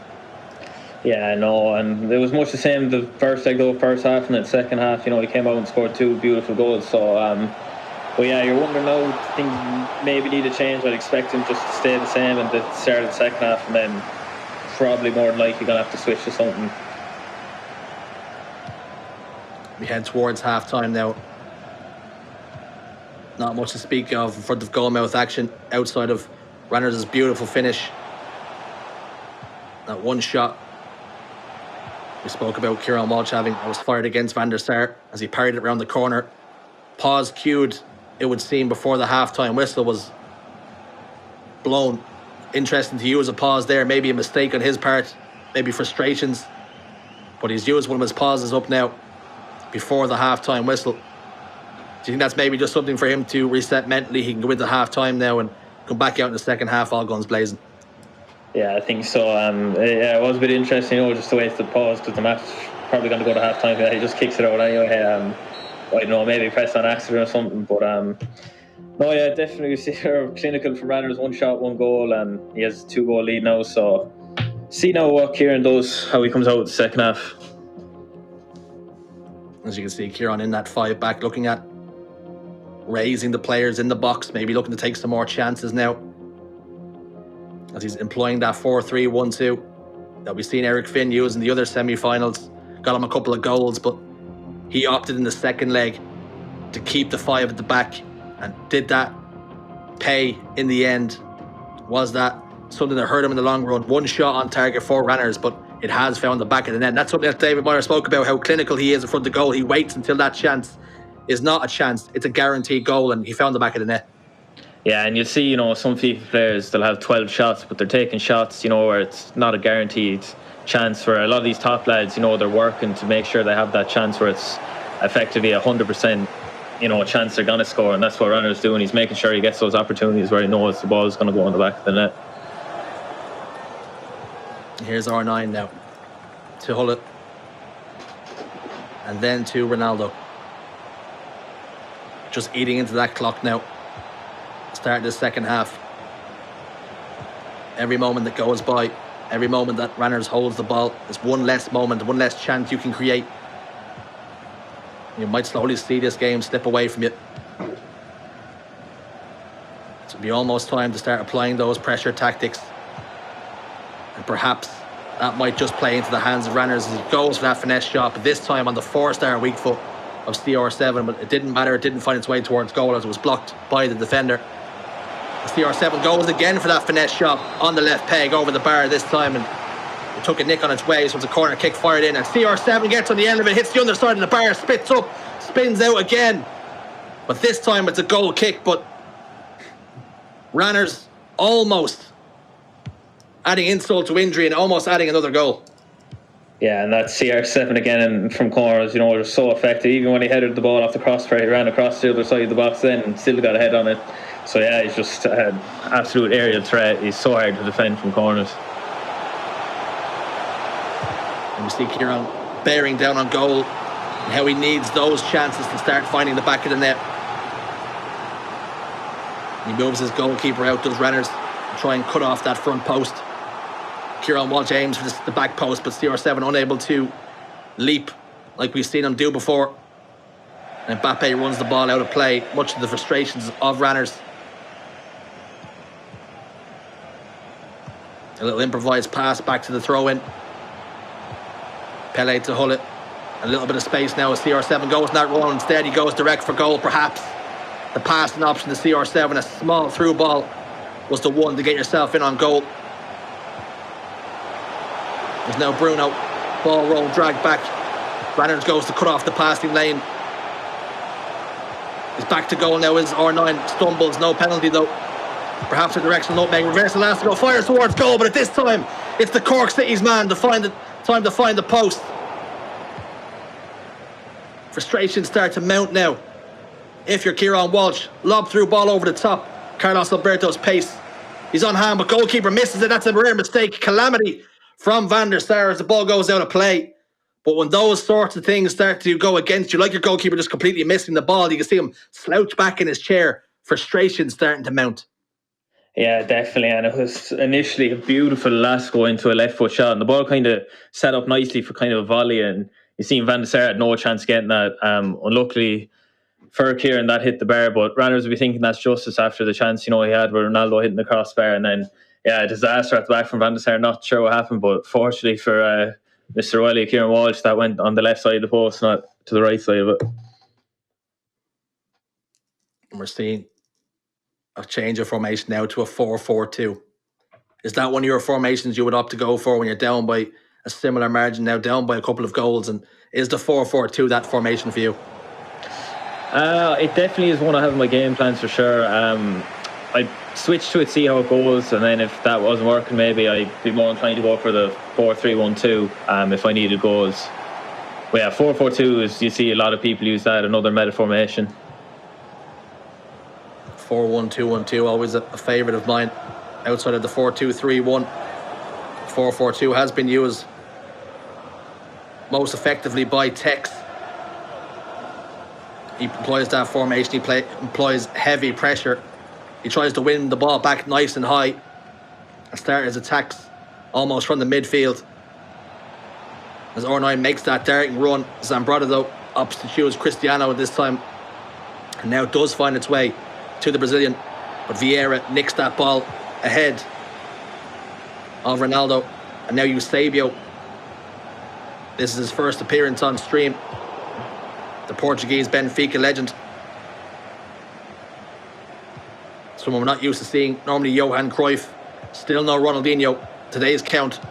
If you have a counter on stream, Ronaldinho 0. Much to my dismay. But Vieira now to R9. And then to Hullet and out to Davies. I like this from Ranners. Just really taking the sting out of the game. It's professional. Yeah, it's just, experience from Ranners. He's been playing competitively at a high level for years, and yeah, he knows exactly what to do in these situations. Just frustrate Kieran now, and I'm surprised I haven't seen a pause queued up here from Kieran. If I'm him now, you just got to go constant pressure, all guns blazing. You only have, if Ranners keeps the ball like this, you're only going to get maybe 2 or 3 more chances at max. So he's going to have to do something to get that ball back. Needs a goal desperately now, and you can see him putting players in the box up, and no doubt maybe it started to imply that constant pressure, bring on some fresh legs, enables you to not get caught in the counter-attack from players who are a little bit leggy after chasing the ball around the midfield. But it is time to go now. Throw out that kitchen sink. And on the other side of things, tactically, do you think Ranners changes anything, maybe goes even more defensive? I mean, he is in that 5-back, so I mean, it's probably the most defensive formation you can get. No, I think if I'm Randers, I know, maybe go overload ball side. Making back is going to drain stamina of his players, obviously, but there's only 10 minutes left, so that won't matter. So yeah, I think Randers just keep it the same, and as I see Ronaldinho actually there, a right centre mid, Richie, I believe. Get him on the pitch. For Kieran right Walsh. now. Kieran Walsh. You might not win the game, but you've won my heart. Here he is. Ponytail waving in the wind. Get him on the pitch, get him in the mixer. There'll be some story, Richie, if he scored the goals to bring him back in it. I'd look like a tactical mastermind. But Eusebio, 2-9. At this point, I just want Ronaldinho on the ball. Pass it to him. Do it. I dare you. But hold it now on the counter-attack. Mbappe out wide. Vieira's not going to have the pace to keep up if he finds that pass out wide, opting to slow things down. I'm not upset with that either. 10 minutes left in the game. R9 to Pele now. And back to Vieira. And this, you can see a clear game plan fully employed as the offside trap comes through. That just invites Pele, who bears down on goal. It spins around once again. You can see Ranners has no interest in scoring a goal. Yeah, and it's just, great game management from him, just using that experience. And people might like to see time wasting, but, when there's this much at stake, you've got to do anything to win, and that's exactly what he's doing. Eusebio fires across goal. Van der Sar equal to it. That could have set us up for a nervy finish, but that one probably needed to find the back of the net to do so. Van Dijk clears the ball out. CR7 wins that header, as he so often does. Etsu now to CR7. A drag back. Ranner stands off at his own peril. As we have now set up that nervy finish. It's squeaky bum time as 88th minute is only one goal the difference. And no doubt Kieran Walsh will be employing every single tactic he can to get up the pitch. And Ranners has handed the possession over to him and a pause is cued. We've got a finish on our hands. Yeah, and Ranners looks to heavens there. I've been in this situation before, and the 90th minute, this is where things get really nervy. And if I'm Kieran Walsh, I just scored and Ranners giving the ball away there. Now I'll be feeling very, very optimistic I can go and score a chance here. If I'm Ranners, I bring on Ronaldinho. It's very simple. He's already shown, look, he's been instrumental in that one goal. There he is. Just a little bit of stamina burned. That ponytail was enough to send the goal. Manny always says you can't stop the shine. You can't stop the ponytail either. It's majestic in the breeze. One goal is all Kieran Walsh needs now to send this into extra time, and momentum would surely be on his side. Sami Etsu now to Hullet. Offside trap engaged. It's all or nothing now. CR7 does make that run. Can Hullet find him? Yes, he can. CR7 finds the back of the net. The second time of asking back-to-back goals. We're going to extra time here, folks. Unbelievable finish from CR7. What a goal that was. Richie. He was 2-0 down. He missed a chance there at the 85th minute. I thought it was over, but fair credit to him. Oh, what a finish that was. He missed the initial chance, but got the rebound, and the shake of the head there from Ranners, that was absolutely phenomenal. What a dramatic finish. We have extra time on the cards now. Extra time on the cards, and amount of goals that Kieran Walsh had scored in the game pre-Ronaldinho, 0. Ronaldinho comes on, 2 goals in the bag. It's that simple. Play more Ronaldinhos. Now he goes into the tank and starts adjusting tactics again. He's going to put his settings back to possibly neutral again after getting those 2 goals. Doesn't need to expose himself. So he goes back and resets. And now he can push towards this extra time and penalties if need be. But the momentum is very much on his side. And Ranners, you can see him nodding his head in frustration. And will that get the better of him? Yeah, and if, Ranners is probably thinking now, all I had to do was just maybe pass, not give it away. And it goes back to that ball he played out of play. If he doesn't give that away, he'd probably keep possession for just 2 more minutes, close out the game. But the pass, unfortunately for him, just went over. And Kieran Walsh, took the chance brilliantly. And yeah, Ranners now is probably thinking, I can't choke this now, it's so close. And Kieran Walsh obviously has the momentum. Pele off, Johan Cruyff on. Will he be instrumental in winning the game for Ranners now? He went 2 goals up. It went back to 2-2. He went 4-2 up. And now we're back to 4-4. Credit to Kieran Walsh for staying in there. And in the end, finding those chances he needed most. Carlos Alberto steps out, wins the ball. Unfortunately, though, passed it straight to Patrick Vieira. Here is R9. That space opened up from it. Maybe a directional nutmeg was on hand. Ranners now stops up at CR7, tries to pass it across goal to find Hullet into the hands of Van der Sar. And it's nervy times for both men now. Yeah, definitely. And, this is even my heart's racing here watching this. Slowly as the clock ticks down, we're going to creep towards penalties. And, it comes down if the lads want it. Maybe I personally just go attack, try win the game. Penalties is essentially a coin toss, pure mind games. But, yeah, it's really going to be edge of seat stuff if it does go to penalties. Here is Kieran Walsh, finds Hullet, trying to avoid penalties possibly now. If he can get himself another goal. Using Sami Etu now, who's just dropped outside of the 18-yard box, but offside flag does go up and a slack pass does lead to that and hands possession back to Ranners. 101 minutes, only 4 minutes of the first half of extra time to play before we do reset again. Mbappe now, Vieira. Ranners possibly looking to ensure he is the last attack of the first half. Hullet to now Mbappe, spins. Hullet again. Spins once more, evades the attention to 2R9, danger stations now. But Maldini steps up, takes the ball, takes command of his own box, and now mounts a counter-attack with R9 running out left. Ranners tries to cut it off and cover. Etu does not play that pass forward. It looked as though it was on. And here is R9, he is going to find that space, he is going to fire across goal, but Van der Sar down low to his left, tips it around for another corner kick. This will be the last attack of the game. Last attack of the first half of extra time, excuse me. The ball is swung in. Van der Sar should gather, he doesn't. It's loose. Vieira does find Ronaldinho. What a story it would be! And what a story it is! What did I say?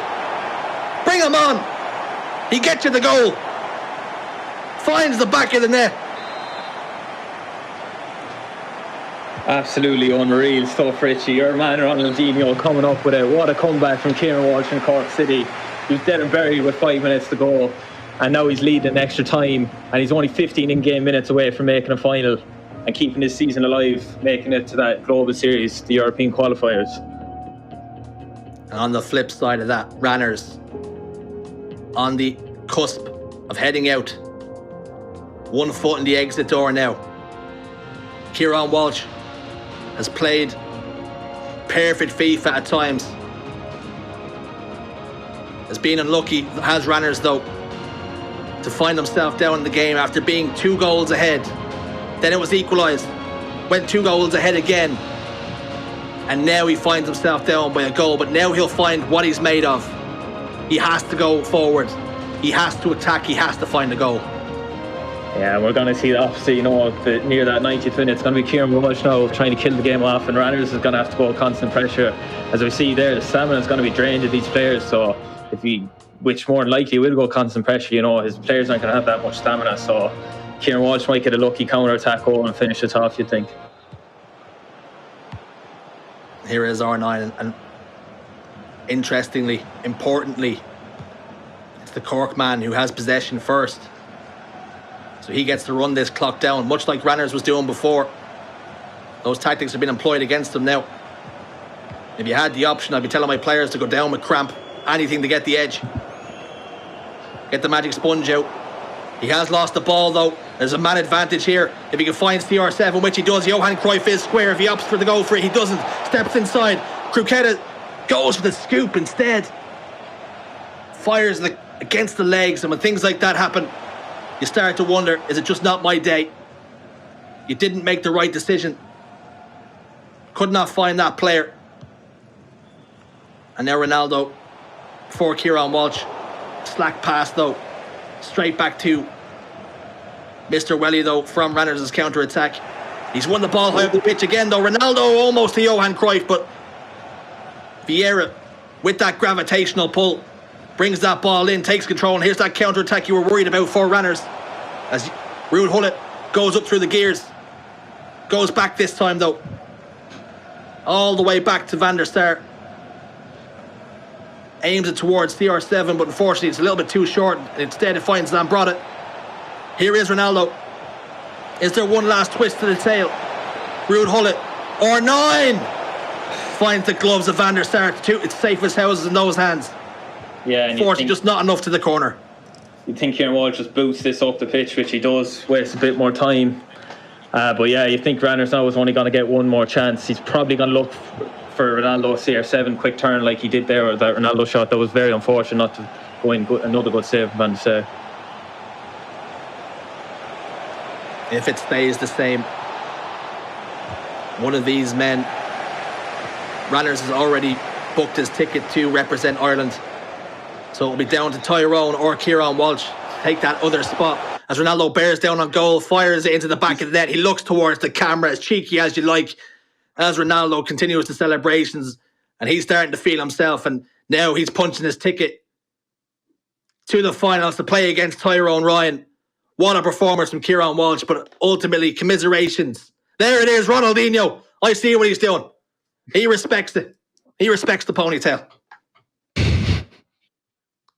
Wow, and just wow. Ronaldinho has come back as the hero for Cork City to prove Richie Sheridan correct, and we'll never, ever hear the end of that. But Richie, before you come in, we do have to take an ad break. What a night so far. We'll talk about all the drama in the quarterfinals and the semi-finals after this break. It's not done yet either, by the way. We cannot wait for the first ever eLOI final, which will see Shamrock Rovers take on Cork City, and it is one you will not want to miss, and it's coming to you live in about 2 minutes.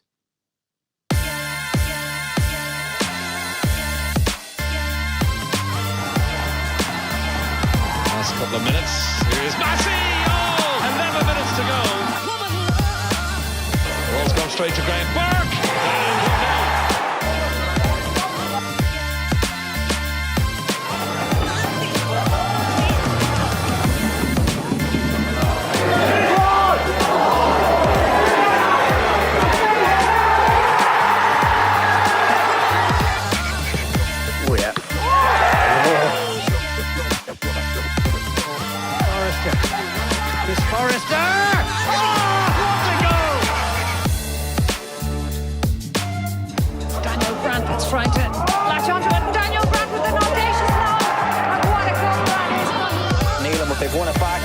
Spots on the most off his line, and it's in. Would you believe it? Duffy. Oh, what a goal! What a goal that is! Jim Coylan is defender, and Byrne takes the free kick, and there's the goal. Brilliant goal in the 7th minute.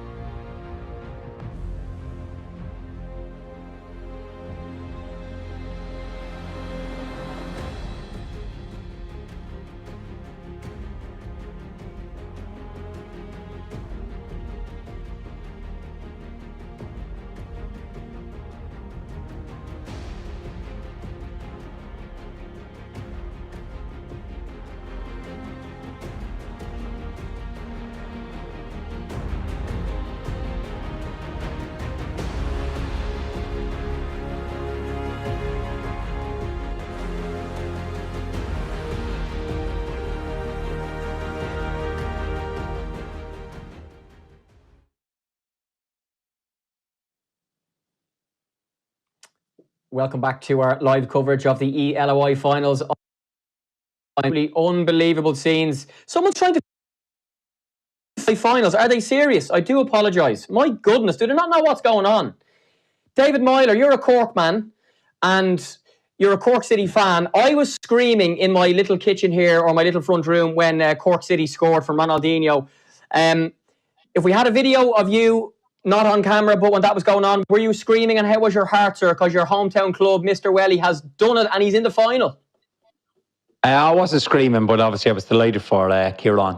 If you look at it, look, Ranners had the ball at one stage, goes to, clip it out to the fullback, loses possession, ends up conceding a goal, which sends it to extra time. You just know in FIFA, at any given moment, somebody can go and score a goal. But look, Kieran, what can I say? First game, 2-0 down, comes back into the game. I know he loses 3-2, but get the 2 goals back. And then the second time, the second game comes back again. Just unbelievable. Obviously, I know Ranners will be, bitterly disappointed with his performance because he only had a couple of minutes of play left. If he managed to keep on to possession, it was over and he was into the final. But fair play to Kieran, he kept going away, and Richie's man Ronaldinho stepped up and produced the goods. Richie, you didn't lead us wrong. You really didn't. And your man Ronaldinho was the hero of the semi-final, really.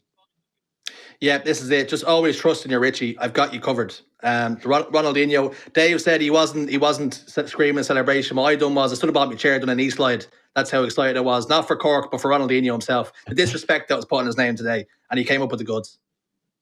And he's going to be in the final as well. Will he be picked to start? We'll find out in a few moments. I should have mentioned our coverage of the eLOI brought to you thanks to EA Sports, official gaming sponsor of the FAI, and Extra.ie, who are the official media partners to the eLOI. Our hashtag on social media is hashtag eLOI. David Kent, Kento CCFC. I'll give you a clue. I think he's a Cork man. He said, Mr. Welly, get him on the plane, hashtag eLOI. And Rory O'Hagan says, I might have slightly celebrated when Mr. Welly scored the second there for Cork City Esports to send the eLOI semi-final into extra time.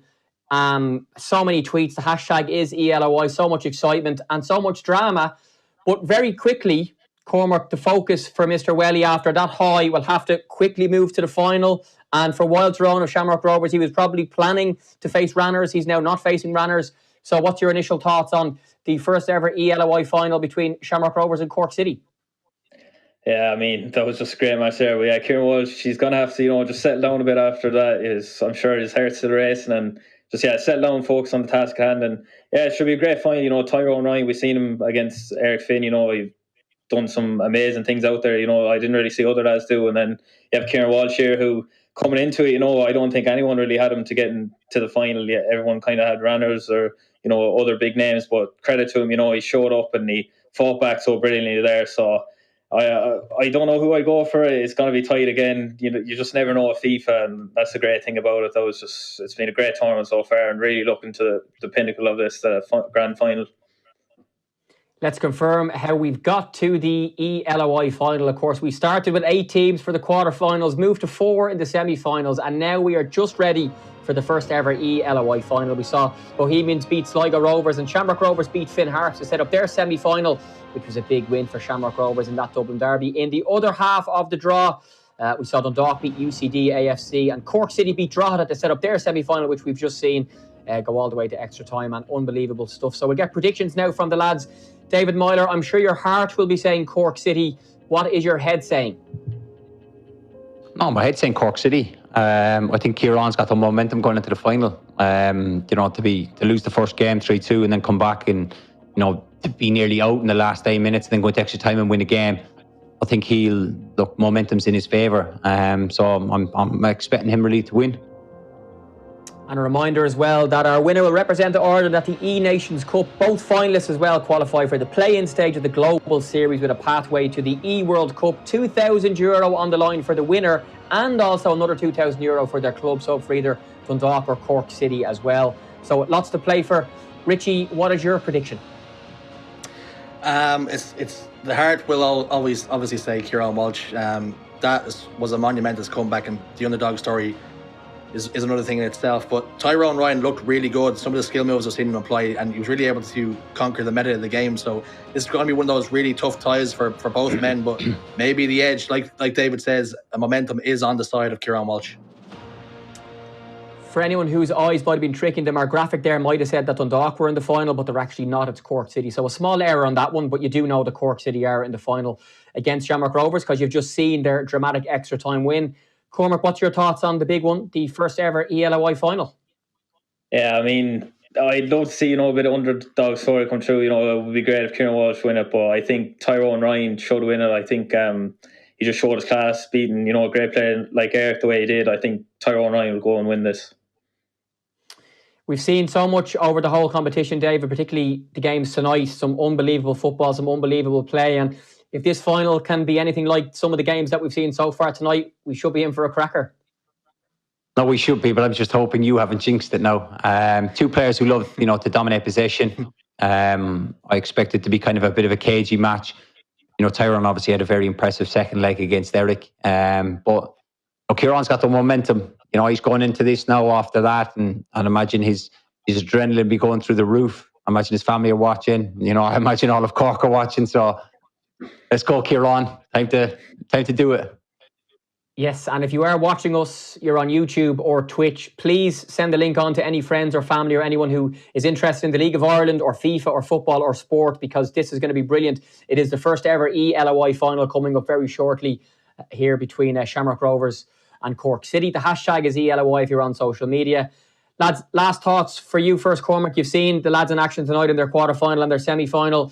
Will either of them be looking to change much in terms of their style or their tactics or any late team selections as we're just getting underway? Yeah, no, I think they'll keep it the same. Both probably will go with the 5 at the back. It's the best to counter, 5 back to play 5 back. So yeah, I don't think anything will change. They'll keep the same tactics. Right, lads, one word each. David Myler, who's going to win? You're on. Richie? Shamrock Rovers. Shamrock Cormac. Rovers. Hey, that's 2 words. Rovers. That's actually correct. It is 2 words. But the 2021 first ever eLOI final has just kicked off. It is Shamrock Rovers against Cork City, and your commentary team, Richie Sheridan and Cormac Toomey.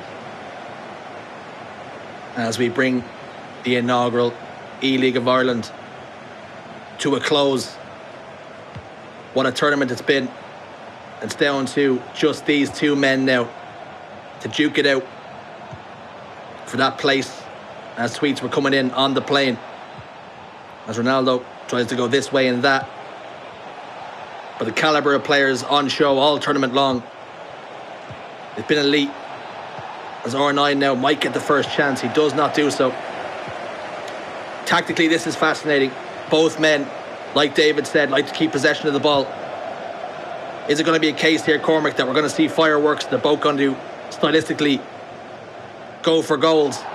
Or will it be a case of they both might just cancel each other out? We might see a bit of a stalemate and maybe a 1-0.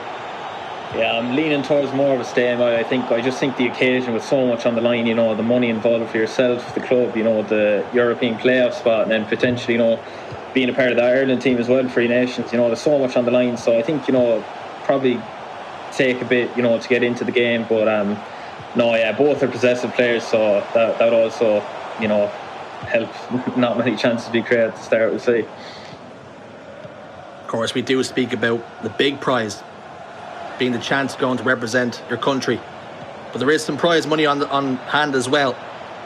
€2,000 for the player and €2,000 for the team that you represent, as well as bearing down on goal. And Tyrone Ryan finds the first goal for Shamrock Rovers, and it's that man once again, prime icon moments, Ronaldo.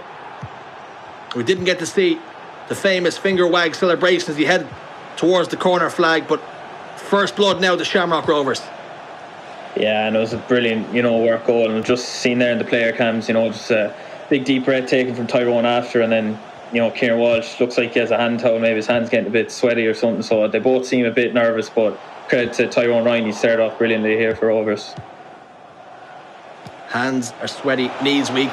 Mam spaghetti as Ronaldo bears down on goal again. Offside flag very, very late there. But if it matters, Ronaldo did find the back of the net again and almost finds himself 2 goals down. But for the linesman to bail him out of a jam. But just that's how quick it can happen to you, as he employs a few skill moves. Twinkle towing his way around the defender, reverse elastico, and a heel to boot. And now Pele Can he find R9? Instead goes for goal. And just over the bar. Warning signs there, though.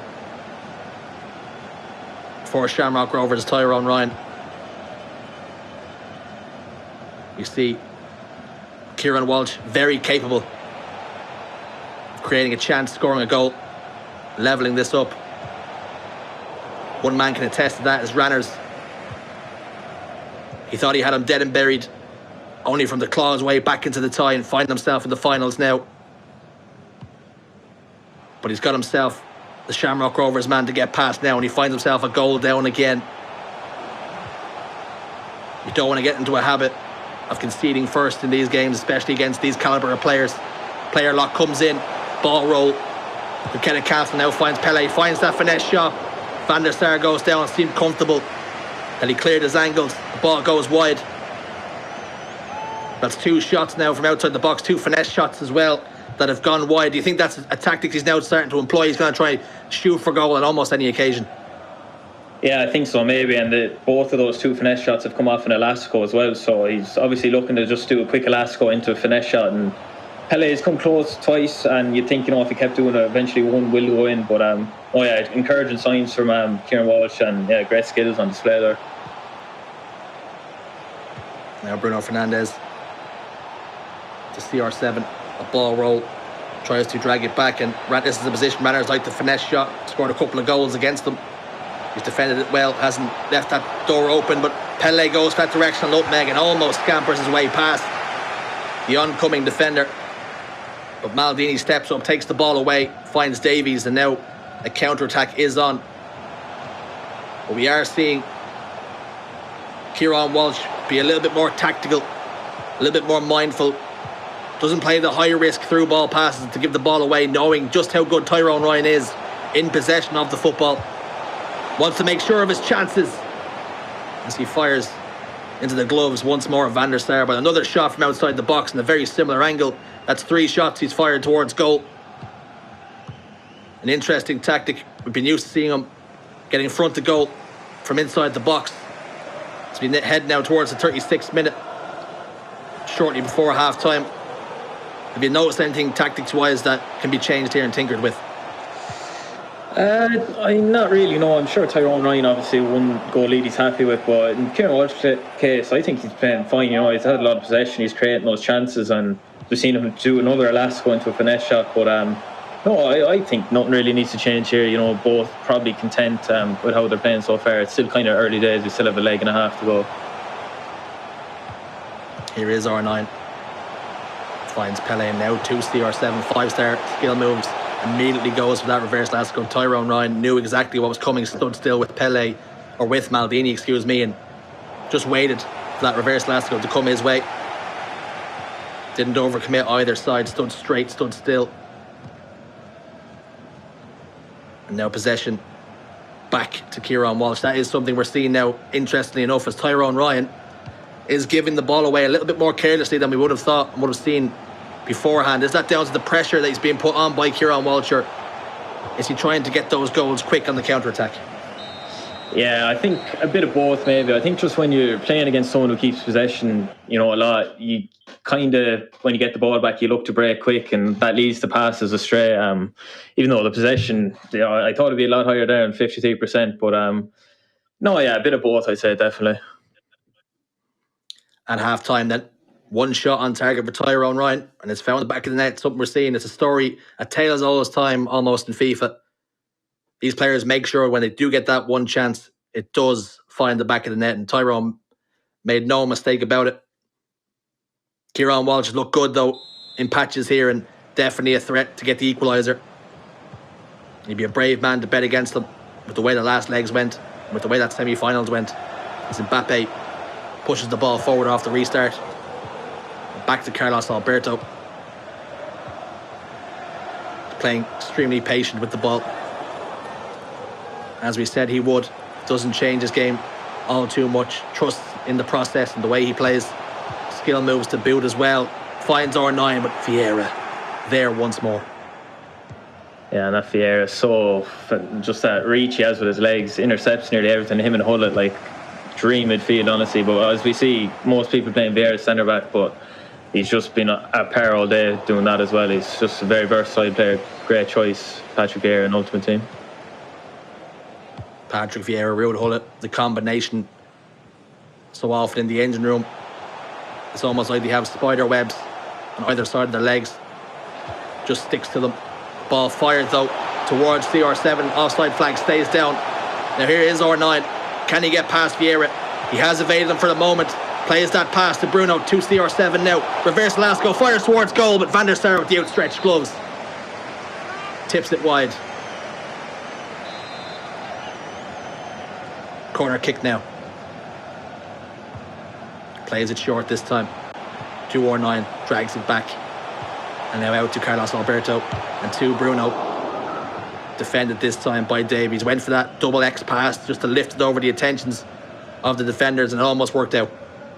Yeah, shades of FIFA 19 there when that was so effective, just first time volley. But yeah, great block. But no, Kieran Walsh, we didn't really see this at all against Randers. He's attacking brilliantly, and his skills kind of have Tyrone Ryan on skates at some point. I've really been impressed with Kieran Walsh how he's playing here. It's interesting to see when we looked at these two teams and how they played previous. You've been forgiven for thinking Tyrone Ryan would have been the one to be doing the skill moves, and he almost gets gifted a goal. But Van der Sar there to spare the blushes of the Cork City man. Yeah, but beforehand we watched Tyrone Ryan doing all the skill moves under the sun in his quarterfinals and in the semi-finals.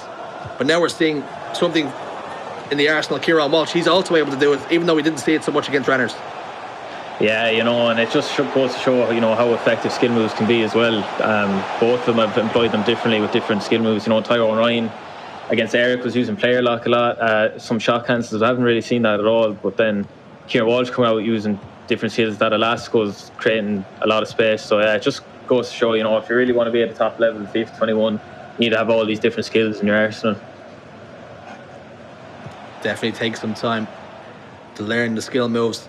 They can be the difference between getting in on goal or a defender nicking the ball off you, particularly in the current meta of the game, where it's so hard. If you're not playing direct counter-attack, if your style is possession, it can be so difficult to break those back four or back five.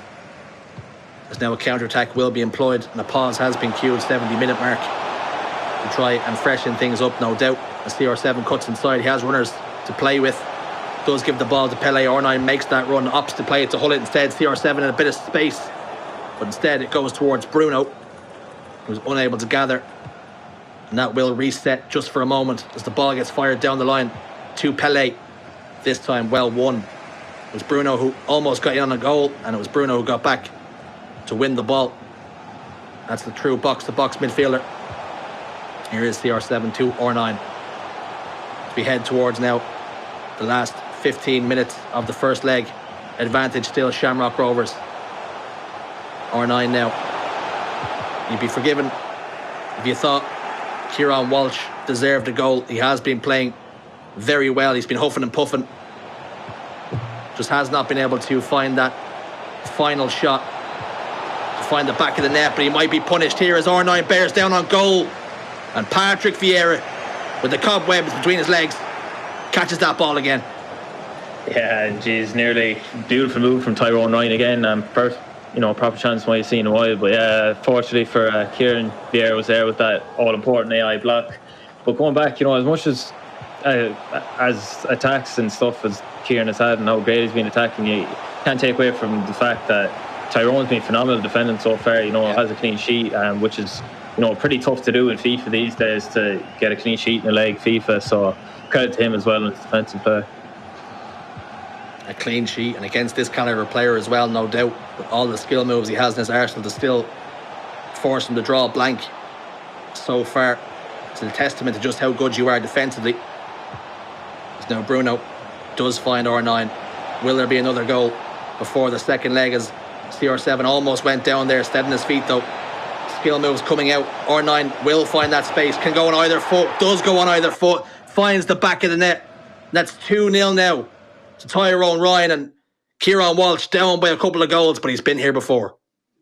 Yeah, and we just seen all those cancels on display. It was brilliant from Tyrone Ryan. He kept doing the right stick flick back, but cancelling it then. So really confusing Kieran Walsh. And yeah, just as soon as you get into the spot with that with R9, he's not really going to miss. Beautiful finish from him again. And Kieran Walsh has been in this situation, twice in the last game, so it's not new to him. So you can't even rule him out at this stage. In the interview with Tyrone Ryan, Jamie spoke to him, and he said he was going to go on and win the tournament. You might not believe him then, but do you believe him now? Two goals to the good as we head ever closer towards that second leg. Kieran Walsh has it all to do. Tyrone Ryan's given himself the perfect chance to crown himself the E-League of Ireland champion. Secure those €2,000 for him and his club, and also be given the chance to represent Ireland. Still another leg to go. No doubt more goals to flow. As Samietu is brought on, but fires the ball straight at the face of his own teammate Bruno Fernandes, but fortunately does not give away possession. And the Cork man needs to fashion a chance here in the dying embers of this game. Carlos Alberto down the line, finds Mbappe inside. Now CR7 trying to lead the defence on a merry dance. Twinkles toes straight through. Can he find the goal? And Patrick Vieira again, the stalwart at the back, blocks that shot. Corner comes in. Can CR7 get his noggin on it? No, he can't. Van der Sar gets the glove, but chance still there for R9. Needs to fire at the goal. He does, but Van der Sar equal to it again, and chance after chance goes a begging for Cork City. Yeah, and Kieran Walsh probably feeling hard done by there. They had two great chances there. Just Van der Sar, equal again, and Vieira with a huge block. So Tyrone Ryan 2-0 going in the second leg. He'd be delighted with how he's played so far.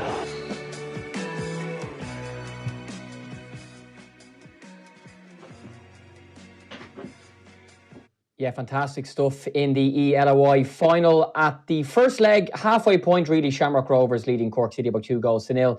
David Myler, what a showcase of two young FIFA players in this country. That's been a cracking leg and a really, really good game so far. Shamrock Rovers 2 up. No, it has. It's been really good. Obviously, been very tight. Both players pushing each other. I think Kieran be, unlucky that he's not gotten a goal, but when Tyrone got the chances, he took them. I just love the way Tyrone plays. He's kind of sitting back in the chair, half asleep, whereas all the other lads seem to be glued into the thing. It's fascinating to watch. And look, there's not much in this. I know Tyrone's got a 2-goal lead, but at the same time, it's only small margins. He's taken his chances when he's gotten them. Kieran's been unlucky, so it should shape up for an exciting one next. Yeah, fantastic insight with the player cams to see, as David mentioned, the behaviours of the various players, and some relaxed, some a little bit more nervy, but both players playing really well. And you mentioned, Cormac, about how difficult in FIFA it is to achieve clean sheets in a leg, and that's exactly what Shamrock Rovers and Tyrone did in that one. And thanks in part again to that man, Edwin van der Sar. I think he's been playing very well, but from the point of view of Cork, Mr. Welly might be disappointed because he had a couple of good chances, particularly in the second half. Yeah, no, I was really impressed with Mr. Welly's play. He was doing beautiful elastical moves into shots, and then even at the end there, I thought he was very unlucky, that Vieira chance that Vieira blocked. Definitely, Kieran probably should have got a goal, but Tyrone Ryan, he defended brilliantly, and yeah, it is really tough when you see all the chances Kieran Walsh had. It is tough to come out of a lead like that with a clean sheet, but credit to Tyrone Ryan, that's exactly what he did. Richie, what did you make of the first leg? And I suppose if we talk about the two Shamrock Rovers goals, particularly the skill move by Ronaldo 9 for his one, and we spoke earlier on about how impressive he is in the game, and a fantastic Shamrock Rovers goal by him. Yeah, these types of players, they can be match winners. Those chances when you need them most. The problem is for a lot of other foot cards that you have in the game is that when you turn a player, there might be a weakness somewhere where you don't have the skill moves to get past the player, or you don't have the weak foot that when you get that chance, you might be on the wrong side of the player. And when you have someone like R9, he's just the finished article, the perfect player. He can go past the player or he can shoot on either foot. So he's absolutely formidable. We've seen David in the semi-final. If we were to write a newspaper headline for Kieran, it might be comeback Kieran, because he did everything he could to get himself into the final in that semi. And I'm sure the fact that he's done that now, he won't have given up hope, and he'll believe if he can get a goal in this one, it gives him a chance. Of course, look, he'll be drawing on that experience. He's been 2 goals behind twice. He's managed to get back into the game. So look, he'll be confident going in. He did create chances. He was unfortunate not to take some. Vieira made some savage blocks. Van der Sar made some great saves.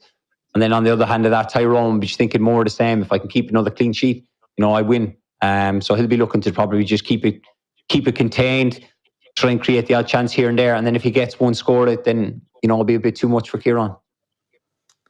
A place on the line to represent Ireland at the E-Nations Cup, the second leg of our first ever eLOI final. It's nicely put. Shamrock Rovers 2, Cork City 0.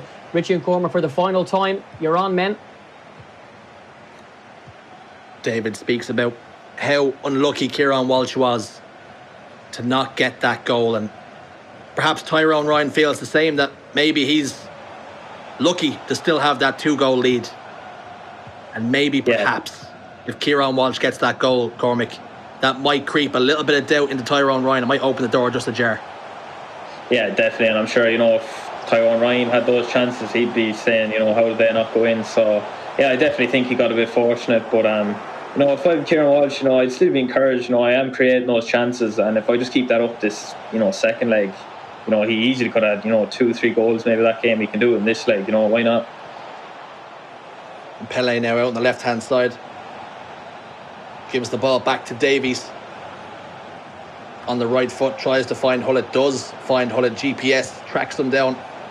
Almost Paul Scholes-esque. Hullett now finds CR7, goes for that directional nutmeg, but the chance and the danger not clear here as R9 goes to that reverse elastico, but Hullett this time gets the block on it. And now a counter-attack chance. But Hullett hassles and harries CR7 back to his own defence. And that just means that both teams can reset here positionally. As Davies has beaten his man here, he's bearing down the touchline. And that lock comes in again, just as a mind game, just to bait his opponent in. But Vieira at centre back, he has been instrumental in the success so far for Tyrone Ryan. Yeah, and Tyrone, it's just be interesting to see if he stays doing what he's doing, at what point he'll start to waste time. Because, as I said, with so much on the line, you really do not want to be coming out of this game with no regrets. I'm sure Ranners, I hate to bring it up again, but I'm sure be thinking in the back of his mind, how did he let that slip when he did. So from Tyrone right now, you just don't want to, give away any mistakes or nothing. Just play your game, and in a few minutes you'll be first ever E-League of Ireland champion. That's the stakes that are on the line now. As Bruno gets into the box, and R9 was getting ready to pull the trigger and fire that ball towards goal. But he had his pocket picked and unable to get the shot off in the end. But offside trap has come at the worst possible moment, and CR7 went near post, and perhaps anticipating that the goalkeeper was going to get moved to the opposite side, but he did not do so. So the mind games are in full effect. Yeah, and that's the danger of the offside trap there. When you don't time it right, you're effectively just letting your opposition strikers walk through, and that's what happened to Ronaldo. He just didn't really have to do anything. Kieran Walsh just moved aside and Tyrone Ryan went through, but unfortunately for him, Van der Sar saves once again. Here comes Davies. Will he be able to fashion a cross? Pele to R9, and Pele almost unlocked the door for his compatriot to get Cork City back in the game. Van der Sar drops the ball, plays it short to Carlos Alberto.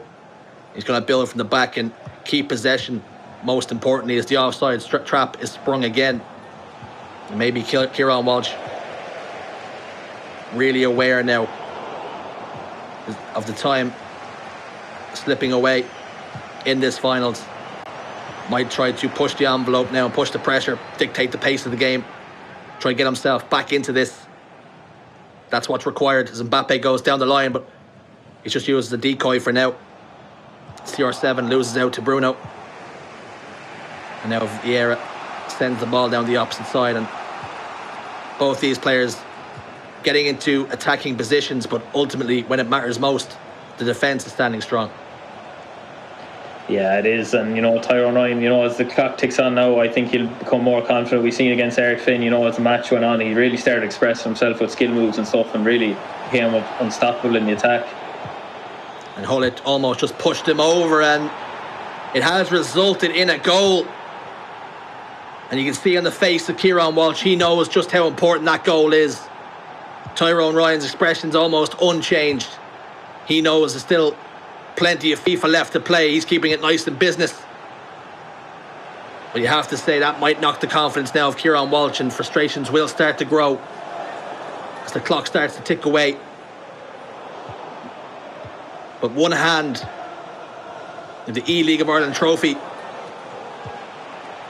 Tyrone Ryan has his hands on it. We've seen Eric Finn kissing a cow. We'll see Tyrone Ryan kissing a trophy come the end of the tournament. And here is Ronaldo, again defended well by the Shamrock Rovers man, and offside flag came up, so it didn't matter in the end. And Patrick Vieira carries the ball out from the back, as he has done time and time again.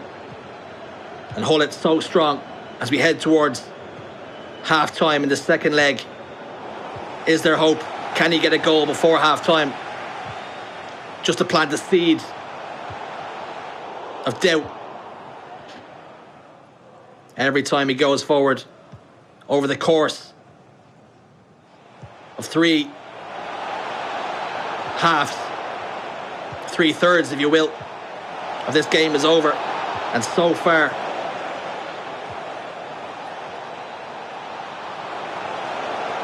as this chance bears down, but it comes to nothing in the end. Over the course of these 2 legs, we talked about how good defensively Tyrone Ryan is, and still, after 3 halves of the game, only 1 half remaining, he still hasn't scored a goal. Yeah, and you just see there, he's much more in control of this game as well, Tyrone Ryan. 57% possession, more shots. Kieran Walsh only getting 1. You'd think, even though we've seen Kieran Walsh come back, the way Tyrone Ryan has defended, 3 halves now without conceding, you're thinking maybe 3 goals, is that too much of an ask for Kieran Walsh? I probably think so. You're thinking, is it too much of an ask? I'm thinking Ronaldinho time. One last time into the fray. I dare you. As we do head now, this is the last half of the E-League of Ireland. What a tournament it's been. For the first ever inaugural competition. Hopefully it goes from strength to strength. It's been a massive success, as the ball's given away nice and early to Kieran Walsh, and how we would love a goal right now, right here. Bruno Fernandes loses the ball again, and you see he's still focused, still trying to find a way, still trying to unlock the puzzle that is Tyrone Ryan. But he just seems to have all the answers. Yeah, he does.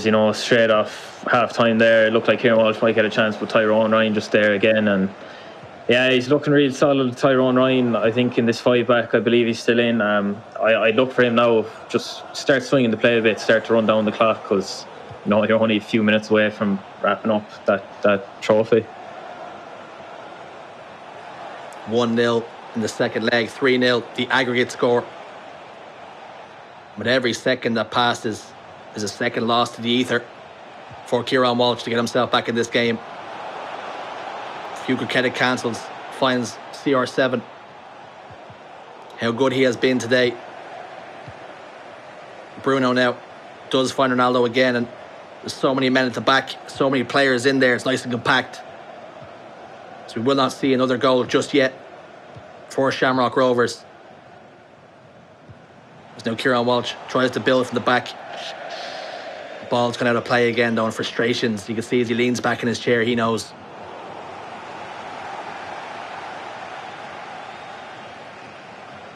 You've been in this situation before, Cormac. You're down in the match, down the legs.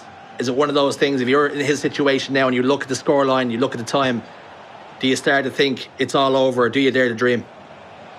No, I wouldn't, think personally if you think it's all over, he's got to the final. He's obviously good enough to be competing, and, the American champion is, what you can do in the face of adversity, and 3-0 down here. Things are obviously stacked up against him, but, he's a great player, Kieran, and you have to have that belief as a player you are going to come back and win, or else, what's the point of even playing? He has done it before. He has come back when faced with adversity, being down by a couple of goals to Dundalk's runners. Ball trickles out now. It is going to be a corner kick. Could this be the start, the springboard to build upon? Can the pendulum start to swing towards Cork City as CR7 leaps up? And the referee points for another corner kick. This one played short though, and now finds Pele. Defended again, this time by all men. Ronaldo, but he loses out this time. The chance is just coming a begging every time. Going by the wayside, he's unable to get himself in on goal to really test the goalkeeper. It's that cross, Ronaldo, he didn't go for it, but yeah, we see I think maybe Kieran Walsh is going to have to change something now. Go constant pressure because there's only 20 minutes left, he's 3 goals down, and it just hasn't worked. He's nearly getting finished with this second leg and he hasn't got a goal yet, so yeah, he's just got to change something, as we do see that pause is cued by him, I believe. Pause cued. Is it too little too late, or is there enough in the tank to go once more, to do the unthinkable, to drag himself back into this game? It's been so one-sided. He hasn't been able to score a goal up until this point, but this is his chance. He makes those changes. He brings on the ponytail. Is this too much even for the ponytail to do? Only time will tell here. Yeah, I think that it might be enough. I don't know, a hat-trick in 20 minutes. Too much of an ask, I think. But I think seeing just there Tyrone Ryan, the shake of a head, I think he realised that Kieran Walsh wanted to make the pause, go more pressure, make changes. And, it would have been better just keep possession a bit longer, frustrate Kieran so he can't get that pause off. But, luckily the ball did go out of play and he could make those changes. It's an interesting tactic that we've not seen too much, is that when your opponent wants to make a pause, he wants to change the tactics, and exactly what's coming. He's going to employ those constant pressure tactics, and you're going to be on the back foot almost from minute 1 when those tactics are changed. That he decides to keep the ball in play and he's unable to make the pause. Definitely an interesting step.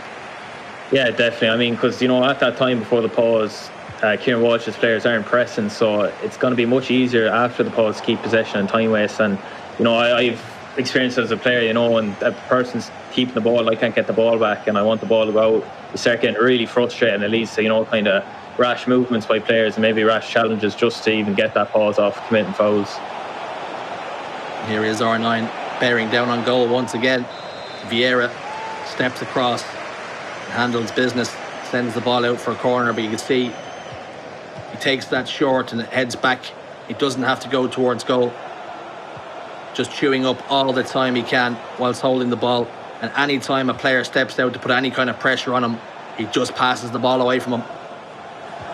He shows him the ball and then takes it away. As Davies on the left-hand flank is free there, Vieira will look to find him and does.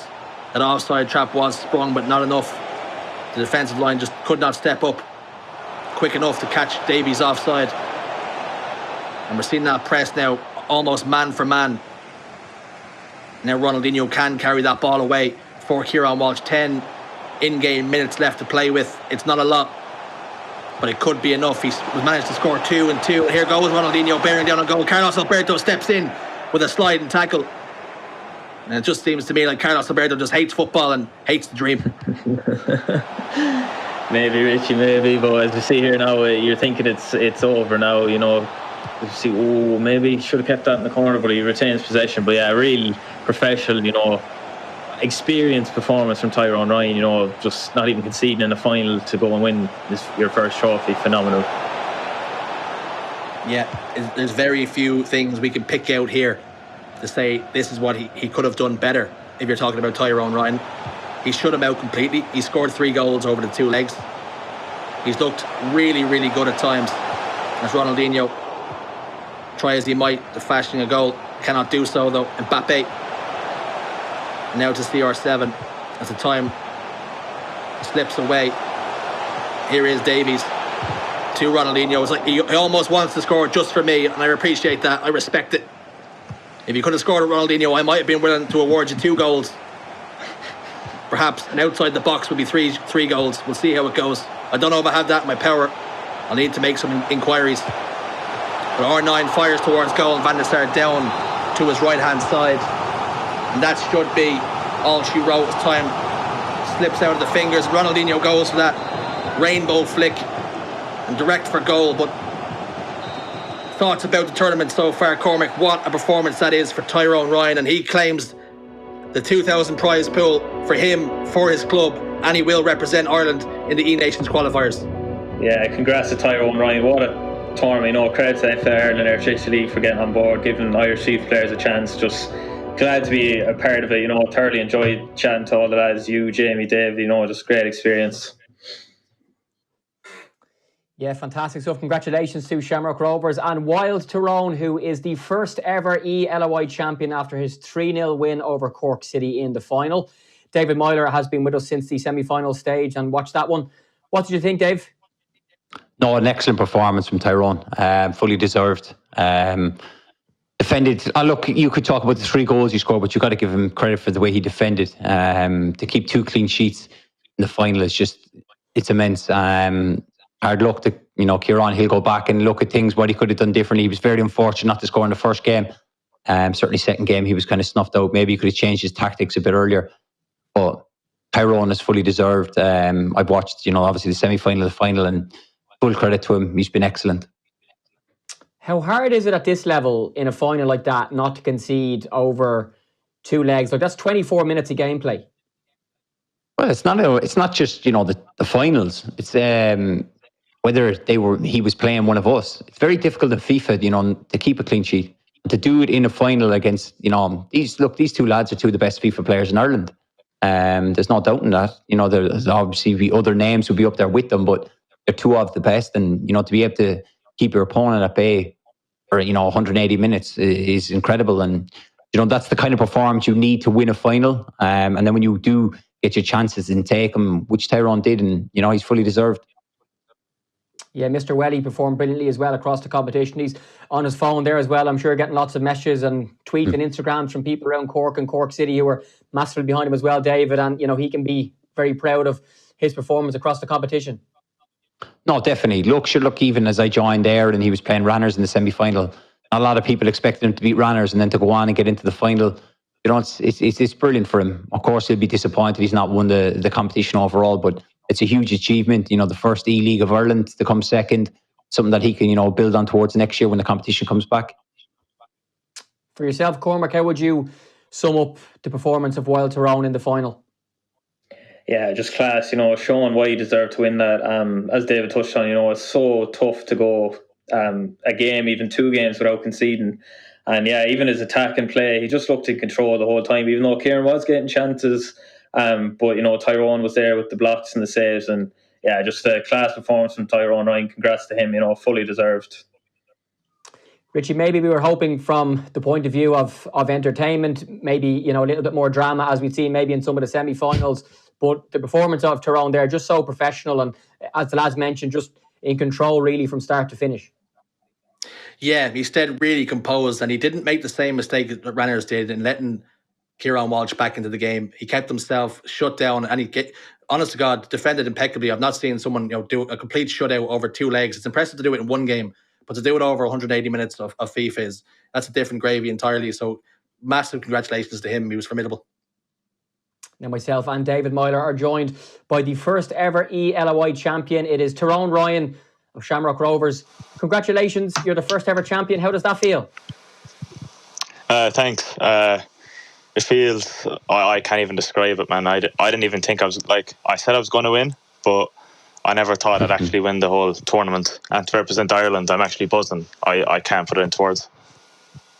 Yeah, we'll talk about, the win and what it means to you in terms of where it will bring you next. But what's your thoughts on your final performance, a 3-0 win over a couple of legs? I'm not sure if you could hear us there, but we were just talking about, how rare it is not to concede over 2 legs. You managed to keep your clean sheet and score 3 very good goals and probably, in control from start to finish. What's your own thoughts on your performance in the final? The first half was good, but in the second half, I couldn't get the ball off Willie. He kept it well, like he kind of pinned me back in, and I was tempted to change formation to 4-3-1-2, but I stuck with it, and I just took my chances when they came. And GG's to Willie, man, he's a great player. Dave, your thoughts on this man's performance? No, he was excellent. I just want to know, obviously, Tyrone, you're sitting there, you look very relaxed, calm. Surely the heart is pounding out of the chest. You know, once you get in front, you're kind of thinking like, okay, you must be a bit nervous there at times. I was a bit nervous going into the game. When I got the second goal, I wasn't as nervous, and then when I got the third goal, I knew I was going to win the game, and yeah, my heart was pounding. But thank God I got the win anyway. You spoke there about, you know, wanting to change formation, obviously going from the 5 at the back to the 4, and then going to 3-1-2. What was the key point that you caught? You know what? I'll stick with the 5 because inevitably it paid off you. He was getting the ball in around my box, and I noticed he was doing the reverse elastico, and he was going on the left side a lot. I kind of read that, and with the 5 at the back, Vieira, man, he was just tackling, blocking everything. So I said, you know what? I'll just stick with it. When I get the ball, try keep it, play a bit, and take my chances when they come. And I took my chances when they come and won the game. I'm interested to hear as well about your path to the final, you know, because we started with 20 clubs, got down to 8 tonight, and, you know, I suppose across all of the clubs, you know, different clubs ran different internal competitions to determine who their player was. So when did you first hear about this competition? When did you enter? And you might talk us through your path from then to literally becoming the champion a couple of minutes ago. Well, I found out one of the players, Colo from Shelbourne, texted me about the tournament. I only found out about it like a week before it was happening. So one of my mates got me in the Shamrock Rovers tournament. So I had to play 5 or 6 games to win that. Won that. Then I played 4 group games against all good players, and I won it. What was it, like 30 goal difference I had in the group? So I was pretty confident going into the knockout, should I say? And sure, everyone in the quarterfinals up, like they're just top players. It's literally a flip of a coin who wins, and thankfully I just turned up on the day and won. Yeah, so you're the first ever champion. You've won €2,000 for yourself and €2,000 for Shamrock Rovers. And I think we may have just lost you. No, you're there. You're there, Tyrone. You're there. I thought you were going to start here. No, I got a FaceTime myself a few minutes ago from someone. And again, would you believe his friends, surprise, David, are ringing him to congratulate him? Keep ringing me. That's fine. That's totally allowed. We only have one more question for you. They won't stop. Go on. It's fine. So the money aside, which is great, but to be the first ever eLOI champion and also to be going on to represent Ireland at the E-Nations Cup, I mean, it's going to be fantastic. How does that feel, and what are you expecting from it? I didn't even expect, I don't even care about the money at all. To win the tournament and represent Ireland, it's actually nuts. That's all I wanted to do. I didn't even care about the money at all. And I'm just buzzing, Well, Tyrone, we'll allow you off to talk to your friends and family. I'm sure your phone's going to blow up on your social media as well. Once again, congratulations from all of us here, and we'll chat to you really soon. Well done. Thanks, lads. Appreciate it. Congrats. No problem. Congratulations. So the next protocol for Wild Tyrone will be the next stage, which will be representing Ireland at the E-Nations Cup and, of course, the qualifying for the play-in stage for the Global Series. David, what type of level is he going to next from, your experience of just being involved in this scene? How much of a step up will it be, and how brilliant a competition will it be for him? And, of course, also for Ranners, who didn't win the eLOI, but he won the FAIE Cup, so, he'll also be involved, and we're going to have 2 players at that level now. No, look, the biggest thing you could take there from Tyrone speaking was once you get to the quarterfinals, the flip a coin for all these players. They're all exceptional FIFA players. As much as Tyrone won it, any one of them could have really won it. So now that they'll go on, himself and Ranners will go on to, represent Ireland, which is obviously a fantastic achievement for them and their families. But they're going to come up against the best, FIFA players again. And it's just going to be, they'll need to do the same stuff they've been doing the whole time. And obviously we just hope as Irish people, and we'll be supporting them, that they can go and do the business and represent our country. Let's reflect, lads, briefly on the competition overall. Cormac, how would you sum up the League of Ireland experience for those watching and those playing the first ever tournament, of course, and lots of twists and turns along the way, which ultimately ended with Shamrock Rovers as the champs. Yeah, I mean, it had everything, you know, there was so much drama involved. We've seen the semi-final there, Dundalk and Cork, you know, just all that stuff. And yeah, just it was really well-run tournament. We've seen, even in the group stage, you know, there was crazy matches. And it's just great to, you know, have a platform to, you know, show like what Irish FIFA is about. Because, you know, in the scene in Europe, Ireland's not really known for producing that many FIFA players. So it's just great, you know, people have an opportunity to show what Irish FIFA players can do. And yeah, it's just brilliant to, you know, watch, and it was a joy just to be a part of watching it all and commentating. And yeah, it was just a great, well-run tournament, and absolute buzz when something like this is finally here.